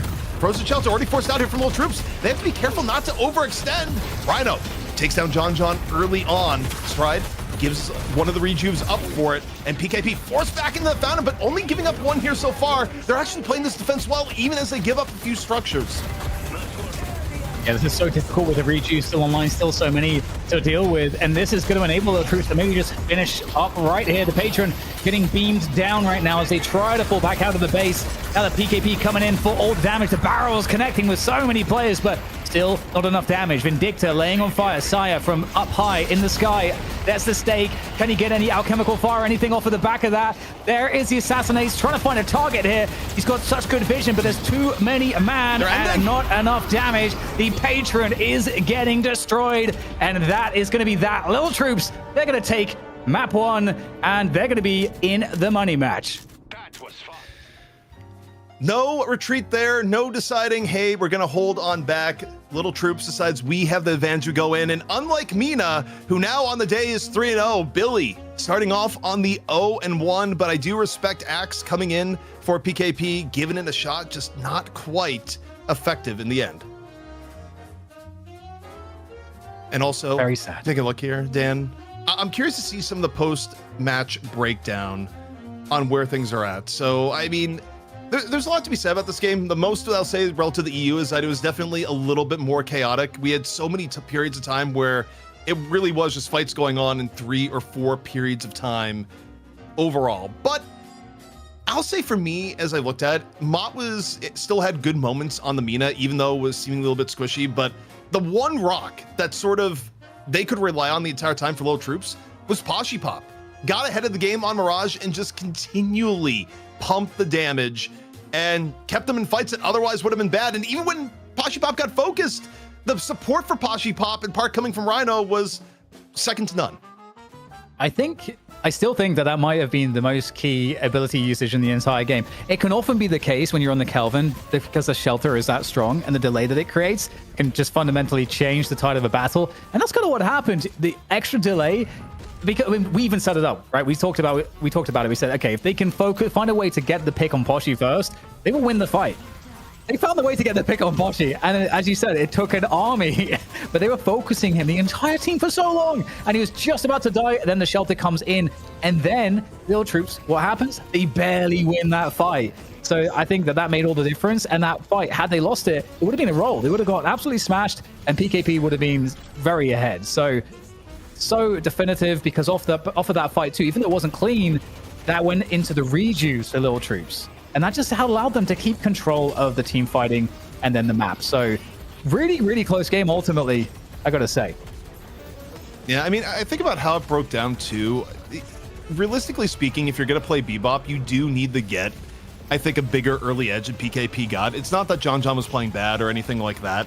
I just think that playing the Bebop did not result in enough pickoffs, especially in the mid game, that would end up snowballing in the higher objectives. Now, how much of that was the idea that you were running an Abrams Billy frontline where maybe the Billy probably wasn't being played the top potential? I would argue almost certainly wasn't being played the top potential, and that's not an indictment on Axe. It's just the hero is new. You take a gamble on a new hero, and maybe it doesn't pay off because there's a little bit more nuance to like executing with him the way you'd want. But I would also point to the resource allocation that happened is that Lil Troops had a little bit more map control, and as a result, Brayden was getting caught on the bad end of some of these fights, probably died a little bit more than was ideal. And you just had this big gap between the damage end where Pashi Pop was, effectively a raid boss at the end. And, Brayden as Infernus existed, but we didn't really talk about it all that much because just Brayden wasn't able to create separation farm-wise in the game. Yeah, it's a tough one. I'm now trying to think about how you would enable Billy more. I think you want lockdown with it, like a Moe and Krill with the combo, but at the same time they had Vindicta, and Saya played an amazing Vindicta game because you have Stake off of that. Obviously, it's not quite as good and not quite as guaranteed with the melees and stuff, but still you had the lockdown, which I think is part of the battle with Billy, is to enable him to get close to the opponents to get the opening salvo off, and that's kind of what sets him up to start rampaging through the fight. But yeah, ultimately, I mean, speaking of Saya, he really kept the game alive for his team, I feel like. Again, just showing why Vindicta is so highly valued, and with a lot of damage output, but still, wasn't enough ultimately. We saw, again, Mina being a pretty consistent threat, as we also saw at EU. Yeah, I mean, I think the funniest part in terms of the stand and fight dynamic is that generally speaking, Bebop has had a monopoly on, oh, it's the hyper beam. I guess we should probably back out or immediately interrupt it. In this case, there was one moment where Mott saw John pull out the hyper beam and said, actually, I will see your hyper beam and raise you a swarm of bats. And it's a situation where it's like, well, okay, swarm of bats go in the wind. So a few changes there where I actually think between the ability to just pop a Nox Nostra in the face of a hyper beam and actually have it be okay, and the fact that you can disjoint Bebop's bombs, I kind of feel like Bebop doesn't necessarily love the matchup versus Mina between the two. That's just my gut feel. Obviously, not a lot of data on that here so far, but as I look at that interaction, something to keep in mind as the hero roster gets more in depth and drafting becomes more about counter picks rather than necessarily picking the things that are always on top. Funny, we actually see Rhino with 47k healing, and I think 10k of that was probably in that one shelter when he was just pumping the heals into Poshipop that we mentioned previously. But yeah, anything else jumping out to you here, ZP? As I'm looking at here, going across the stats, I would say probably isn't the immediate best showing for Billy. I think based on his kit, I would probably expect more damage to be able to be done. But again, I just think it's a gamble you pick where the hero was out for an hour and a half max before we were able to play this game. So, all in all, that's going to happen. That's not really on Axe. That's just you take the new hero gamble. Sometimes it pays off, sometimes it doesn't. But I would not look at Billy's stats here and be like, Billy's not very good, because there's a world where we go into the next match and Hydra Nation, maybe they have a take on Billy that is in fact really, really good. So we'll just have to see. We will have to see. And I think we're going to be rolling into our MVP in a moment. This was a very interesting game, ZP, because I feel like one player did stand out, at least on the winning team, head and shoulders above everybody else. I almost want to start talking about. Yeah, we'll start talking about it. Production will catch up. Can I do it? Catch up. Yeah. We'll break the silence. And yeah, it's got to be Poshipop. Mirage not being seen in EU today, but still, you saw the power of a Mirage when they got ahead of the game. And I mean, Poshipop partly achieved this by avoiding team fights within the early game. When the rest of the team for Lil Troops was making fights and keeping PKP occupied, Poshipop was just, I'm farming, and then doing more farming. And as a result, Poshipop was able to build a very healthy 5 to 6k soul lead, around the mid game. I think it was around like 15 to 18 minutes where the lead really became pronounced. And from there on out, anytime we went to Poshipop's point of view, it was just forcing players like John to run for their lives, where you're a threat to Bebop with a hook, but the also threat is Poshipop holding W and spamming left click in your general direction. Just kind of the pressure that Mirage will put down later onto the game. And also, I love the new data we have here. Items bought and when for tier 2 and above. Very sexy. Yes, there's gonna be a lot of screenshotting, I think.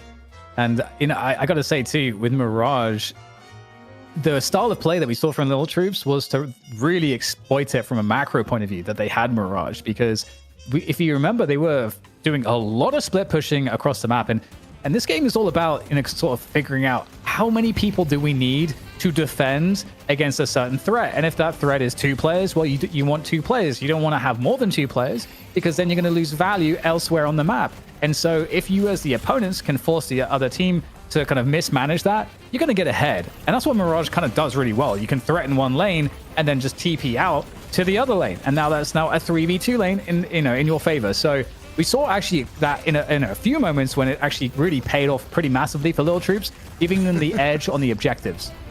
Also, I don't know if we can actually adjust highlights on the reel, but I would love to go back and watch that again. Just we got the up close and personal view of Mirage just not dying.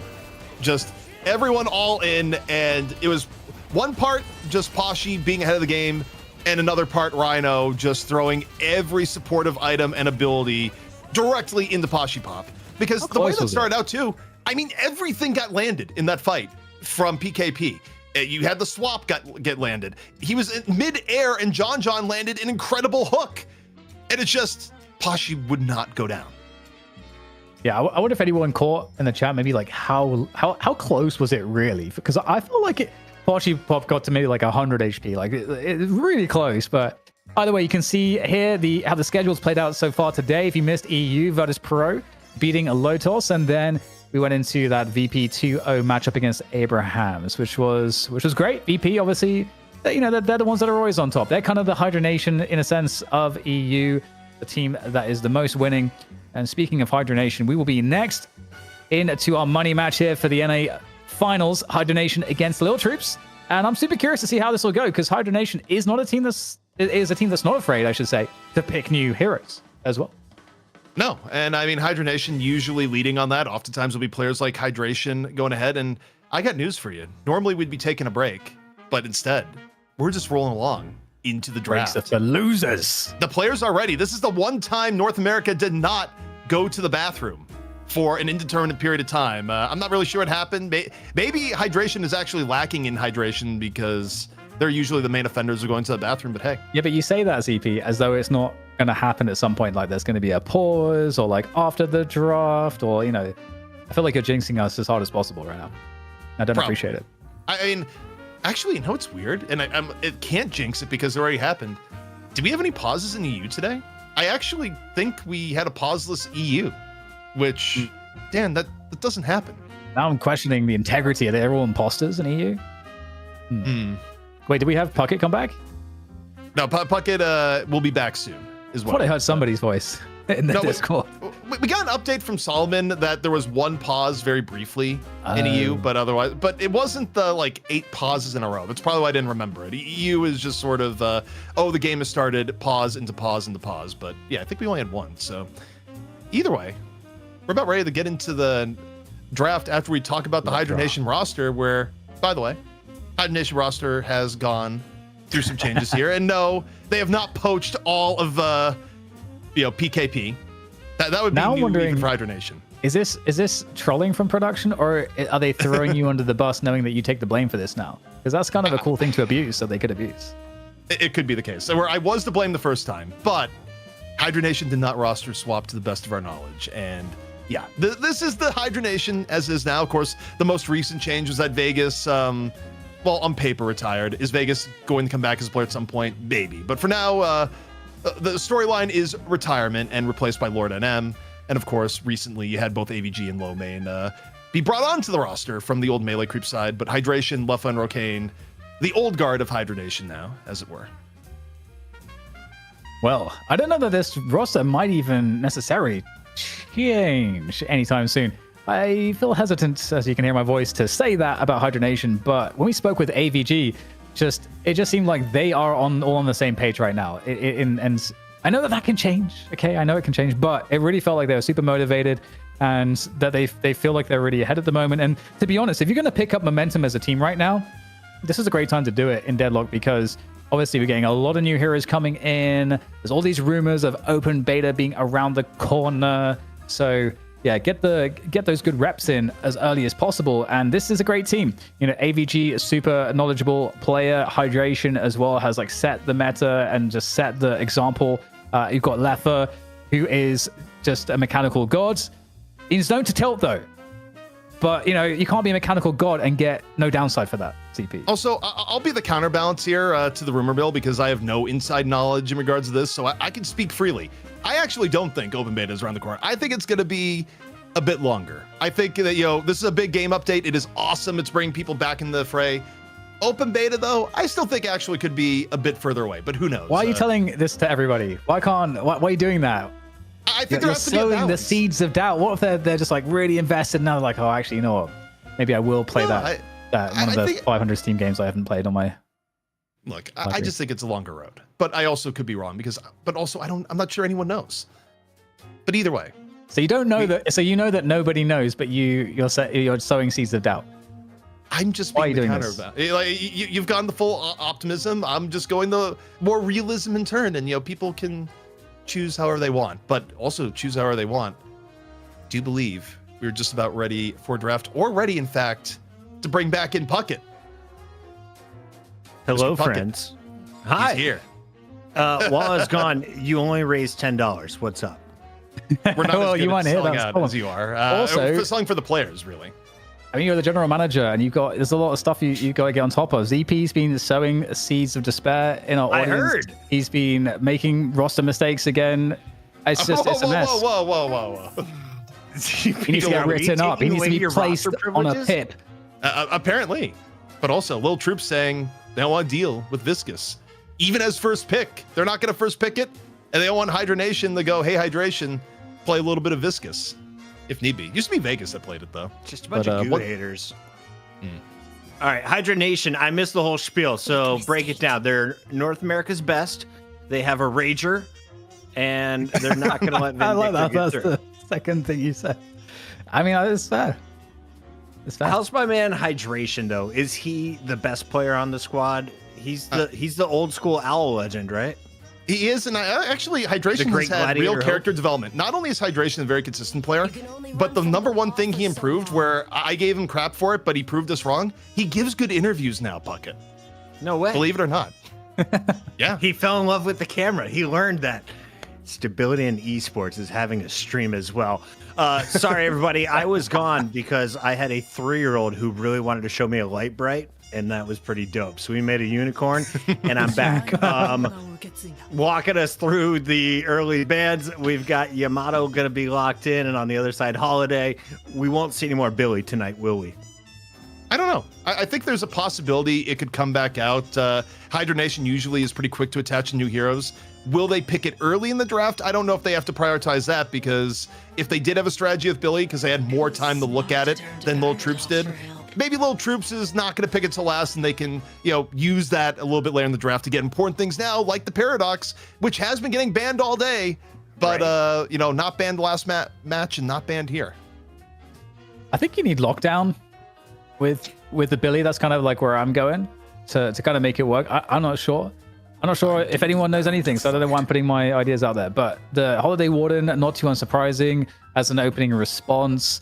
Teams are definitely prioritizing more of the kind of the core strategy behind the damage, and they add in the damage a bit later.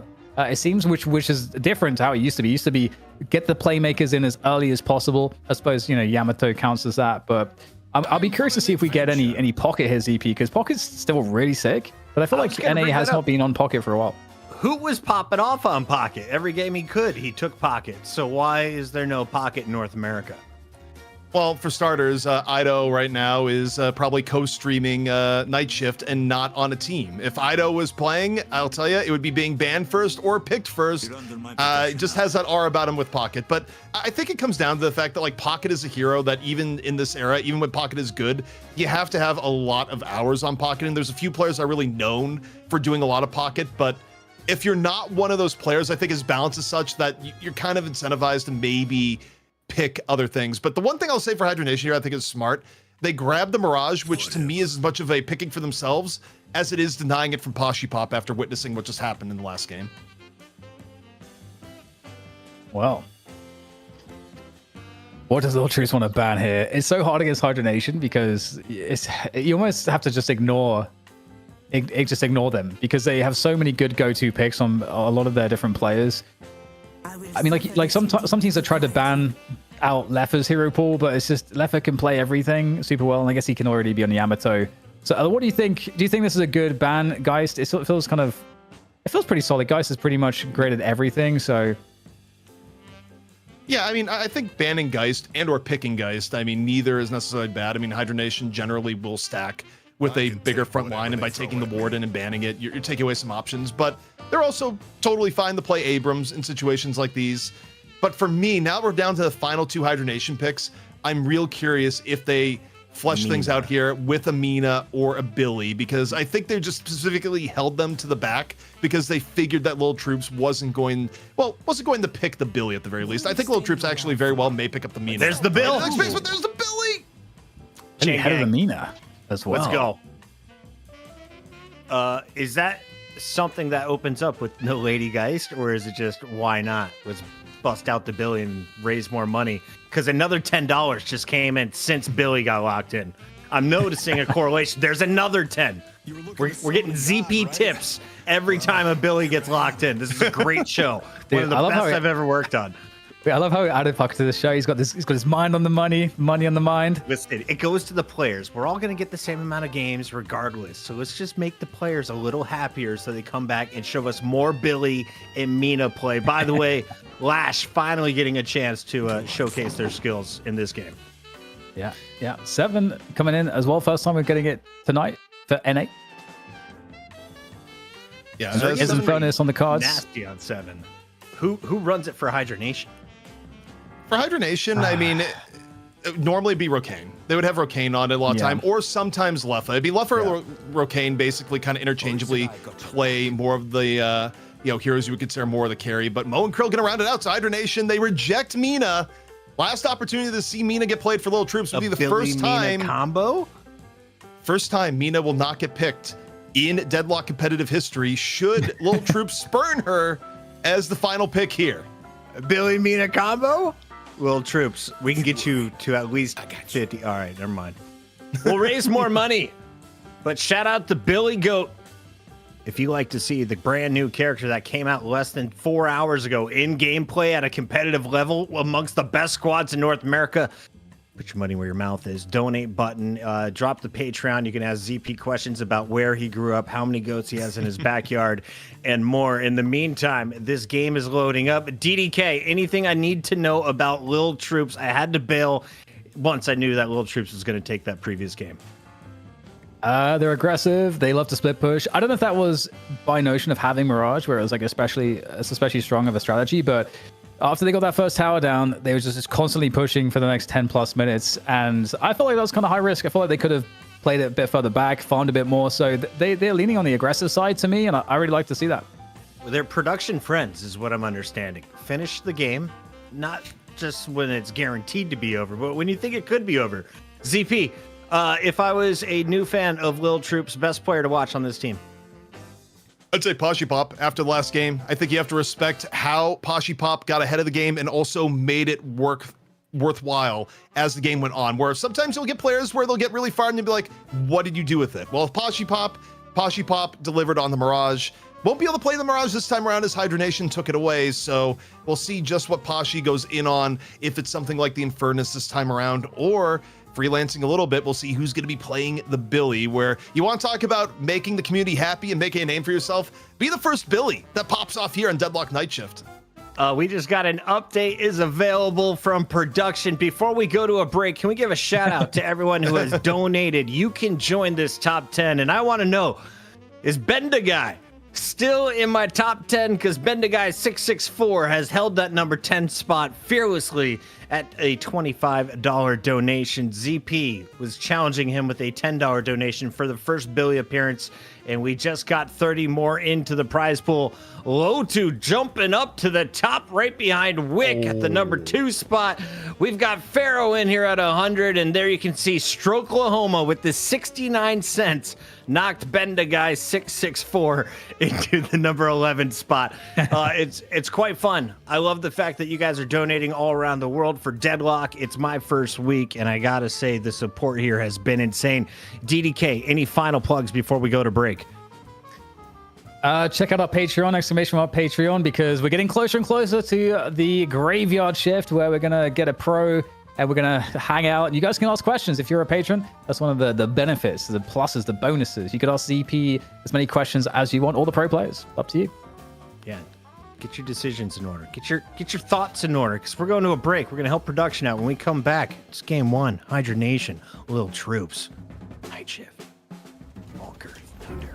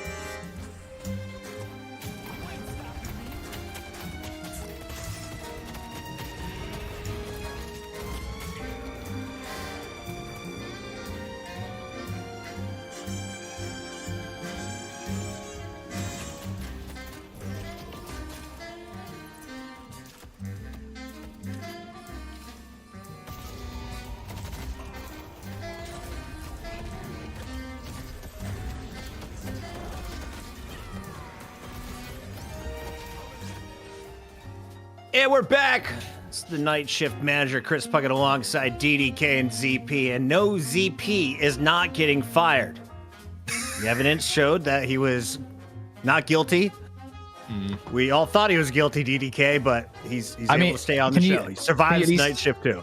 Can you at least put him on a performance improvement program? Oh, no, don't pip me. Please. I don't know if he's ready for a pip, mostly because management hasn't prepared anything, but I put the cat facing ZP to watch him closely the rest of the show. Here we go. We got Hydra Nation, Lil Troops, and during the break, we made $0.00. But that's all going to change because the people here, there's 1,200 sitting on Twitch. There's another 500 on YouTube. The kick streamers are off gambling somewhere. I don't know if anyone made it into our kick stream. But there's going to be some money out here for some good play. And you're guaranteed to see some good moments because we just got a fresh update ensuring that Billy is extra powerful. And the newest character to hit Deadlock is going to be featured by the newest challenger to take down Hydra Nation in Lil Troops. But DDK, this is going to be a little harder because it's a best of 3 this time around, no best of 1s. Yep, and you're against Hydra Nation, and I feel like they've got a lot of like comfort picks. They've got Hydration, who can do Mo and Krill, Rokane for 7. I think Yamato's probably going to Lefa, AVG on Mirage most likely. You know, it just feels very, very scary, and we don't know what is the best way for Lil Troops to integrate Billy. I think the Infernus pick right at the end was probably good to get that anti-heal available against some of the tankier players on Hydra Nation, but it's going to be tough. ZP, I think this logo means that our game is ready. The Lil Troops survived the fall. They got yeeted off the cliff, but they came climbing back as champions. Now with a Billy in their own lineup, can they get back-to-back W's against the best team in North America with a rotating roster in Hydra Nation? I just kept assuming the gameplay was going to start, but the gameplay hasn't started yet. Here it comes. Z Pizzle, let's go to the GOAT. What are we seeing? Well, we're seeing I love the zipline animation where, why use your hands? Just chomp onto your baseball bat. The style just out of this world. And that's a Christ Dare from Tony Hawk 2, for those who recognize. He's got little devil hands too as well. And we got the pause. You'd think it was EU, but no, it's just NA. So quick little pause. He's in the lobby. Understood. No surprise, Rokane. We take a look at the Billy Club.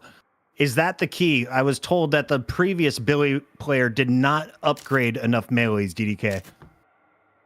I know, but to be honest, when I look at that club, it reminds me of Negan from Walking Dead. I don't know if you guys seen that. Yep. I don't know what it looks like if you put a mask on. Because he's kind of like lanky, like Billy as well.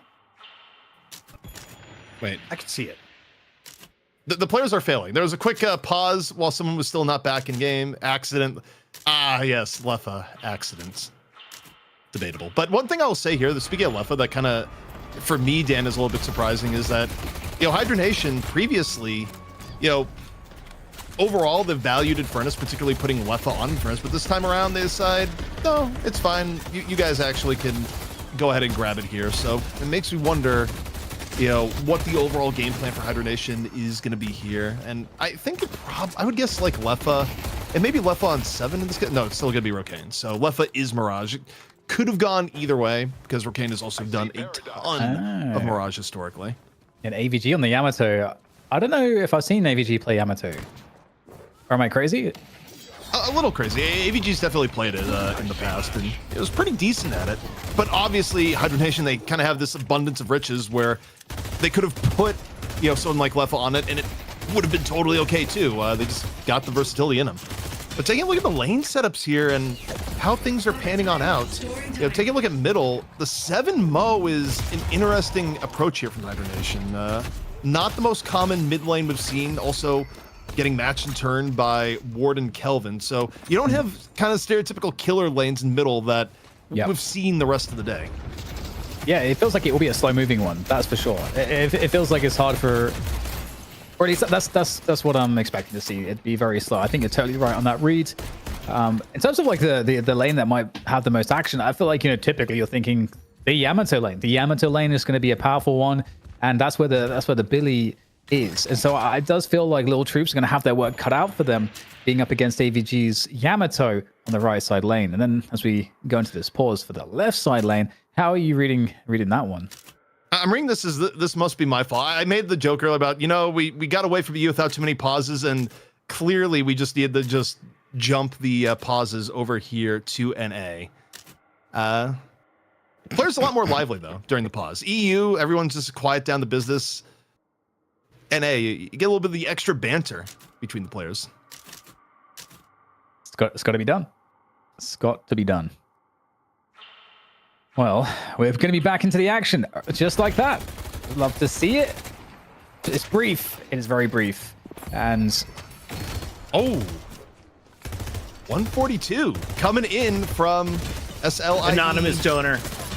There you go. Anonymous donor is probably the proper way to describe that one, but love to see it. Prize pool going up even more, and Billy's been going down. Stride has had a really rough lane here so far. DDK, it was going to be my point pre-donation. Not the easiest start for Billy. No, that's what I'm saying. You're up against the Yamato. That's usually going to be the strongest lane.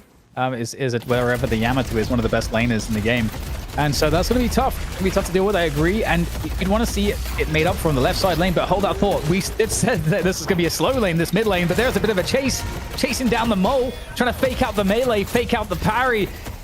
And he's going to come out on top here. Looks like both teams are now able to kind of get on their respective sides, but it's actually going to be Lil Troops that are going to have to fall back here. They are trying to get out of there. They don't like it. They don't want any more of it.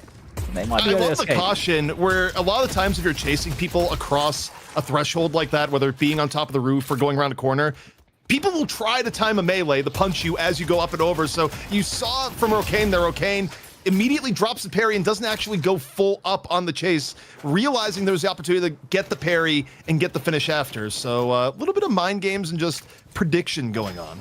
ZP, going back to our anonymous donation of $142, which goes to the player's prize pool, it says ZP is definitely on a performance improvement plan. Confirmed. Oh, man. I mean, couldn't you guess who donated that? Was it Low 2? Was it Low 2? It's anonymous. I feel like the call came from inside the house. That's what I'm saying. I like the fact that it was 142. It's definitely someone European with that conversion. We take a look at our prize pool. There's definitely room for a 62-cent donation if anyone is willing. We could throw another $12 on there to make some around 1,200. Goal is to hit 2,000 though. So if you're feeling rich and you hate pauses, give us something to talk about. Now, I do wonder, every now and then there are mini patches that come up and over. So before people go like, oh, NA just has bad computers, we did just get a new mini update right before we went live here. So there's always the chance, it's rare, but sometimes something just gets like broken for 5 minutes and then gets fixed right after. We could be in one of those scenarios, but in this case, we're just gonna pause, we'll play it out, and go from there. And hopefully the players' PCs calm down a little bit. That is the hope. And I think, again, the hope for Lil Troops is that they can have a good lane on this left lane against Mirage and Abrams, though. That's a difficult one. So, it's taken us 4 minutes to kind of essentially assess the lane matchups, but we'll see if they play out as we expect. There is a fight on the left lane as well as the right lane. The first Guardian going down is definitely a huge advantage for the team that gets it. They're able to then apply a lot of pressure, pull players off of that lane, start attacking other ones. So it's a big deal. Mott, massive parry, takes down Lord NM right after, right in the face in Death's Door. Should have been an easy kill for Lord NM, but the miracle parry saves the day. Elsewhere on the map, Hydration Seismic Slam, not gonna be enough to save Pashi Pop on the burn down. And Lil Troops making this competitive versus Hydra Nation here so far. Yeah, this is really important. Again, I do feel like first year against Hydra Nation, and they have really good early lanes, obviously because they've got great mechanics. They worked on the early lanes quite a lot, and so they're strong here. They've got good matchups, but in comes the Lash here over the top here, trying to take down the Mirage. Leper, though, is Leper, so he's hitting all the shots. He's able to back away, get some support, and he's off to safety. We do have the collection of the speed movement buff here coming for Mr. Lomain. There's a Sandblast as well. Just get that extra pressure on. Very annoying having a giant mole in your face. Yeah, the combo now a threat where, if you're low main, you can look for opportunities to roam if you're able to push down and get the middle Guardian, but a little bit landlocked to middle here as it were. But you take a look at the left-hand side, and Hydra Nation doing a phenomenal job of just keeping pressure on the left. And of course, we talk a lot about hero combos. What about player combos where regardless of what they're running, Hydra Nation, they just love keeping Hydration and Lefa in lane together. They have real chemistry, Dan, that few players have, I feel like. But on the phone, Death Slam up and over, coming in from G-Freak, trying to make something happen here. A little bit more damage on the Hydration, having to take the Guardian for a bit of cover. Not enough to kill Hydration, and in fact, the Guardian gets pretty low in the process. Yeah, still pretty impressive stuff for Lil Troops, I think. In terms of the tower damage, though, that's the real thing. And obviously, one Guardian down in favor of Hydra Nation, and then they got this left lane Guardian down real low as well. At the same time, we've got Hydra Nation focusing on the mid lane there for the time. 3 players in that position, seeing if they can find anything. And this left lane is once again under attack here. Hydra Nation will have so far fended off these attacks really well. Some chip damage coming on in from Pashi Pop, but not really able to do too much more here without some assistance. But speaking of assistance, Lil Troops are going to get it. Here comes the gank attempt off the top. Going on in, Holiday. No lasso, but just a barrel and a bunch of left clicks over and in. The rest of the team, though, coming on in. The goal, of course, get the Guardian, keep pressure on all ends, pick up some kills if you can. And Hydration knocked up from the barrel, getting super, super low, still alive. Chase down, coming in from all angles, and Hydration nowhere to go.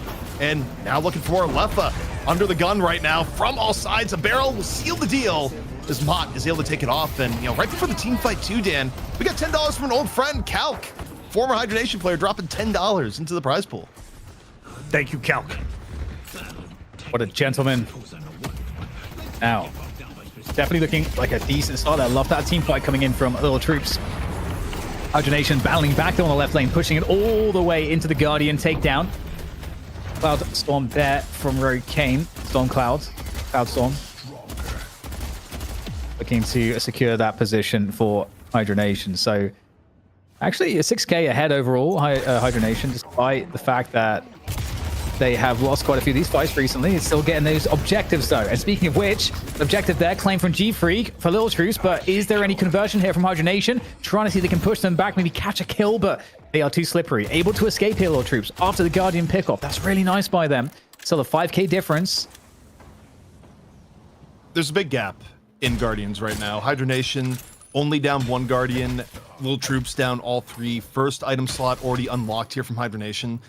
I was writing a guide recently that just sort of, help people get in the Deadlock. And on the early game, one of the things I wrote down was the idea is like, it's a good early game in Deadlock, Dan. It's when you're up, at least 3 to 4K in souls and you got all Guardians down before 10 minutes. Hydra Nation has met that goal and then some. So if you're Hydra Nation right now, you're very happy with the laning phase and where you're at currently. And even income allocation wise, you talk about how Yamato can just take over a game. AVG is nearly at 9K before the 10-minute mark, close to 1,000 souls per minute. That is an absurd rate of farm early on for Yamato, who can be one of the biggest threats in the game. Certainly can, and just leading, getting that momentum into that mid game. It gives you just all the control you can really convert. We'll talk more about that when we get to that mid game, but we are at 50 seconds away from the first earn, so always interesting to see how teams prioritize or not that first earn. Not worth an enormous amount in the soul value, but we have a potential initiation coming in here from the mid. Lord and M looking for that paradoxical swap. He's in between 3 players though. He's up on the roof trying to find the information, a bit of harass. Does have a teammate low main on the Murin crew with him, with Rokane not too far behind, so making sure that they have good information as to what the opponents are doing. Are there pick opportunities down in those neutral caps? AVG also just find the opportunity to just dive on the G-Freak over on the right, where, by the way, AVG and Hydration, they're just pushing on Walker right now. And in fact, Lil Troops are gonna have to move someone over there, Dan. They actually can't just assume it's gonna fix itself, or they will be down a Walker around 10 minutes of the game, which is disastrous. Well, pressure is on that mid lane. Again, it does still feel like, in terms of the macro, Lil Troops holding on pretty well so far. Nice catch though, lasso on to Hydration. He's got no HP. He is absolutely just dead. Deader than dead. And that's a great pickup there. 5K difference on the souls. Still feels like Lil Troops have a good level of presence across the map though. One thing that's easy to forget when you're watching competitive level play is that the lasso is still a skill shot. You're not guaranteed to hit it. Maybe it's a little bit easier to hit on Abrams because, let's face it, he's a very, thick body, all muscle, but still very thick.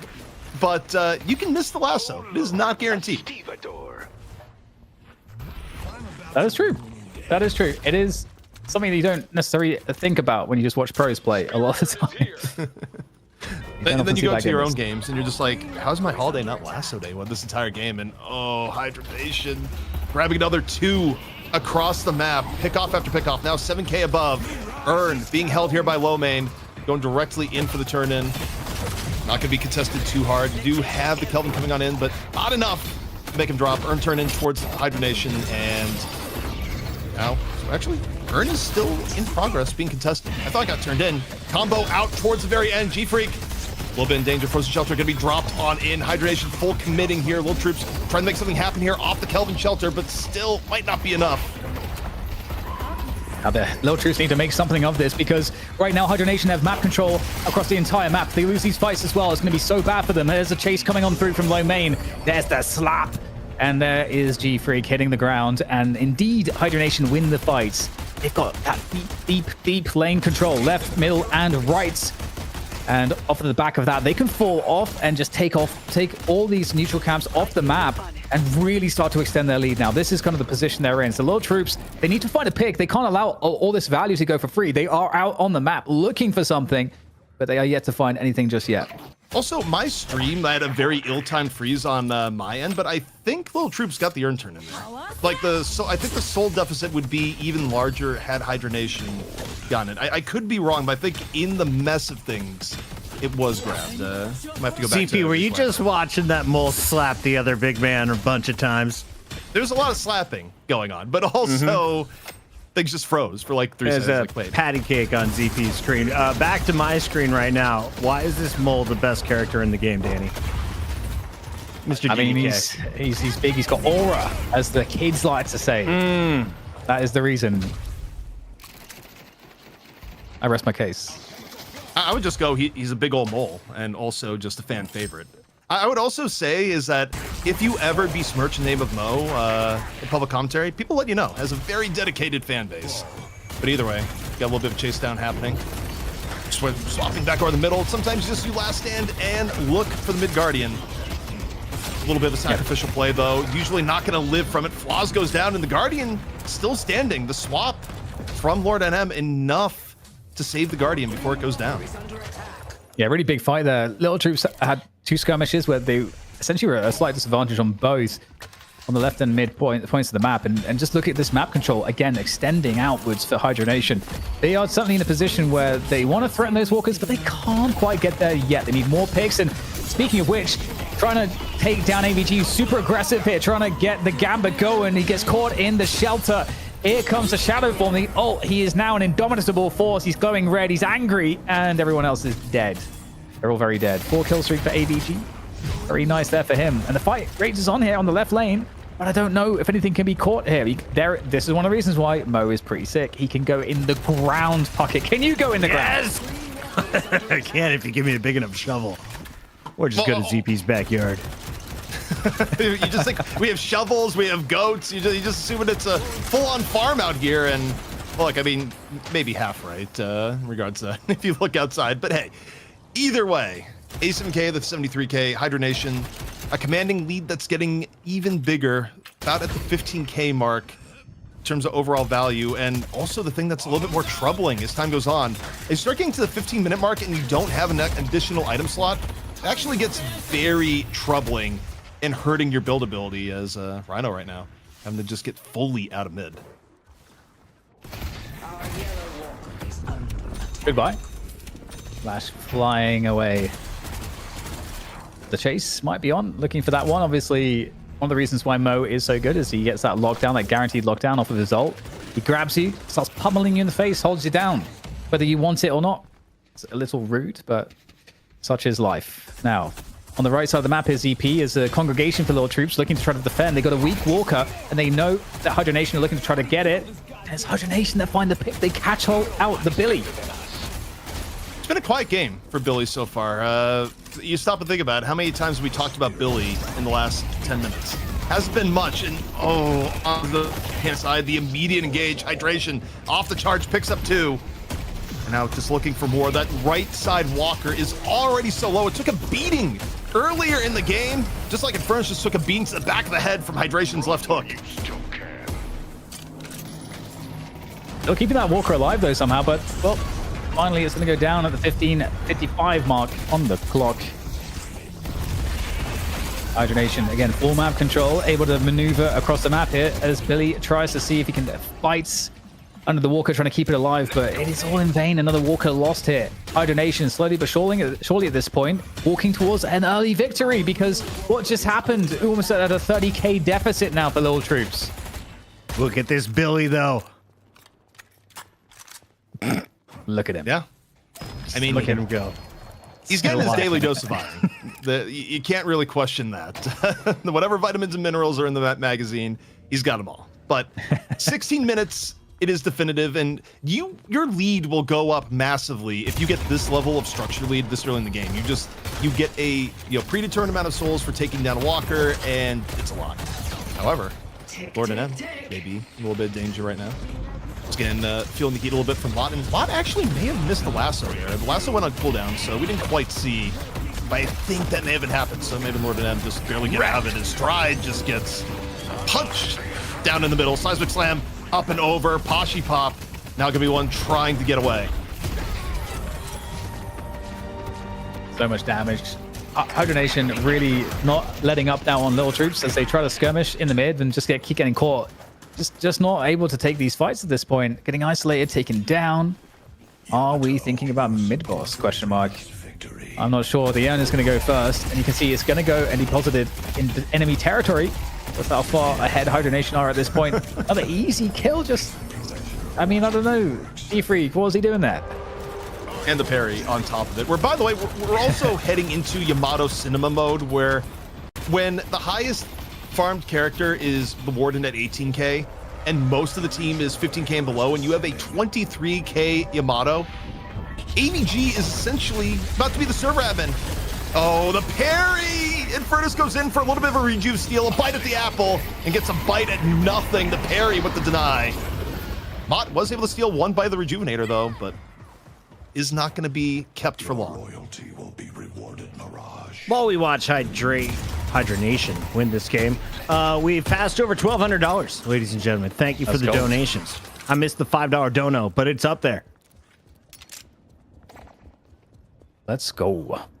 Okay, well, Hydra Nation. Oh, we spoke over each other's EP. I apologize. My turn.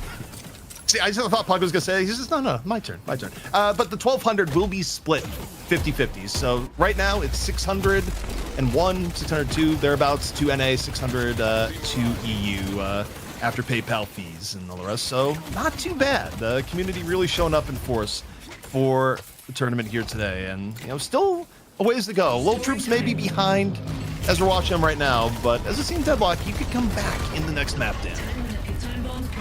That's how it goes. That's how it goes. You can make your adjustments. You can adjust.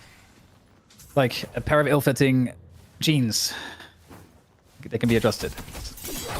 Or thrown out. I mean, depending on how ill-fitting they are. So, sometimes it is best to, begin anew, which is what Hydra Nation does anytime they, lose a match in competitive Deadlock. I actually learned about this. It's an ancient strategy. Genghis Khan learned it growing up. So rather than just making yourself as strong as possible, you should spend 10% of your time just creating chaos amongst all the other teams slightly below you. Therefore, they'll just keep pulling each other down while you stay a little bit stronger. It's going to work out really well in the long-term strategy. The only thing about this, NA just makes their own chaos. Like, they're ahead of the game. Flash, G-Freak, unable to get away, where just an easy drive-by here from Leffa, who is also just put on pretty good Mirage performance in this game. Nothing too flashy, but consistent across the board. And Hydra Nation, what more can you say here, Dan, but consistency, both in the macro game and on the micro-level plays. Now just looking to put this one away. Not really wasting any time. They certainly are not wasting time. Time is money. And these shrines are going down. They are going down. Not too much to be done here for the Lil Troops. Just kind of got out of hand. I mean, you could kind of see it happening slowly but surely. I think one thing that I was really enjoying was just how Hydra Nation consistently were just always taking more and more map control. And they just know how to leverage it too. It's a beautiful thing. Seeing good macro is a beautiful thing. Second stage patron coming on down, and Hydra Nation, they're not pulling the we need to go farm and be safe. With a 50k lead, they are ready to defend their throne here in the money match. Deadlock Night Shift, shift number 2. It's gonna be Hydra Nation striking first in the best of 3. Frozen out a little bit by the Kelvin, but that won't stop him. This patron gonna go down as Hydra Nation goes up 1-0 to kick off our NA final. Man, the patron, he's just looking helplessly. He's just like looking at people. He's like, can't do anything though. Feel bad for him. That blue little sad face. Seems unfair. Just the explosion towards the very end, and the ritual is complete.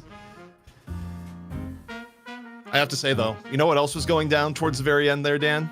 Billy's win rate. Billy's 0-2 in Deadlock Night Shift here so far. It's not looking good for our favorite GOAT. Yeah. Mina 2-0, Billy 0-2. Slight difference in the two characters, and guess what? You are the reason he's here. You voted for him, not me. I'm happy he's here. Billy, welcome to the show. We got DDK, we got ZP, and a game with a ton of pauses has come to an end. DDK, when did you know that this was a one-sided affair and Hydra Nation was walking away with the W?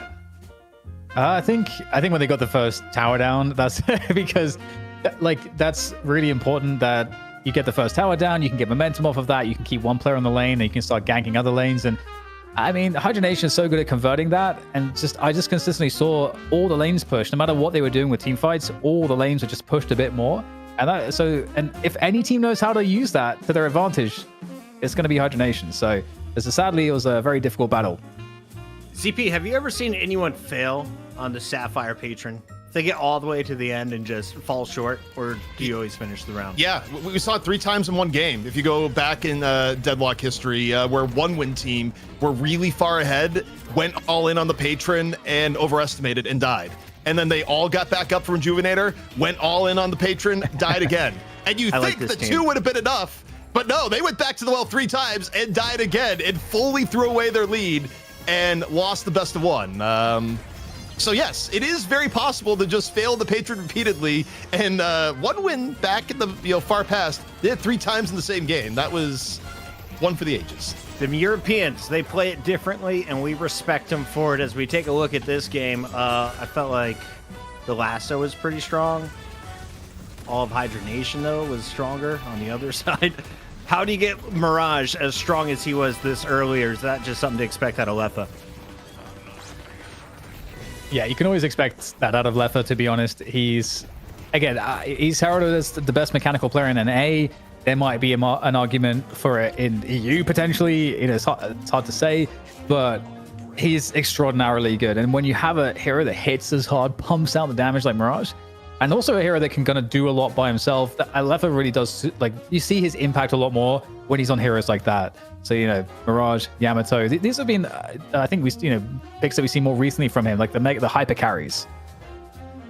CP, tell me the comeback story for the Lil Troops. They stop playing with their billy goats, and they get gruff. How do we battle back in this best of 3? I mean, I think you kind of touched on here. I think if you're Lil Troops, I don't think the Billy really worked out here. I don't think it's your fault. I just think the hero's a little bit too new. And I think what you do here is that you use Hydra Nation's hubris against them, maybe. You play standard, you do the best draft you can from the heroes that you had available going into the day, and let Hydra Nation, as the champions, as those that feel like they're above it all, let them pick Billy and see if Billy goes 0-3, that brings you to a map 3. Or maybe Hydra Nation looks good on the Billy, who knows? But I think if you're Lil Troops, I would put the Billy to bed for now, just because it needs a little bit more time to be learned. Subscribe to PewDiePie is raging in chat. Why did you effing vote Billy? First time responder, Unicode Bond. He's a goat. Simple answers, simple questions. You are watching Night Shift. No, you're not. Yeah. After Dark. This is shift number 2, and we are going into another fight, another battle in the best of 3 between North American juggernauts. Hydra Nation has worn the crown more than anyone else. Will anyone challenge them for it? Lil Troops can, right? Who's their star player? I saw Flaws in the chat talking mad shit to Goobster earlier. It's been quiet. Poshy Pop was popping off in the previous series. Not easy to solo carry. Is it a team effort, or is there an individual that can backpack this team, DDK? I mean, it's difficult, right? Because Poshy Pop was playing Mirage last game, where you can stand out on your own and do. I mean, that's kind of the role, is you play on your own quite a lot. You play lanes by yourself, all the rest of it. Virtus doesn't get going in the same way as that. So I think it's kind of easy for Hydra Nation to kind of just take some of those danger picks away from Poshy Pop. But we'll see. Poshy Pop had a nasty Wraith back in the day, and I'm surprised that we don't see like a Wraith or a Haze, actually. And I think those could be pretty nice carries for Poshy Pop to potentially play. But we'll have to see what's available. We just need that 30 kill differential to be about 5 or 10, and we could have a closer game. ZP, what is the biggest beatdown you have witnessed in a final for NA? Ooh, in the final for NA, I'm not sure. We had a best of 1 where I think we had GBG. We wanted to give them a shot in NA, and I think that game went maybe about 13 minutes. We have had a few just clobberings in the BO1. Usually, I mean, even if you get crunched in the money match, generally speaking, it's still not going to be like completely one-sided. What I would like to see, though, from Lil Troops is that in terms of hero selection here, I would like to see them try and get the Mirage if possible. They are going to have to prioritize it higher in their draft based on the fact that Hydra Nation was pretty willing to take it on their second round of picks. But I think change it up a bit. Poshy looks good on the Mirage. Get him on it once more, and then, hope Hydra Nation goes a little bit into the new heroes and then messes things up a little bit because they're new. Hydration. Hydra Nation. Let's get weird. Let's pull out some Billy of your own. Let's see if you can win with a Billy. If you're that much better than everyone else in North America, and Billy is 0 for 3, 0 for 2 on this show, show us what Billy can do. you think Hydration could be the one? I never thought he would be the Abrams player on the team. I thought he'd be like back sniping people from afar, embarrassing people at range, but he's getting up close and personal, DDK. He plays everything. I think he's actually, of all of the broadcasts we've done, I feel like he's the guy that's played the most heroes. Am I? That's right, isn't it? CP, I'm pretty sure it's Hydration by a stretch.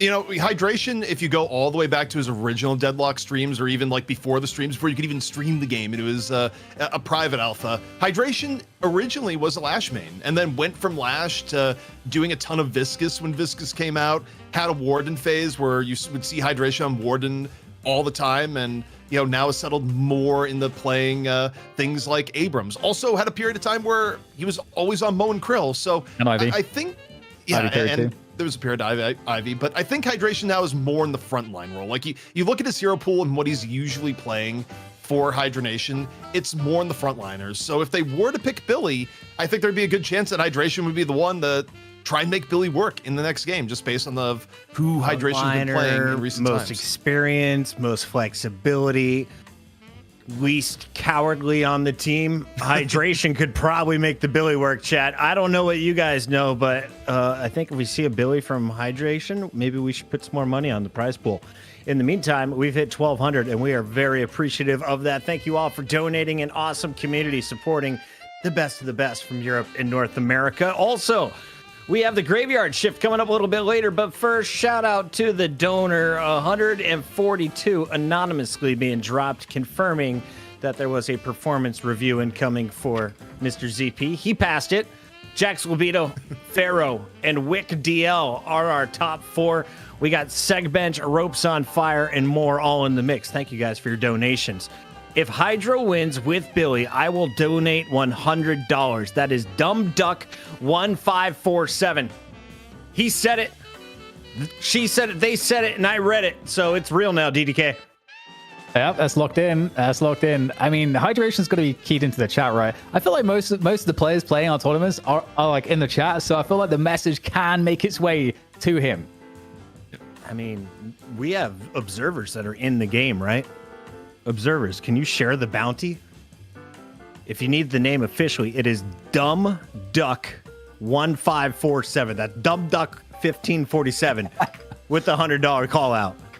We need to see some Billies. Don't ban them. Let them through. ZP, anything else you want to see as North America's Best takes on the newest challenger? Yeah, I want to see Hydra Nation do it. Do it for the people. Bring out Billy. Give Billy his first win. Don't let Billy go winless here on Night Shift in his debut. Also, I got reminded I was unfairly slandered GBG. It was MTB that got the thrashing. Merc Takes Bub Shots was the name, and they got shot in that game is what I'll say. You made it to the stage for it to happen, though, bud. Well done. I left to donate for ZB. Go ahead, Dan. Sorry. One more thing. I want to see Bend a Guy not let these people shove him off the top 10. Yeah. Bend a Guy 664. Where you at? Welcome back into the top 10 with Bend a Guy. What a guy. 2570 would get you up there, I think. 2569 is the top 10 spot for now. We have the longest Night Shift game. League DL, it's coming. We have a new update coming, which means all of the players will have the freshest graphics, the newest characters, the hottest casters. DDK and ZP will be on the mic after this break. That production is setting up for you all right now. It's Night Shift, shift number 2. It's getting messy. Throw up on the floor. We'll clean it up later.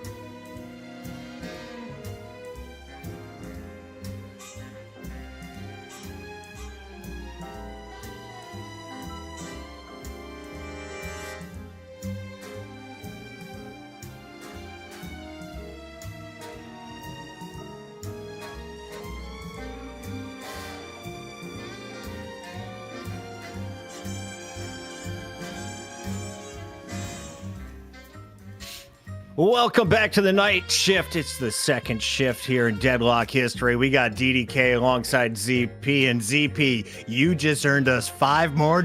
What do you have to do? Yeah, apparently the donators are requesting the me cosplaying Vampire Bat fund, otherwise known as Mina. Look, I can't say that's going to happen, but that's a goal that a little bit terrifies me if it gains any traction. Just let you know. DDK, I don't know if I want to see ZP dressed up as Mina, but I definitely want to see more of this lady. Let's take a look at the two new characters coming out and in action already competitively here on Night Shift. There we go. There's the ults. I mean, the damage is pretty incredible out of Mina. I love the mobility as well. And I think one thing that Listic really highlighted that makes Mina really sick is, I mean, I guess all the abilities, to be honest, but the uptime. And that might be something that gets nerfed. You know, the ability Rake, where you're able to get a lot of HP back after you use that. And, you know, you get more HP back, I believe, based off of the amount of health that's already missing, if I'm not mistaken. And so you're able to just essentially have no downtime when you're creeping neutrals. So you can have like a really high souls per minute, and you can get in everyone's faces because of the mobility being just ridiculous. It looked like Billy was trying to get in some faces, but not super successful on his first night. Mina having the edge in that one-on-one. But what have you liked from our new character, ZP? We've seen quite a bit of it through our first 6 games. Yeah, I mean, when it comes to Mina, I think the thing I like is that it's another character where the skill on it is going to be really expressive. The fact that you have another high mobility character with a lot of ways to get out of abilities that would otherwise take you out. Like the amount of times we're going to see people disjoint effectively using Sanguine Retreat at key moments is just going to be wild. And also just the raw playmaking ability of Nox Nostra, chosen at the right time. You know, you're kind of a sitting duck as you use it, but you're putting out a ton of firepower at the same time. And usually you're not built, you know, as tanky on Mina as you would be on something like a Bebop. So just the watching the character is very entertaining, and we're scratching the surface of it right now. So we'll see where it goes. And also, just a teaser for later tonight after NA wraps up. Remember, we got the graveyard shift for our subscribers on Patreon, and yes, assuming he doesn't fall asleep, we're gonna have Zergy be joining us for a little bit of late night talk. So don't want to miss it. Zergy may be the best 7 that I have seen so far in game. I'm definitely going to be picking his brain. Listic, the best Mina, and if you missed that action earlier from Virtus.pro, make sure you check out our VODs or just scroll backwards on YouTube, because that's a pretty cool function that Twitch is working on, but we don't have right now. And maybe Kick has, but I couldn't find it. It was just a bunch of guys playing slots. Let's take a look, though, at our scores, because it's 1-0 Hydra Nation over Lil Troops. And because this is the greatest community-funded show of all time, we saw a commenter, I should say, Dumb Duck 1547 saying, "Win with Billy, I'll give you $100. Well, AVG instantly said, "I'm on Billy." Someone said a hundo. DDK, does he mean it? Is it real? It might be real, to be honest. I feel like it might honestly be real. Because I actually think has gone for Lil Troops. it's real. And I see this lady constantly taken out with the first ban, but I don't see any Minas gone, and I don't see a Billy removed. Bucket, the next level move now for Lil Troops is, because they probably are listening to the chat as well, is they ban Billy, so they tilt AVG so he can't get his $100. Oh, that's the next level move. Bring down the whole North American economy. I get their moves. Unfortunately, they go with the Holiday. We're going to see some lassos, some bombs from above. Holiday seems to be a must-have player on your squad, ZP. A character you would go to? Yeah, I mean, there's only a handful of good playmakers in the game right now, and Holiday has been top tier basically since inception, where we went through a period where you'd either need Holiday or Paradox, and you were throwing if you didn't have one of the two. It's kind of opened up where you can supplement with a Bebop, you could go with a Haze, but Holiday is still best in class at what she does, which is make plays to give your team an advantage or make plays to get your team back into the game if you are behind. But Hydra Nation, they're opening up front line here, and Warden is still on the table. So Warden Yamato, probably one of the scariest 1-2 punches you could go for, but instead, they lock in the Paradox. Yeah, I think that's a smart play, especially if the other team already has Holiday. There's always the threat that they could take it away, or if you don't get your Paradox in the first 3 picks, it's going to get 100% bans, I would say, most of the time. So 100% most of the time. Well, it's going to be following the Little Troops, though. Most of the odds on your favor. Warden is going to get locked in on the other side for Lil Troops. Third pick, ZP. Predict it before it happens.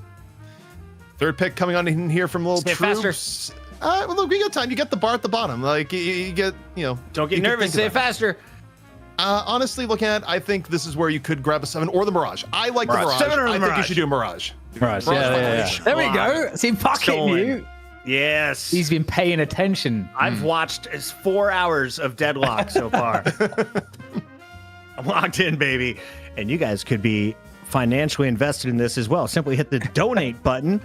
Join the Patreons and ask Zergy those floppy questions of your own. We've got a third player locked in just a moment here from Hydra Nation. It's Lady Geist, a new model for Lady Geist that has the chat going wild. I guess she must have a better hitbox, Dan. Yeah, something. Something's good. I know what, I'm not smart enough to make this like funny. Fuck it. No? Yeah. Okay. Yeah. Well, just stay safe. Sponsor friendly. I'm trying to play it safe. Yeah. Yeah. Smart man. Geist is just what we have used. It's enhanced version of Geist. Overall, all the graphics have been enhanced, and Geist just one of the recipients. That's what I'll say.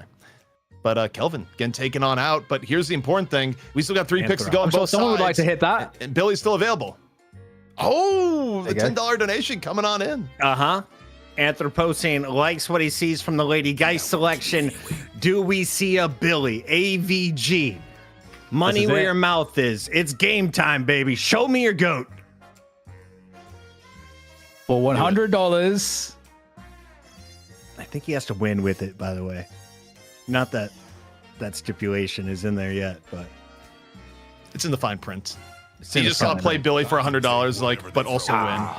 Abrams my name's Hydra. I'm going to go back to the character I played last game. Reigning champions. Real creative. I still believe it's possible. I still think it's a possibility. But it's actually going to be kind of interesting because their comp will be like super deathball-y. And actually, I would want to see a Dynamo in response. If you got like Abrams, Geist, Yamato. I guess Sinclair. Nice. Here's what I think. Sinclair pocket. Oh, we got a sync? I think I've seen the Magic Man. This is one who walks around with his thin stick and like can copy your ultimate. Yep. Exactly. Yeah. There you go. I mean, Sinclair gives you a lot of early lane power. Look at this here, and I mean, Lil Troops, they could either do Mirage Holiday middle, they could do Mirage Sinclair, Holiday Sinclair. The options for stacking the deck in middle are pretty extensive with how Lil Troops is drafted here so far. For Hydra Nation, by the way, I'm going to call it AVG, unless they're putting Left on the Yamato. They probably already have it locked in. Abrams would be on Hydration, AVG would be in Yamato. Where is the room here to pick Billy? I want to be wrong, but I'm looking at who's playing what, and I don't know if I have It's $100. You know they're going to put a Billy in here for a hundo. That is 3 digits. These guys aren't just walking away with $650. They want the whole 700. Show me a Billy. We're all just waiting.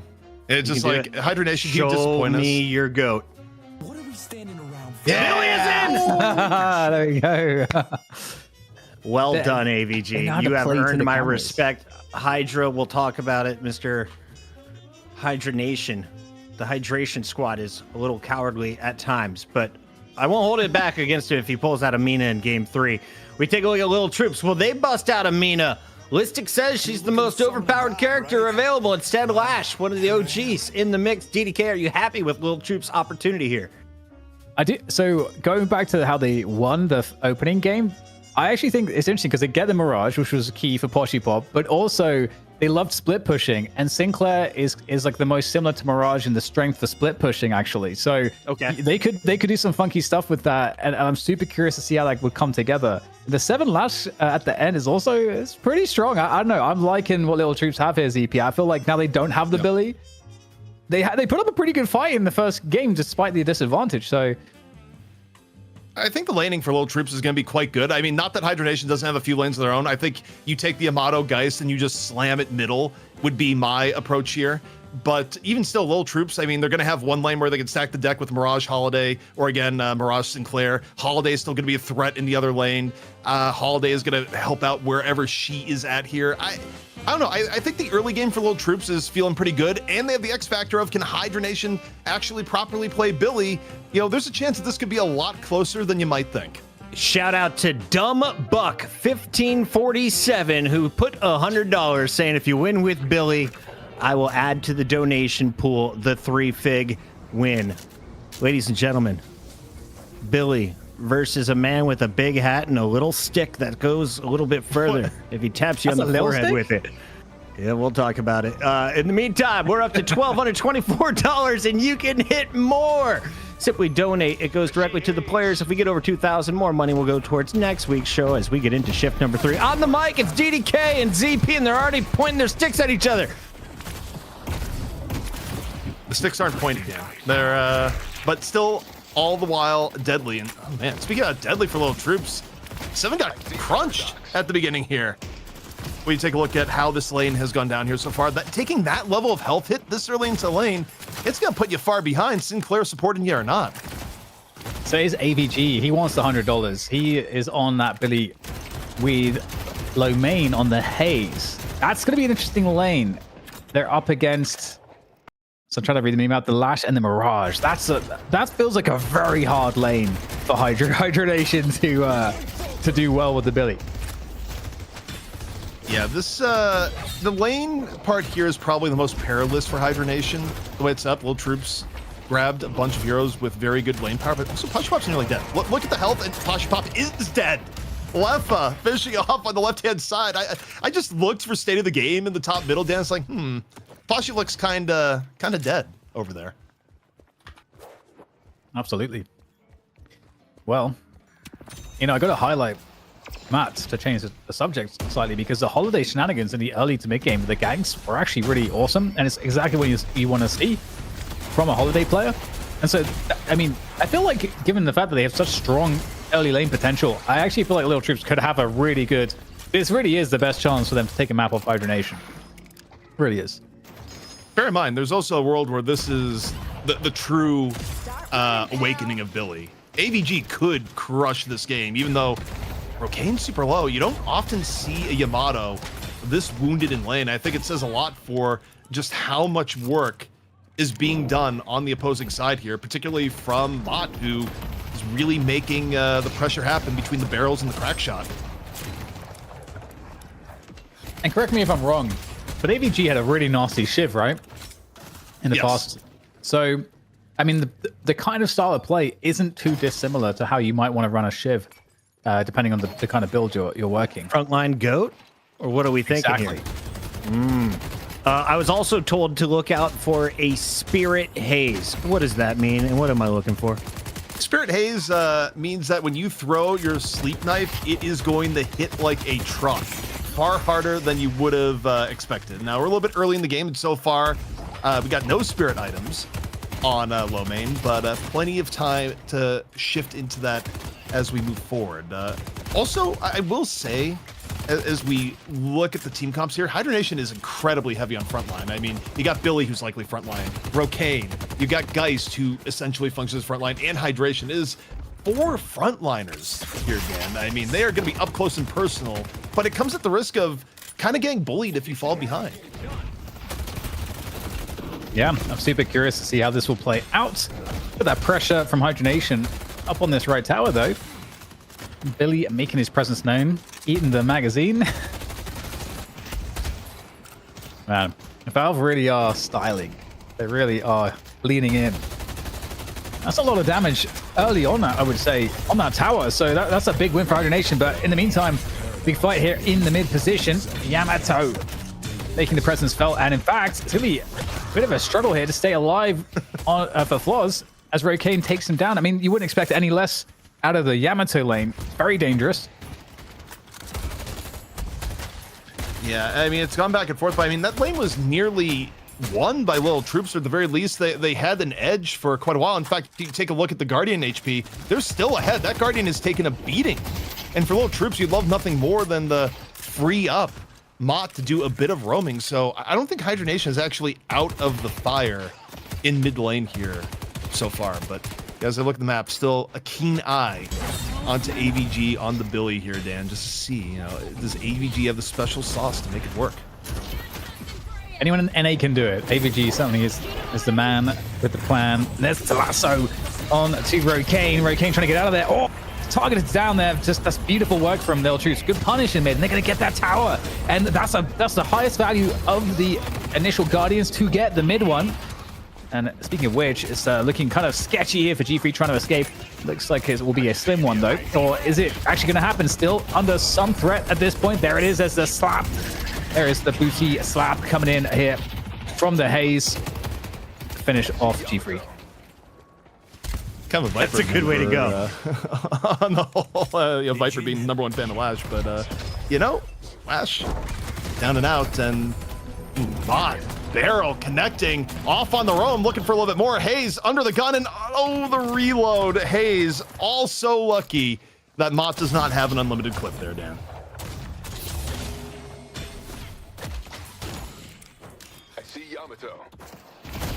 Well, it's actually otherwise looking like Hydra Nation getting some good licks of damage on the 3 Guardians of Lil Troops. So Lil Troops, can they convert off that initial Guardian take into more pressure around the map? They currently are still sticking to the 2-2-2 setup with their 7. Poshy Pop getting some farm, returning back to lane. Now skirmish in mid. And if you are Hydra Nation, you do have to be cautious because you don't have that initial Guardian to fall back to. Leave the goat alone! Oh, they're not leaving the goat alone. They're putting the goat out to pasture. Mott has really just been a huge threat for Lil Troops. 1 middle lane, and now they did the Hydra Nation move, really, where they decide, okay, we're going to swap Holiday off to the right-hand side, and in fact, they're looking for a bit of an overload right now. 3-man rotation here onto the right. There's no way that a Haze and Billy are really going to be able to hold this off. Hydra Nation needs a little bit more support here, or they need to go for a trade, but Dan, I'm not sure any of that is going to happen. It could just be the Guardian being taken here. Yes, definitely looking likely. There's that Guardian going down. In the meantime, Hydra Nation putting the pain on the left side Guardian. Not really much there to respond just yet, but it doesn't look like they're in a position to do too much. In comes the reinforcements there. The Magician off the top rope. And also there's a Warden lurking nearby as well. There's the parry, but surely we're going to get an additional player on the way in. As the fight continues here in mid as well. There's fights breaking out everywhere at this point. Flying strike, G-Freak under the gun, gonna fall, not quite able to escape. Take a look, Rokane, still chasing down, not the healthiest here, but still thinks there's a bit of opportunity. Landing a little bit of damage in, now swapping to the Guardian. Elsewhere, Rhino able to get the better of Hydration, so Lil Troops still finding opportunities across the map, and once more, you just see Mott rotating over, being like, I guess it's time to get another Guardian. Will be the 3rd Mott has been in on the game, and there's only 3 now. Yeah, 7 off the jump pad there, trying to get out. There's a stun to assist that. In fact, in comes Stride, able to get the finish off there as well.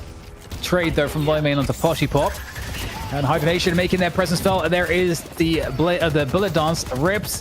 That's going to convert into Stride in that mid position. So the first Guardian being taken down finally for Hydra Nation. But still, Lil Troops certainly ahead in this one at the moment. ZP chat is clamoring for more Billy, but if we went to his screen, they wouldn't be happy with what they're witnessing, right? It's been a little bit rough for AVG. Right now, the player that's been making the most impact on the game has undoubtedly been Mott, just being super mobile going around. But AVG is still in it in soul allocation, not really behind. In fact, still ahead of multiple members of Lil Troops. Also, interestingly enough, when you take a look at the Lil Troops aggregate here, even though Poshy Pop did so well in the Mirage back in the best of 1, they put Stride on the Mirage this time around and Poshy Pop onto the 7, so had to be some hero pool considerations for that to be the case. And it's been a rougher game for Poshy Pop so far here relative to what we saw when Poshy Pop was able to play the Mirage back in game 1, Dan.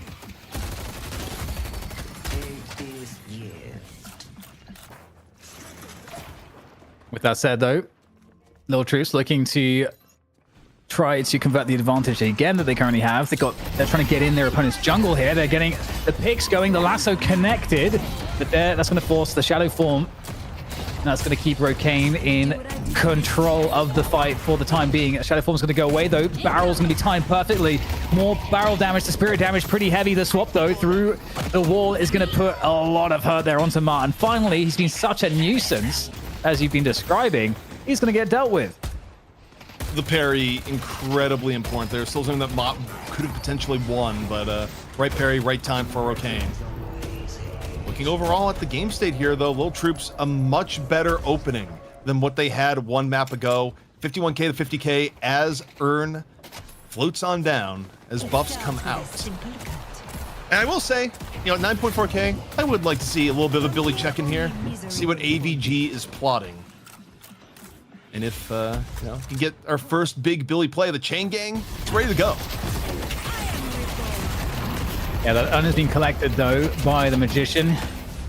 He's going to make it disappear in a moment, but first of all, he's got his teammates there to defend him, and it's going to be Hydra Nation that will ram into those teammates, trying to see if they can find a way to stop that Earn from getting turned in. It's not worth it, though, maybe, but we'll see if they can get anything off of this. Looks like everybody from Lil Troops much more grouped up. Lord and M could have had that, Dan. I think if Lord and M just simply keeps shooting, doesn't go for the parry, may have enough damage, was doing real well in the 80-80 strafing, but here we go. Earn at the turn-in point. Both teams fighting tooth and nail. No death slam for G-Freak, already used in the middle of fight. Rokane able to take down one. Down we go into the clone seismic slam, courtesy of Sinclair. Hydra Nation down one here so far, so's Lil Troops. Rhino and G-Freak, though, getting the better of it as G-Freak gets the Earn turn in, and Lil Troops off the first Earn, now a bit ahead of Hydra Nation. You got Rhino there on the Sinclair giving the white glove treatment to Hydra Nation. I love to see that as well. And Lil Troops managing to maintain their advantage. I feel like Hydra Nation are doing a good job in staying really active, pressuring the map, trying to force favorable fights, and keeping themselves in this one. Because we saw in the first map that Lil Troops played that they were really good at keeping the aggression on when they get control, but Hydra Nation haven't really been allowing them to play the game, play the map on Lil Troops' terms as much as they were against their first opponent. Yeah, and I mean, this has been a far better look for Lil Troops here so far, and I will say, I do wonder just how out of hand the Billy slander may be going, because of course, chat's gonna look at this and be like, wait, Hydra Nation, you generally win, but then you pick the Billy, and the Billy's just bringing you down. I will say, the game is young. It's still even. There's plenty of time for AVG to prove the haters wrong. Billy sucks. See, there's one of the haters. That's the person he has to prove wrong there, Dan. Well, I feel good about his chances to do it. I have faith in AVG, but all right, well, rabbit mode there for Rokane briefly before repositioning out of this fight, looking for a re-engage. Flying strike. Straight onto the 7, straight into the pit, and the chase continues there. Catching out 7, but the stun should buy some extra time to maybe escape it, but it's hard to get out of the clutches of a Yamato, and Rokane will not allow it, and this is just futile, this escape attempt, at least delaying. And in the meantime, Lil Troops, they're actually pushing the left side Walker at a 2v1 against Hydration. Hydration needs help. Does he need help? Look at the mini-map. I'm seeing Lil Troops running back. Hydration. Enough of a threat to make Lil Troops think twice. Maybe it's a world where they thought that, Lord and M was a little bit closer than he really was, but the Walker getting away without taking too serious of damage there. Lil Troops still working at a pretty decent advantage here, however, overall. And I will say, you look at the map control here, you wouldn't know it because it's essentially about as even gets where you look at how everyone's positioned right now. But I do imagine that's going to change in just a minute when buffs and Earn come into play. Yeah, a moment of consolidation around the map there for both teams indeed. You got to clean up those caps. You got to break those boxes. And in the meantime, pressure on the left side. Walker coming in from Hydra Nation. A 2v2. There's a paradoxical swap. Can that turn into a pick here? There is the assist coming on through, and that's a very low Warden. Flaws goes down thanks to Leopard, but it might be a trade coming out here because this is a very weak Paradox Lord, and then also falls to 1-for-1 at this point on this Walker. Some more assistance coming on through. In the meantime, a skirmish breaking out over the right side of the map there, looking better overall for the Lil Troops as they continue to try to fight the forces of Hydra Nation. And Hydra Nation, they're going to have to quit that fight on the left side Walker as well, so they're not even going to get that pressure. We got Billy versus Mirage right now, and Billy started off at a huge disadvantage. AVG unable to get away. Just though the camera's on, Billy goes down. It's been the rule here tonight, but kind of understandable when you look at the farm stride at 13K. Reasonable spot for a Mirage and easily able to chase on down. So when the smoke has cleared from that sequence of events here, Dan, I think Lil Troops, on the whole, got a little bit over Hydra Nation there, though it was pretty back and forth. I feel bad for AVG as well. He dropped a bag when he died there. It was like 700 souls. That's pretty meaningful considering where he's at in the game right now. But once again, Lil Troops, as we know them too, they are keeping the pressure on.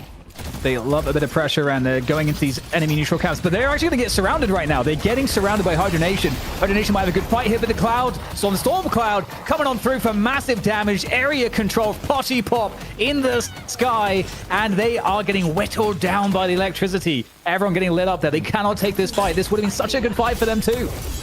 Well, they've gotten 2 here so far. It was the full 6-on-4 engage, but Poshy Pop, the Storm Cloud, act as a great equalizer.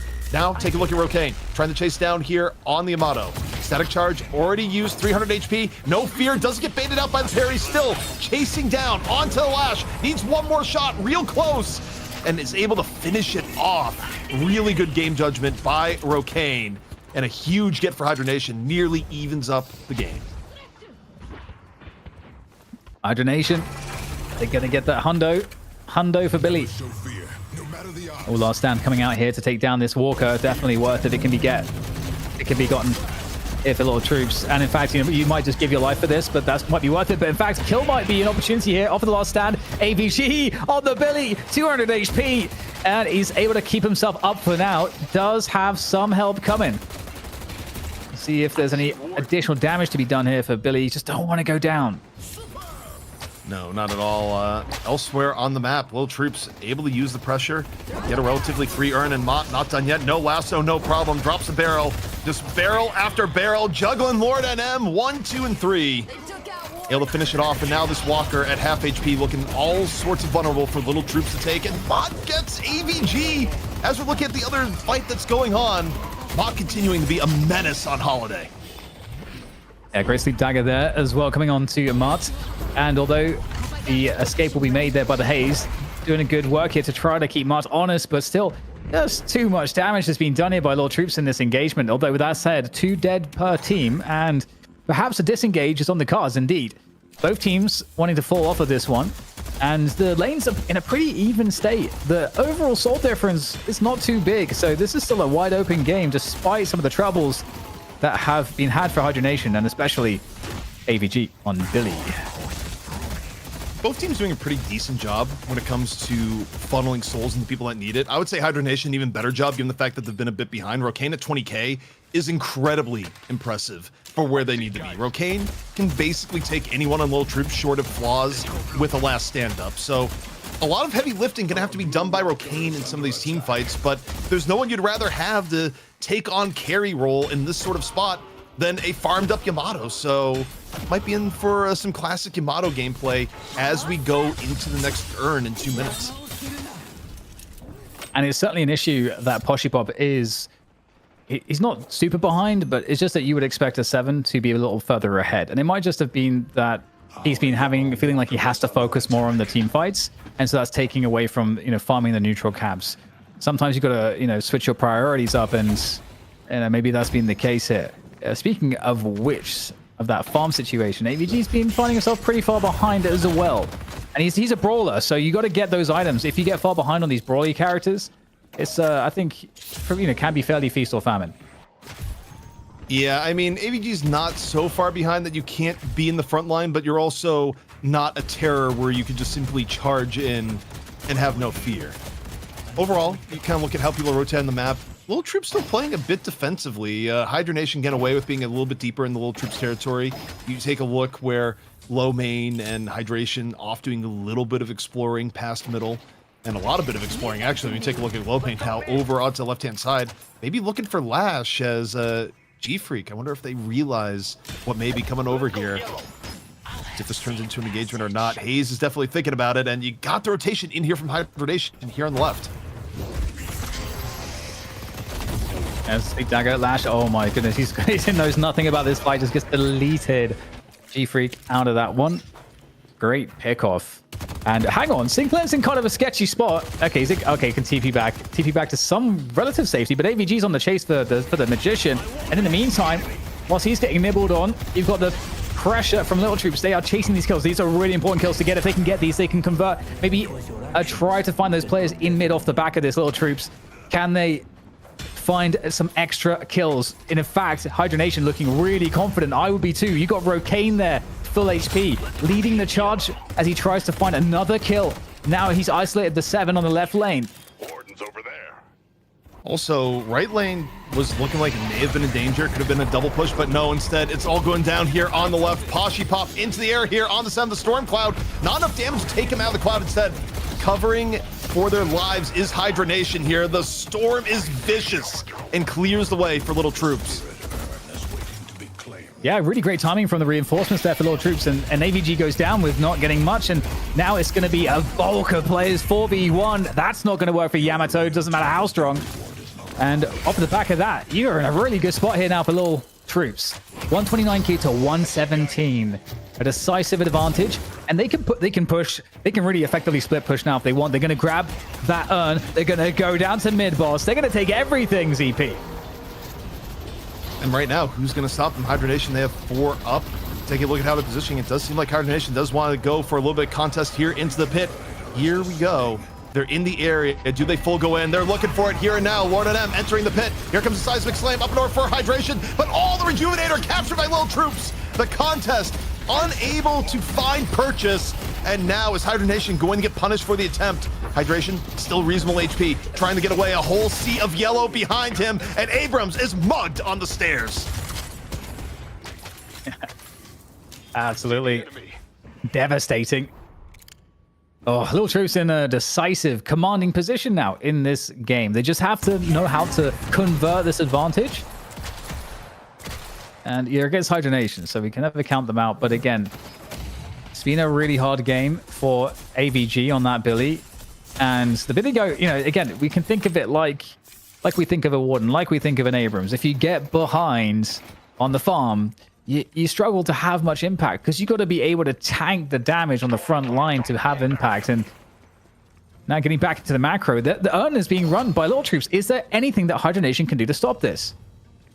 I mean, there's a question, is there anything they can do, or are they going to do anything? I mean, you look at wherever they are on the map, the fact that they're rotating completely off to left, I think they're going to try and trade a walker for this urn, but I don't know if the timing pans out. I think Lil Troops is going to have a little bit of time to rotate people over to the left, but you take a look, that is 4 people on the left-hand side. It is all about the walker, and if you're Lil Troops, you may be fine to also just get a walker of your own in turn. There we go. AVG is working on that one. As you say, they can fall back. And there's 2 potential walkers up for grabs here for Lil Troops. Indeed. And those are going to go down real fast. Hydra Nation, can they get there in time? They're going to be trying to make their way across the zips. But now with the right side walker down, those 2 players for Lil Troops, they can reinforce the fight around the mid walker. And the surround for Hydra Nation's coming. They're down a player, but they're going to try to find a fight here. It's going to be a tough fight because Lil Troops are all together now at this point. Hydra Nation fighting from behind. They got the focus fire on the Rokane at the very beginning. Rokane cannot be the hero here, and it's the most farmed character Hydra Nation has, so already a bit of a rough start. Flaws gonna benefit from the Rejuvenator, back up to full strength as Lil Troops right now stay in middle. Base Guardians are looking for, if they knock Hydration off the zip line, not gonna be fatal, but does create a little bit more room for them to get these Base Guardians unimpeded. Is there a forfeit button in this game? Nope. And there likely never will be, given the fact that I don't think Dota ever got one, or at least Dota didn't get one for a very long time, if it ever did. So, Negative Nancy ZP back in the building, DDK. I think we're going to get a forfeit button in the future. Nah. Well, I think this is going to be over pretty fast anyway, because there's still 2 rejuves up, and Lil Troops are looking sick. I mean, okay, well, they're going to get pushed out a little bit, but okay, there's the ult coming in from AVG. Yeah, Billy! They're going to die. Okay, this game, we might not need the forfeit button. This is a little bit rough for Hydra Nation. The lead now ballooning to nearly 30K. And I gotta tell you, Billy's win rate, it's gonna go down to 0-3 should Hydra Nation lose this round. Yep, and that means no hundo for the Billy. Honestly, they still may get the hundo. Usually people are good sports about that, but technically they would not be bound by the contract to win with Billy. Jumbuck, yeah, I think he lucked out of this one. If he needed a lawyer, we're good. The law but if firm you're feeling flush, for shout out to my guy AVG not backing down from a challenge. Hydra Nation, nothing to lose, is going to go to a game 3, but they earned my respect. AVG, no one's played the Billy well. It's not your fault. We just don't know the build yet. Accurate. If the Hydra Nation still win the series, we have to get AVG on to get the lowdown on the Billy play. AVG, tell us about your struggles here with Billy and how it almost cost you the map here. But look, Hydra Nation, it's a little bit tough. To an extent, they need Lil Troops to beat themselves. They are able to get away with earn control here, and it is on their side of the map, so there's a bit of opportunity. In fact, a little bit more so because Flaws still has last stand on cooldown. So we'll see how heavily this is contested. But Hydra Nation, in theory, they could pull all 6 to earn here, fight without last stand or Death Slam being up for the moment. This may be a window here, Dan. Or they just get the good window.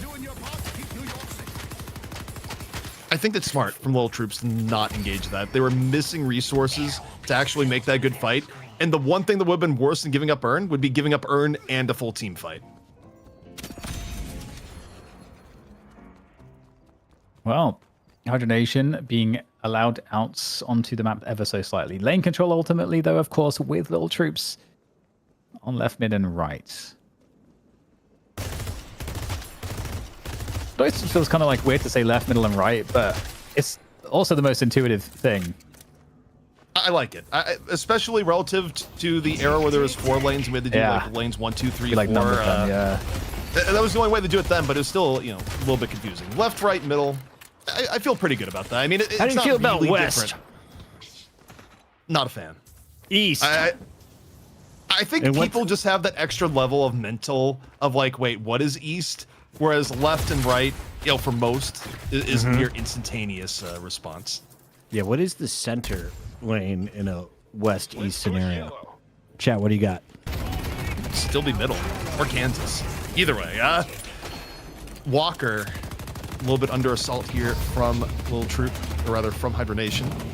Off on the right-hand side, Lil Troops, meanwhile just going up the left, but Walker in, not really contested. That's free souls here for Hydra Nation, and okay, Patron here under assault. Lil Troops deciding they just want to go for the end. Hydra Nation, can you stop this all in here and now? The Storm Cloud up over the top, and that will be Lil Troops taking a map off Hydra Nation, bringing us to a map 3. How much do we read into the Billy effect? I say it's 100% at fault. DK, am I wrong? I think that's fair. Billy, you're 0 for 3 tonight. Mina, your counterpart, who's been out for an extra day, is 3-0. I think this is Billy's fault. It's not AVG's fault. Put your Billy away, Puckett. It's the last time. I don't want to see any more ghosts tonight. Shave that chin. Get a different jacket. What you're rocking ain't working right now. ZP, let's talk about what is working, though, for both regions. I'm seeing some familiar faces. Hollywood's pretty good, huh? Yeah. All day, pretty good. Holiday, I mean, excuse me. Yeah, Mott was a monster. Also, we got AVG at the updated chat. Yo, I'm not gonna lie, Billy was hard. That just has all the energy of Billy got hands, except the hands were just beating up AVG rather than the opponents. But in terms of what won the game, I mean, Mott won middle lane, went off to right lane, got a kill, helped win right, went over the left, took left. Mott was there for all 3 initial Guardians being down. The holiday presence was unbelievable. And Hydra Nation, given how they usually run draft, I gotta tell you, that's the last you're gonna see of Lil Troops playing Holiday today. They won't get it in the next game, I can guarantee you. Look at these boots. This is the new top shelf Lady Geist. We like the green dress and the big punch in the face. Lassos seem to be the most overpowered thing that I witnessed in this game. What did you witness, DDK? Yeah, I think it's worth staying on that point. Mods played really, really well. We saw that in the first map as well when, they had the Billy and were struggling with it. A large reason why they were in the game at all is because Mart's ganks with the Holiday were really impactful, even though they lost the lanes. Like, it didn't look like they had because of the impact that Mart had. So that all leads me to believe if you're Hydra Nation, you just want to lock this one away, just insta ban Holiday, and then you're not gonna have to worry about that. I saw a comment on YouTube that whoever has Mirage wins the game. ZP, true or false? Objectively, today, from what we've seen, that is true. When we see Mirage get played in NA, the team playing Mirage has won. And in this case, it didn't have to be Poshy Pop, where Poshy Pop said, hey, Stride, take over the Mirage this time around. It worked for us back in the best of one, and it worked once more. Didn't need Poshy playing it. Instead, Poshy had some of the thickest storm clouds you'd ever see. I think back to that fight that happened in the middle of the jungle where it was going to be Hydra Nation in a 6-on-4, but Poshy Pop really limited the impact of that by just having a very high value storm cloud hit everyone on Hydra Nation and mitigated how much they could chase without getting punished in turn. DDK, you've been around esports for many, many moons. Do you enjoy having the power to reshape someone's brand in their career? It's funny. It's funny. I've heard a lot of casters say that, like, we control the narratives, which is true, because people, you could like just always have a negative, like, talk about a player in a negative light, and I mean, like, people who listen to these broadcasts sometimes, they're people that are like the general managers of teams who are like picking up players, and if one player has a lot of hype, they kind of just will believe that. So I don't tend to think about it. I don't think I'm a power crazed maniac, but you should be talking to CP. Well, this is the scenario because we have a guy named Mottle in the chat, right? Mottle. And he says it's pronounced Matt. I believe it might be Mott from Lil Troops. But Matt, if you want to be known as Matt, you have to win this game against Hydra Nation. Otherwise, we're calling you Mott on shift 3. Where there's always like a condition to everything. Right. So I'm just giving everyone something to cheer for, something to kind of zone in on as we go to this next one. Matt, play for your name. Otherwise, you'll be known as the Mott forever. ZP, as we get into this game 3, how do you take down Hydra Nation, the team that steals your best players if you ever beat them? Well, I think right now we got the blueprint, right? Is that you bait them into picking Billy via a series of bets and prize pool encouragement. So the reality is that we need more people to go in the chat and say, we will raise the prize pool, Hydra Nation, if you just play a little bit more Billy. You have to you have to appeal to greed, really, is the proper strategy. I think that's the way. With that said, ladies and gentlemen, we have a game 3 loading up. Lil Troops taking on the fantastic Hydra Nation featuring Hydration. We got ZP, we have DDK, and we have a ban and protect coming up here soon. Do you guys need a break before we go to this next game, ZP? I'm good. Would you we like can just a go little straight reset? Good, because I just saw Dumb Duck 1547 say, you know what? It's not Billy's fault. I am no more. I'm not just good with 100. He's good with 150, a $50 bonus. Thank you, Dumb Duck 1547. You now have earned the number 2 spot this week, right behind Wick DL, who kicked off the show with a $300 bonus. We have over 1,300 people watching concurrently, 2,500 followers. If you're on twitch.tv, hit that smash of the follow button. And if you want to donate, like Dumb Duck 1547, go ahead, create some ridiculous scenario. I'll read it out loud, and then the chat will hold you to it to put your money where your mouth is. That's a pretty nice $150 dono. ZP, what would you need to do to dress up as a Catboy for this next broadcast? How many donations do we need to get in here? Why am I just stealing Deathy's territory to begin with? Like, how we just got He's going to have a used suit. I'm thinking it like 2 steps ahead. We can get it on discount for sure. You already have his contact and address, most likely. Hey, Deathy, you're not going to be needing this anymore. Just, send it over this way and wash it. We'll go from there. It'd be more than Deathy. I think Deathy sold out for cheap. I think he underestimated what people were willing to pay for the Cat Girl costume, because, I mean, it was up one day and immediately it was there the next. And he was just like, whoa, okay, I guess I got to do this now. Big shout out to Ropes on Fire, Sergeant Miles Aussie, Jax Libido with the 69.69, Pharaoh NDE with the $100, and our anonymous donor of 142. who says ZP cat play win. I think that was supposed to say Mina cosplay win. We're going to get all the answers for you, chat, including when this next game is kicking off. But first, shout out to our prize pool. We're now up to $1,384.53. If you have 16 cents, now is the time to donate at DDK. US Bucket says it's very important that you do. I think Bucket has very special powers. So, like when you came onto the show, money just started to also appear on the show. I don't really understand how you do this. Sprinkle it. I need this skill in my life. You have to ask for it. I learned from Courage. If you just keep asking and remind people, did you know that a Prime sub is free? Like right now, if you had one, you just Prime sub to the channel. Brand new Deadlock Night Shift channel. Subs. We don't have subs yet, ZP? No. Next week. Next week for sure. Well, DDK just quit the show. He's furious with you. So that's the situation we have on our hands. In the meantime, let's see if we got some highlights rolling out, something we can take a look at from the previous two games. It felt like Hydra Nation taking things very seriously in game number one, setting the tone. Hydration on the Abrams. Who are you saying is the biggest impact, ZP?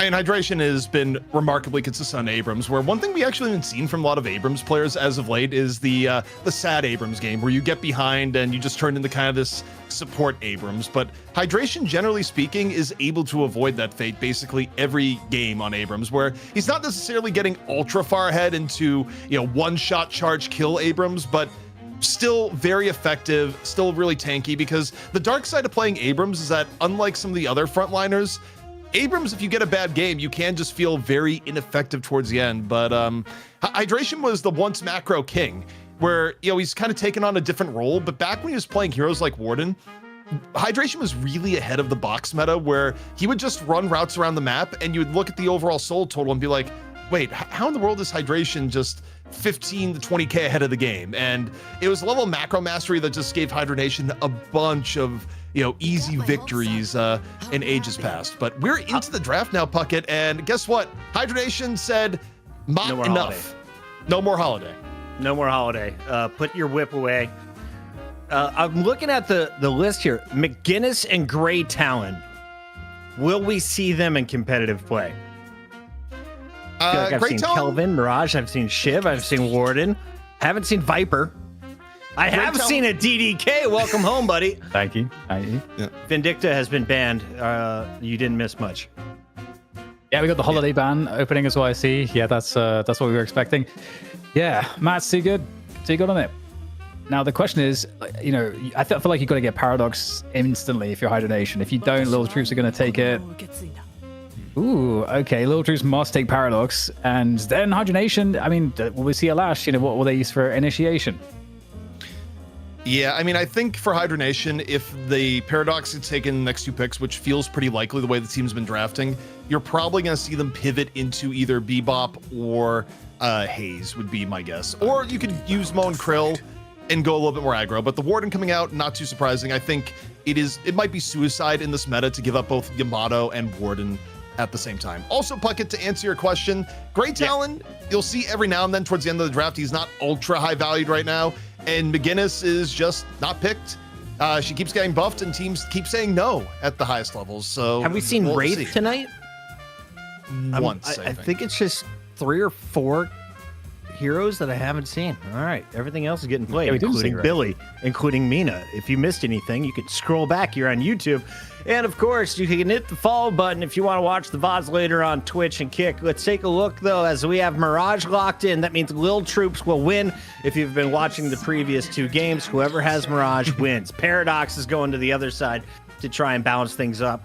DDK, why is this such an early pick that we are seeing consistently? Paradox has been in the first 3 the last 3 games. Paradox is really interesting because he obviously gives you the initiation with the paradoxical swap, but also just has really high consistent damage output in addition to being in that role, and you can kind of throw him in a lot of different scenarios. He can kind of be in any part of the fight. So Paradox is just super consistent. Hydra Nation obviously have really good players for that, and Viscus coming out is nice. We love a Viscus. Viscous That's my earned favorite. MVP honors in our Virtus.pro matchup. ZP, what do you do to counter Viscous on the other side? There's only one per map. I don't think there's a Viscous guy. I think Viscous is too good. I think it's a high value ad regardless. But my question is, who's going to play the Viscous for Hydra Nation? Because in the past, it was always Vegas that was on it in the last few months of Hydra Nation's play. If you go back further into the past, it was Hydration that was picking the Viscous. So if we don't see an Abrams get picked up by Hydra Nation when normally they've been playing the Abrams, you could probably take that as a tell that the Viscous may be getting played by Hydration, but we'll see. There's multiple ways that can go down, and I'm just curious exactly how the Hydra Nation hero pool is going to be. There's a pocket coming. I feel it. No Lady Geist. Are we going to see a thick boy? Some frontliners? Yeah, usually you would see an Abrams coming up for Hydra Nation in his fourth position. We'll see if Lil Troops could potentially snipe it if they wanted. Is the Kelvin ban a real thing? Is that something you are worried about Lil Troops running? Yeah, I think it is. I think especially when you're worried about your team fight presence in the mid to late game. And also, Kelvin is one of the biggest spoilers on Yamato. You want to go in with Shadow Transformation and a Frozen Shelter comes down. It is going to impede you regardless of if you are in the dome or out of the dome. So yeah, I think banning the Kelvin when you're running Yamato, running Paradox, and you want to make sure that your kills actually happen, not having a Kelvin coming in and being able to just save people out of nowhere, that's pretty beneficial. Sinclair is going to be coming in for Lil Troops. Now we see Hydra Nation getting that Lash. That's not going to be Hydration running Lash, is it? Probably not. You'd be going really, really far back in time. I would guess based on their current roster, maybe Lord and M that's on Lash. Lord and M has a lot of hours on Lash, and for me, that would be my guess on their current roster. All right, DDK, last two, Mo and Krill. What do you think they finished with on Hydra Nation? What do you think we see from Lil Troops? So they've already got like a core from what they had last game. They're only missing Holiday, but otherwise it's all the same picks. So already able to run a similar approach to the game. I'm kind of curious. I could see a potential for an Infernus at this late point. The Bebop comes out though. Bebop's kind of nice, I think, especially when you're up against the Mo. You have a lot of lane control with that as well. So there's strong laning now available for Lil Troops. So I really like going to the Bebop. But Bebop is like one of those more specialist heroes. You can't jump on him easily if you don't have a lot of hours. Chad, if we get another $16, I will speed up the ban and pick phase as we have Ivy locked in. Nice. Just $16 could get you to a game 3. Hit the donation button here on twitch.tv/Deadlock Night Shift. It is episode 2. It's shift 2. We have a graveyard shift coming up for all the Patreons. And of course, DDK is going to showcase a sample of the new DDK Night Shift calendar, available only to our tier 3 subscribers. That's at the end of the show. For now, Infernus has been locked in. Ivy has been locked in. ZP's calendar comes out in 2026. He's working on the bod. We're going into the game 3. ZP, are you ready? I'm not ready for the calendar, but I am ready for the game. And I gotta tell you, Lil Troops, they're going all in on just a very hyper mobile comp. Teleporters recently got yanked out of the game. And as a result, things like Traveler for Mirage or Ivy's Airdrop carry a higher premium. You're just able to get around the map easier. So Lil Troops' ability to move around the map is going to be kind of unparalleled here.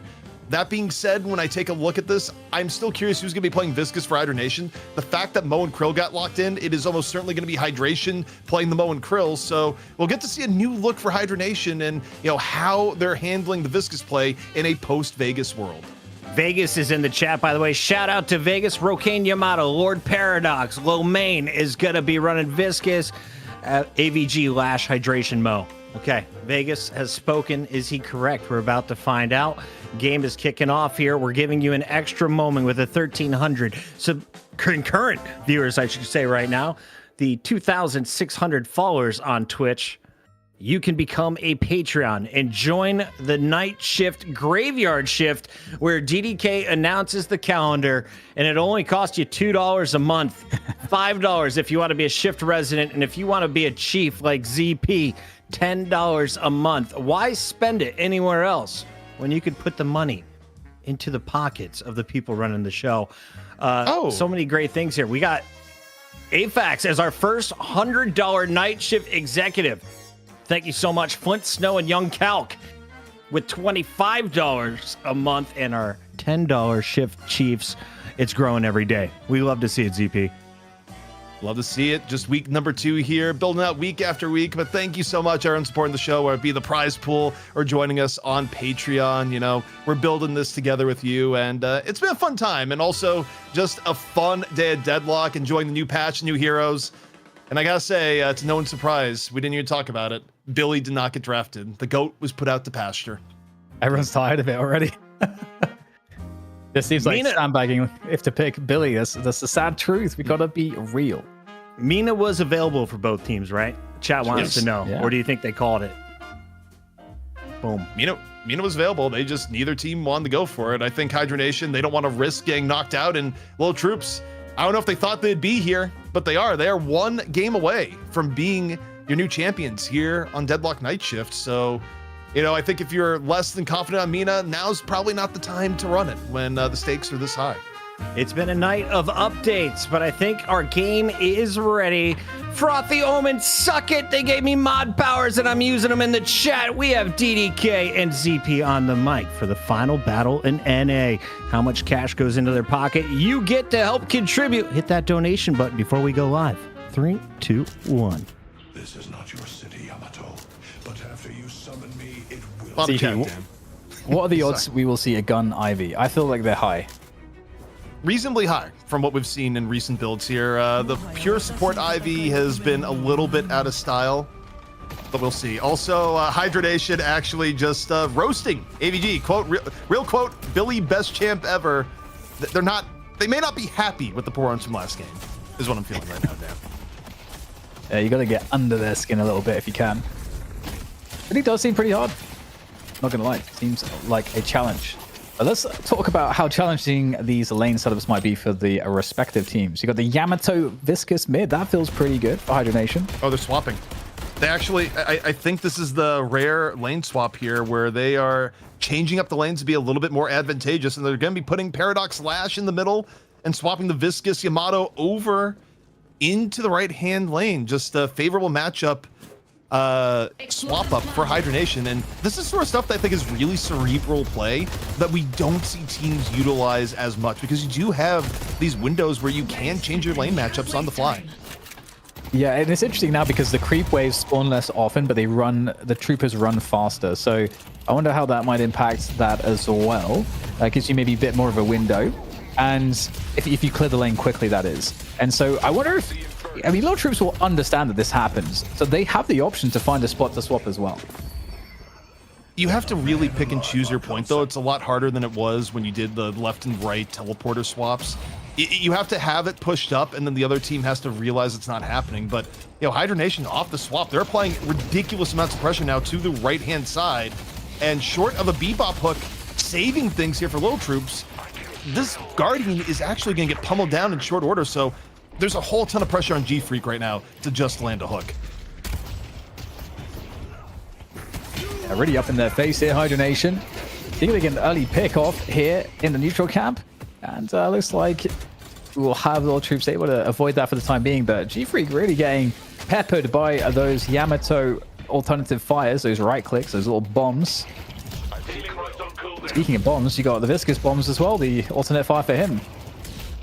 It's a tough lane. There's a lot of poke, and once you're down to about 280 HP as Bebop here, the reality is that one misstep and you're going to get dove on and you're going to be dead. So you see the extra regen being picked up, just doing anything to mitigate what has been pretty unrelenting pressure so far from Low Main and Co. here on the right-hand side. Going back to the middle, it hasn't really gotten much better. The Paradox Lash swap also looking pretty good for Hydra Nation. The only lane that's been good for Lil Troops so far has been the left-hand lane where, you know, Sinclair, you know, generally powerful regardless of circumstance, at least in the early phase of the game. Second lane so far for Lil Troops is going to be perhaps the left side lane where they've got the Ward and Sinclair, but to be honest, they're getting a bit more of the pressure, but it doesn't feel like a winning lane per se. So it feels like Hydra Nation, especially with that swap, are certainly in a spot where they are winning all their lanes. This looks really hard for Lil Troops right out the gate. Hydra Nation not playing around. No, not at all. And I mean, you see the confidence in the aggression coming out, and off that pickoff, the damage immediately being reflected now on to the Guardian. G-Freak just pinned in the corner, nowhere to go. And you take a look at this. This is Hydra Nation almost feeling like, okay, oh wait, you messed up the they're parry! resetting. No, They're resetting. that was intentional. Yeah. That was intentional. That's the reset. So for those wondering why you would do that, you get the free heal, and it doesn't actually give souls to the other team. So that was by design. Yeah, this part of the point of the game, you respawn real fast. And with the creep waves pushed up that close to the enemy tower, you're not really missing anything. Nope. Yeah, definitely a nice little free heal for sure. And now it's going to be the case where things just get harder and harder from here on out. Lil Troops trying to see what they can do. Leffa is an absolute menace on the Infernus. In fact, this is, I think, one of the classic Leffa heroes that people grew to fear. I think it's also, we haven't really talked too much this broadcast about the idea of comfort heroes, but I think regardless of where Infernus is in actual meta strength, Leffa just elevates Infernus to another level. Just the level of comfort on the hero and the performances we've seen from Leffa on the Infernus.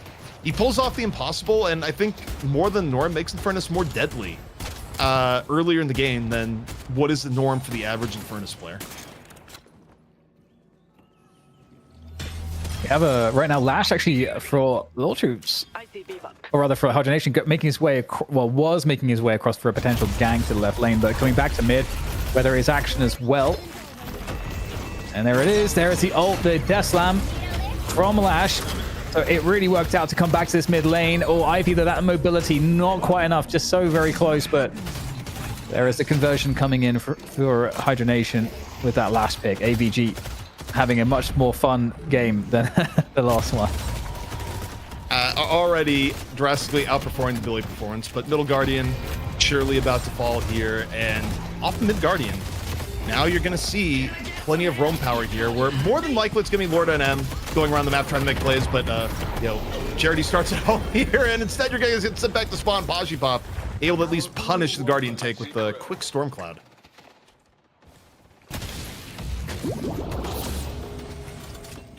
Six-minute mark hits, and definitely looking real good for Hydra Nation at the moment. Is there anything to be said for Lil Troops? Can they concoct any plays? We're so used to this portion of the game having the holiday out for Matt, where he is kind of crushing it and dictating the pace, finding the ganks, but they don't really have any way to really replace that without the holiday. Realistically, they need G-Freak to have a good game. When you pick Bebop, you're counting on the Bebop early game, but Hydration, finding the opening with the combo. And, I mean, you look where Hydra Nation is right now, very soon likely to get the right-hand Guardian. A little bit more pressure coming in. You see Rocane, gonna drop the Shout Transformation in a decent spot to continue the assault. Plus Hydra Nation just holding W going forward. I don't think they can get the Mirage here, but certainly by forcing the Mirage this far back, you get the Guardian. Yep, Guardian goes down. Another bit of cash in the hands of the Hydra Nation team. And more map control as well. Response coming for the defense of the left side for Lil Troops. Nice connection on the hook. It's going to be uppercutting the opponent straight away again. And this Hydra Beam coming out too to defend this position. I feel like Hydra Nation were thinking about maybe getting more pressure on. They do have 3 players here, but that Hyper Beam definitely delays that. But now the Hyper Beam is gone, so they can reset back in. So Lil Troops, they have an additional player that's come across. It is Ivy. Matt is in the mix. Quick little hook attempt coming out from G-Freak. And the way Hydra Nation have been playing this, I think it's not if, it is when that they pull a third over to left and methodically just continue pushing macro objectives. They already have a bit of an edge in the left-hand side. And the deep dive right now on the Ivy, what a change of pace here for Matt, who was the aggressor last game on the holiday, instead just getting bullied back in the spawn, courtesy of the Paradox play of Lord NM. You can just see on the map where like 70% of the map is kind of in control for Hydra Nation at the moment. That's we talked about how crucial this is. And Lil Troops now 5 players between the left and mid lane at the moment, so might be thinking about going for something as we see the chase hit. That parry was very well timed. The parry onto the puddle punch, which otherwise, if that had hit, I think you'd be looking at a area where Stride probably would have been caught there. Like I don't think Stride gets away alive. So the parry super important to just stay alive. Meanwhile, G-Freak doing a little bit of Gamba. Things quieting down here a bit, DDK, after Hydra Nation getting their initial advantage. Yeah, it's that sort of pre-10-minute earn and buffs lull. Now, as we're a minute away from that, at the same time, here is the major action. It is 2 players for Hydra Nation pushing the left tower, but a lot of attention is coming across from Lil Troops. As I said, a couple will go back to the mid lane, whilst Hydra Nation are going to take the fight. They're 4v3 in this area. They're not all together, though, so they will still, in fact, though, take down G-Freak. And there is, I think, the fake Death Slam coming out and on through from Rhino, but it's going to still be Hydra Nation. They're in full control of this situation. That was the real deal. The authentic Death Slam from AVG. Oh, my bad.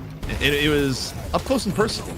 In that case, there wasn't a whole lot of aerial variation to that Death Slam, but Final Guardian going down, Hydra Nation getting their item slot.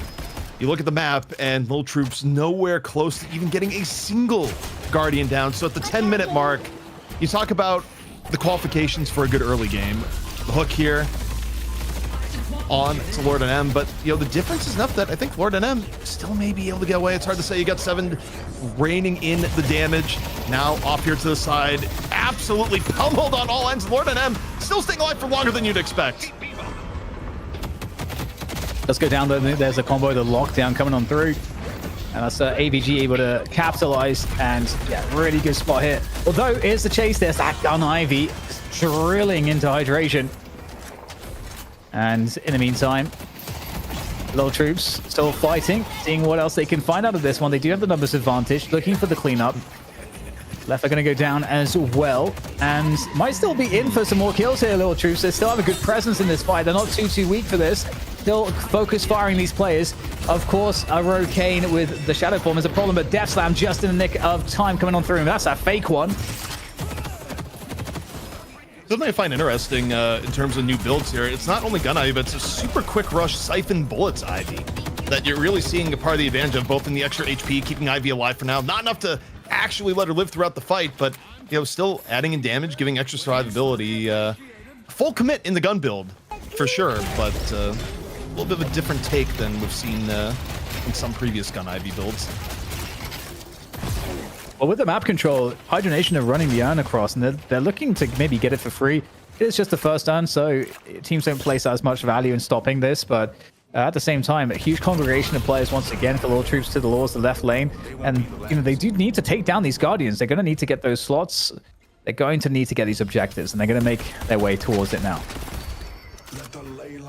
Urn turned in effortlessly, and in terms of objectives, Lil Troops, I mean, they're back to basics. They're just on the path of, we need to get a Guardian one at a time. They have to overcommit a lot of resources to left to get it, and they still might be giving up players here.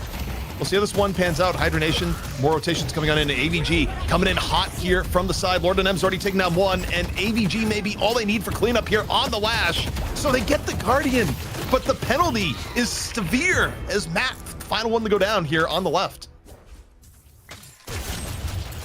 Yeah, keep getting punished constantly by Hydra Nation at this point. They are almost 20k souls ahead, ZP.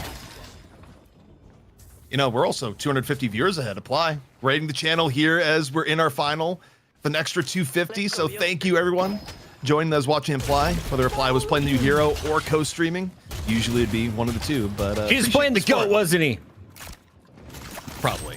All Billy all the time on the Apply stream. I'm tuning in tomorrow, Apply. There you go, Apply. If you weren't doing all Billy, now you are. Puckett has spoken, and so is $15 donation coming in from Posey. Right, well, Hydra Nation, I mean, they seem like they are an unstoppable force. Full control on the map at the moment. And this might be a spot, though. Lil Troops, are they going to be able to find a hook, a catch, anything on this Viscous? Viscous is hard to lock down, but there's the hook attempt. Doesn't connect. Still, though, seeing if they can get this pick happening. Low main sticking around, turns into the ball. It was a trap. Low main landing 2 clean hits here on the goo ball. Looking for a third. 7 in danger. Pop up over 30 HP. Miracle parry actually lands the parry. Turns the script on the low main and actually gets away. The parry from Pop. Right place at the right time. Doesn't quite get low main killed yet, but does give Pop the way back in the base. Hydra Nation, though, they are just ripping through that left walker, and the mid walker might soon go as well. They are so far ahead on the objectives right now. And souls. Look at the souls. Yeah. That's a 50% soul difference that we're about to get here, where it's not just 30k. And when you look at the general state of the game, it is massive. You know, the only upside for Lil Troops is that if they're able to get a kill, you're going to get a sizable soul bonus in terms of comeback souls, but getting a kill period, not the easiest, especially with Rogue Kane. 18k Yamato, nearly double the souls of some of the people, or 50% more souls than some of the other people in the game. I mean, it's just easy mode at that point. Yeah, and just also peeling away some of the enemy jungle too is Hydra Nation when they have that forward position. So really just, you know, it's the age-old rule. Like, what do you do when you're ahead? Get more ahead. And they're doing a great job in that capacity. Now pushing all the lanes back up again, getting those gambas, Sinner's sacrifices. I've died to a Sinner's sacrifice. Have you, CP? You know, if I did, I don't know if I'd admit it. It's something where you're not looking at your HP, you think you're good, and then you just end up back in spawn. But now, more Viscous pressure coming on. And you got the cloned ball, audience participation. Say, Viscous, you got a good escape move? I'm gonna steal it and get out of here. So fun to watch the mobility of a Viscous player that knows what they're doing. The puddle punches, they're like rocket jumps. And there comes the Google once again, and just diving straight in on top of the Ivy. The splatters, the puddle punches, the whole shebang, the alternate fires. Forces out the parry, trying to escape, but it is futile. There comes that final splatter. This Viscous cannot be stopped. Low main's having too much fun. Low main making it work. The brutal chase down on the mat to start things off. And I mean, you look at any metric on the screen right now, it's in Hydra Nation. Lil Troops, most of the team dead and in spawn.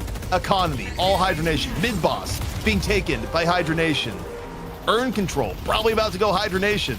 It's like the old Bugs Bunny skit where Bugs Bunny was playing every single position in baseball, except it's Hydra Nation just having every single objective and stat on the map right now.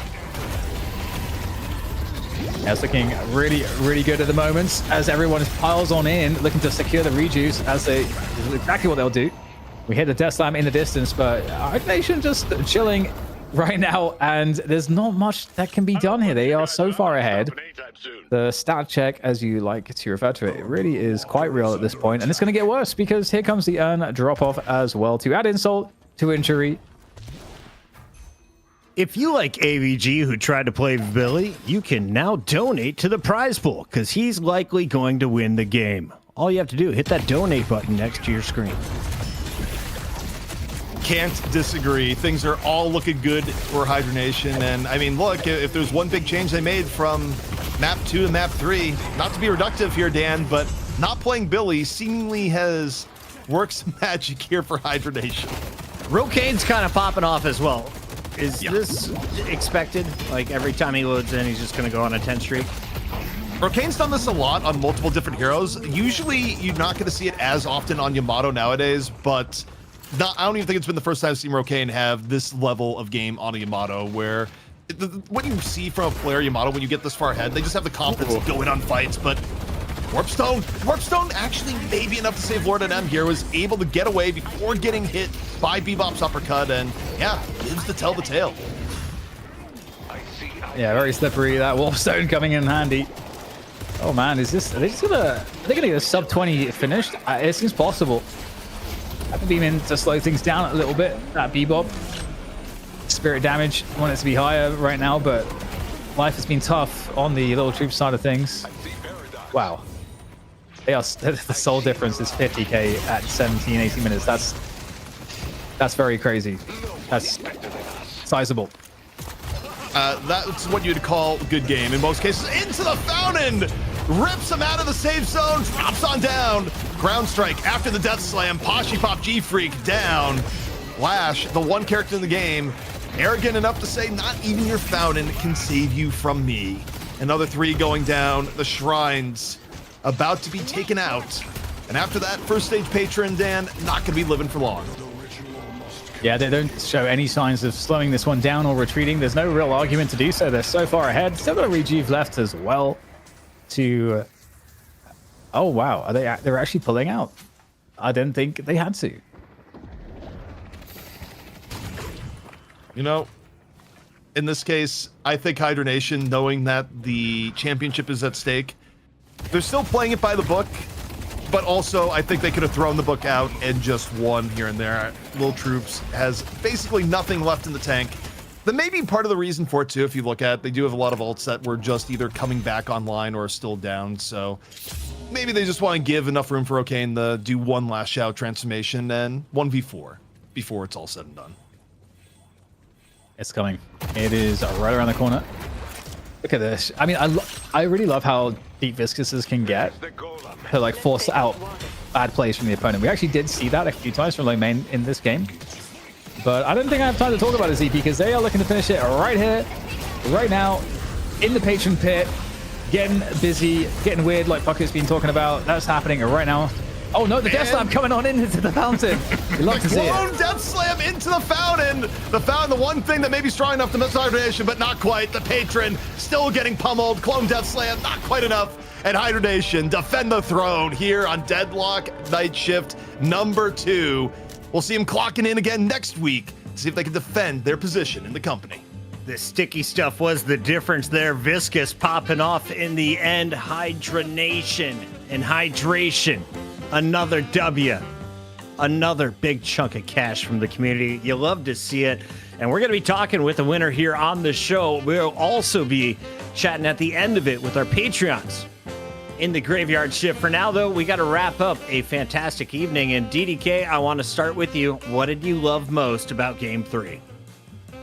I think seeing Hydra Nation just taking their full form, you know, because they were having some fun in that second map, but in that last one, you got to see why they're so good.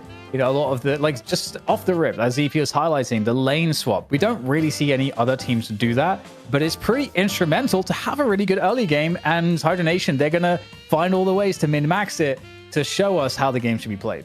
ZP, who got the best upgrade with the new cosmetics, the patch notes, and everything else that came out for this week's show? I gotta tell you, I'm still partial to Vindicta. I think Vindicta was one of the original heroes in the game.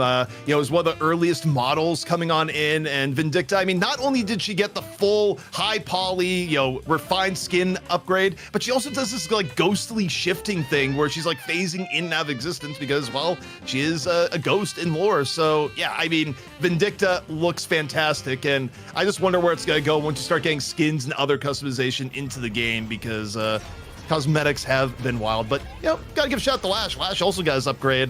Definitely went to the gym a bit here. AVG popping off after playing the Billy for us. Paradox and Lord NM constantly in our feed. We saw Rokane go on a ridiculous run as well. And then, of course, Lomane finishing the game with the Goo Man, the Viscous, who was our MVP. We're buying time. Production has requested it a minute 30 seconds ago. Have you decided, DDK? Is there one player that shined the brightest amongst all of these on Hydra Nation tonight? I mean, it's probably Rokane. It's an argument between Rokane and Lomane. One of the Ains. One of the Ains, yep. One of the Ains. The main Ains. Tip it over the edge. Which one would you say? I'll say Rokane. I think Rokane was consistent even in the game that Hydra Nation ended up losing. Part of me wanted to say AVG just for the value of not picking Billy in the final map, which was also a critical decision based on how they played it back in the second map. He deserved MVP for playing the Billy in a grand final. Granted, they were up 1-0, but you're still wasting a game with a Billy. You don't know what's up. It didn't work when you watched it the last time. You think you're better, you'll make it work. Billy's riding the struggle bus on our opening day, ZP. You know what, though? I feel like that kit has potential, and it may be next week where it's nothing but Billy or Billy getting banned, because the players are going to have a week to figure things out and know how to min-max Billy. But also, we got other heroes coming on in. There's vote campaigns going on right now. So far as I can tell, the campaign is between Paige and Doorman. There's a lot of Doorman enjoyers, but lots also of Doorman in the chat that want Paige. So we'll see. One of the two. What would you vote for, ZP, and why did you say Paige? I mean, I gotta vote for Paige here. I just think the Paige like setup looks cool. She looks like she's maybe more of a supportive character type of deal in terms of just, you know, whatever's gonna be going on within the book. I gotta be more for Paige as far as it goes. I think it'll be interesting. They have all 6 ready to go, and they're just teasing the community. They're like, no, you guys decide. You fight amongst each other, and then we'll just release it. I think we are ready to release our player of the match here in just a moment. DDK and ZP have narrowed it down to the Ains, the main Ains, but which one was your player of the match? Employee of the night is Rokane. Let's take a look at some of the best plays. DDK, walk me through this spree. Yeah, it's hard when you've got a Yamato not likely find them in the highlights at the end of the game. It's that kind of a hero where if your teams enables you to have a good start, and also like you are able to have a good start because you're Yamato and your laning is one of the strongest in the game. And we saw the lane swap actually happen to like better enable that, and we get to see the dominance here from Rokane, obviously just doing a great job finding these fights and being an absolute menace. It's just business as usual for Rokane, I'm afraid. I think when you look at Rokane and what Rokane brings to Hydra Nation, Rokane is just stable. I really cannot think of too many times where I've looked at Rokane and been like, wow, Rokane had a bad game. There's other players that you could point to in Deadlock where they're very hit or very miss, but Rokane is rarely the reason why Hydra Nation loses and will still come out with games like we saw here today of just pure consistency on the Yamato. Chat's talking about Vindicta's feet. I don't really know where to go with that one. Doorman is going to be the next character selected. We're caught up if you were missing us over on Twitch. Shout out to everyone who tuned in on YouTube and Kick tonight. And thank you all for the contributions. We are nearing 1,400 on the evening. Not a bad day's work for our NA players. And will we get an NA player on the mic before the graveyard shift, CP? How's this interview portion work? Yeah, we're getting one right now, and we're going to give you an old reunion back to the Overwatch League days, Puckett. It's going to be you and Hydration, and of course the rest of us, but reunion tour. Hydration, welcome back. We have missed you. How are you, my friend? What's up? I haven't seen you in so long. Right? It's been since 2018, I believe. You've gone on to continue to be a great gamer. I've struggled in my career to stay relevant, but I landed on this show with DDK and ZP somehow, and they tell me you've had a team named after you. How long have you been the leader of your squad in NA? I think it's like last October. Since then, so 10 months. That's a long time for a game that's not even out yet. So tell me a little bit about your team and what is officially your role, because I asked them what heroes and characters you're playing, and they said all of them. Yeah, I mean, we've had like so many roster changes, and every time we had a roster change, I would end up having to like fill a new gap in like hero pools. And recently, that gap has been just the frontline heroes, so I just play like Mo, Abrams, Warden, and some other like tanky heroes. And every once in a while, I can like maybe get away with like playing something else. Do the tanky guys still give you dopamine? We still getting those hits? Yeah, of course. It's even more fun in this game. Oh, wow. Okay. So I got to ask Hydration, obviously, when you look at the series you just played, Game 2 is probably the one that a lot of people look at because you guys fell on the bad side of Game 2. I got to know, did the donation pressure from chat to play Billy play a role in the draft? And did you blame Billy for your loss in that game? Where does Billy fall on the blame? And did chat have a role in it? I don't know what Game 2 you're talking about. But yeah, that Billy hero, I don't think it's playable in its current state. It might be the worst hero I've ever seen. Like I played some like wrong. TikTok, what do you got? I tried some like 2v2 before we came on stage here, and he just feels awful. Like the character does no damage, and his whole gimmick is like meleeing, but you get kited so hard that you can't even melee. But who knows? Maybe there's potential somewhere. Makes sense. Well, I gotta ask, how, like Bucket said, you've been in the scene since the very beginning with Deadlock, and you've been leading this team, and work through thick and thin. We don't see the same amount of players. What has it been like for you to see this particular update? Because I know for me, I'm just pretty blown away by the amount that's been added and what has been changed. Like, are you enjoying the new update, everything that's been brought? How do you feel about the direction of the changes? You know, whether it's the rejuve or just how the itemization works. Like, where are you at on all of that?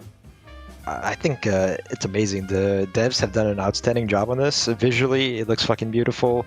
The gameplay, like the new mid boss, it is way better than anything else we've had so far. It may be a little bit too strong, but as far as like punching it and having to like steal it, it doesn't feel so swingy as before. And I mean, these new heroes, like maybe they need to be buffed a little bit, maybe not, but their kits are all really fun so far. So yeah. Hydration, I asked this question to Listic, our EU champion for Virtus.pro earlier in the day. For anyone who is watching Deadlock for the first time, they saw one of my tweets or they're coming over from a different community, what drew you to this game as a professional player on other titles? What brought you to Deadlock? One of my friends invited me back in May last year, and I looked at the game and I was like, it's a MOBA, like I don't want to play this. But then like 2 weeks later, I was like, all right, I'll give it a shot. And I haven't stopped playing since. So what about the MOBA mechanics did you have to learn as an FPS player, and what do you think other people might be intimidated by that they shouldn't be? Like the biggest thing you gotta learn about is just like where to be on the map at all times. That's like probably the hardest thing about this game, and it's something that will come with like just practice and just playing more and more, and eventually it'll become like second nature to you. Final question. Is there an IGL on every squad, and are you that player for your team right now? I'm not sure about other teams, but like on our team, we kind of everyone like does their part for the most part. And who called for the lane swap that last game? Last game? Was there a lane swap in the last game? At the very beginning. Yeah, you guys did the swap between mid lane, the right lane, or at least right lane from our perspective. I think it would have been right for yours, but yeah, you guys swapped with mid lane. It might have been average then. I don't remember. Yeah, AVG it wasn't my lane, taking the calls. It wasn't his lane. Hydra was already taking care of business at the front. That's what Hydration does. Hydration, thank you so much for joining the show. You are a legend. It is great to see you still winning no matter what title you pick up. Thank you. Appreciate it. That is Hydration from Hydra Nation. They just banked 700 of your guys' dollars. Thank you for the contributions here to Night Shift Episode 2. And ZP, the show isn't over. What's next for us? That's right. It's not quite over. There's another shift yet to happen. The Graveyard Shift going on about 5 to 10 minutes after we finish up here. That will be for our patrons over on our main community Discord for the Deadlock Night Shift. So if you're a patron, hop on over. We got Zergy on deck. He has stayed up to talk with the talent. Yes! Me, DDK, Puckett, and Sui Puckett can still make it. It's a little bit late, but Puckett, are you going to be there at the Graveyard Shift today? Yeah, I'm making a cocktail in the time that I'm not on camera, so we have 5 minutes to party. If you don't have a drink yet, make sure you got something nice and cool, because it's going to get hot in there. It's the Graveyard Shift. That's when DDK's shirt comes off. That's how we're going to close out the show. Thank you all for tuning in to the Night Shift. DDK, final thoughts before we let you go. My final thought is, what do you think about Deadlock? This is your first broadcast ever. What, like, do you like the game? You're going to play it? You're going to see more of you? You're going to run So off I into get the about night? 6 hours of gameplay a week with a 3-year-old. So yes, I'll definitely be spending all 6 of them late Sunday night into Monday morning playing this game. I think I'm definitely going to have to play Pocket. Puckett's Pocket sounds like a Insta gamer tag for me. And yeah, I'm down to be carried by you and mostly ZP for all of my NA games. Thank you guys for bringing me into the mix. Final thoughts on Deadlock. If I could make changes here, speed up the bans and the protects and all that stuff, as we always do. A forfeit button in the future, right, ZP? And we'll see. We'll see on the forfeit. And more buffs to Billy. He better be strong before we see him again next week. Figure out the builds. Until then, we're signing off air, and we'll see you in the Graveyard Shift just a bit.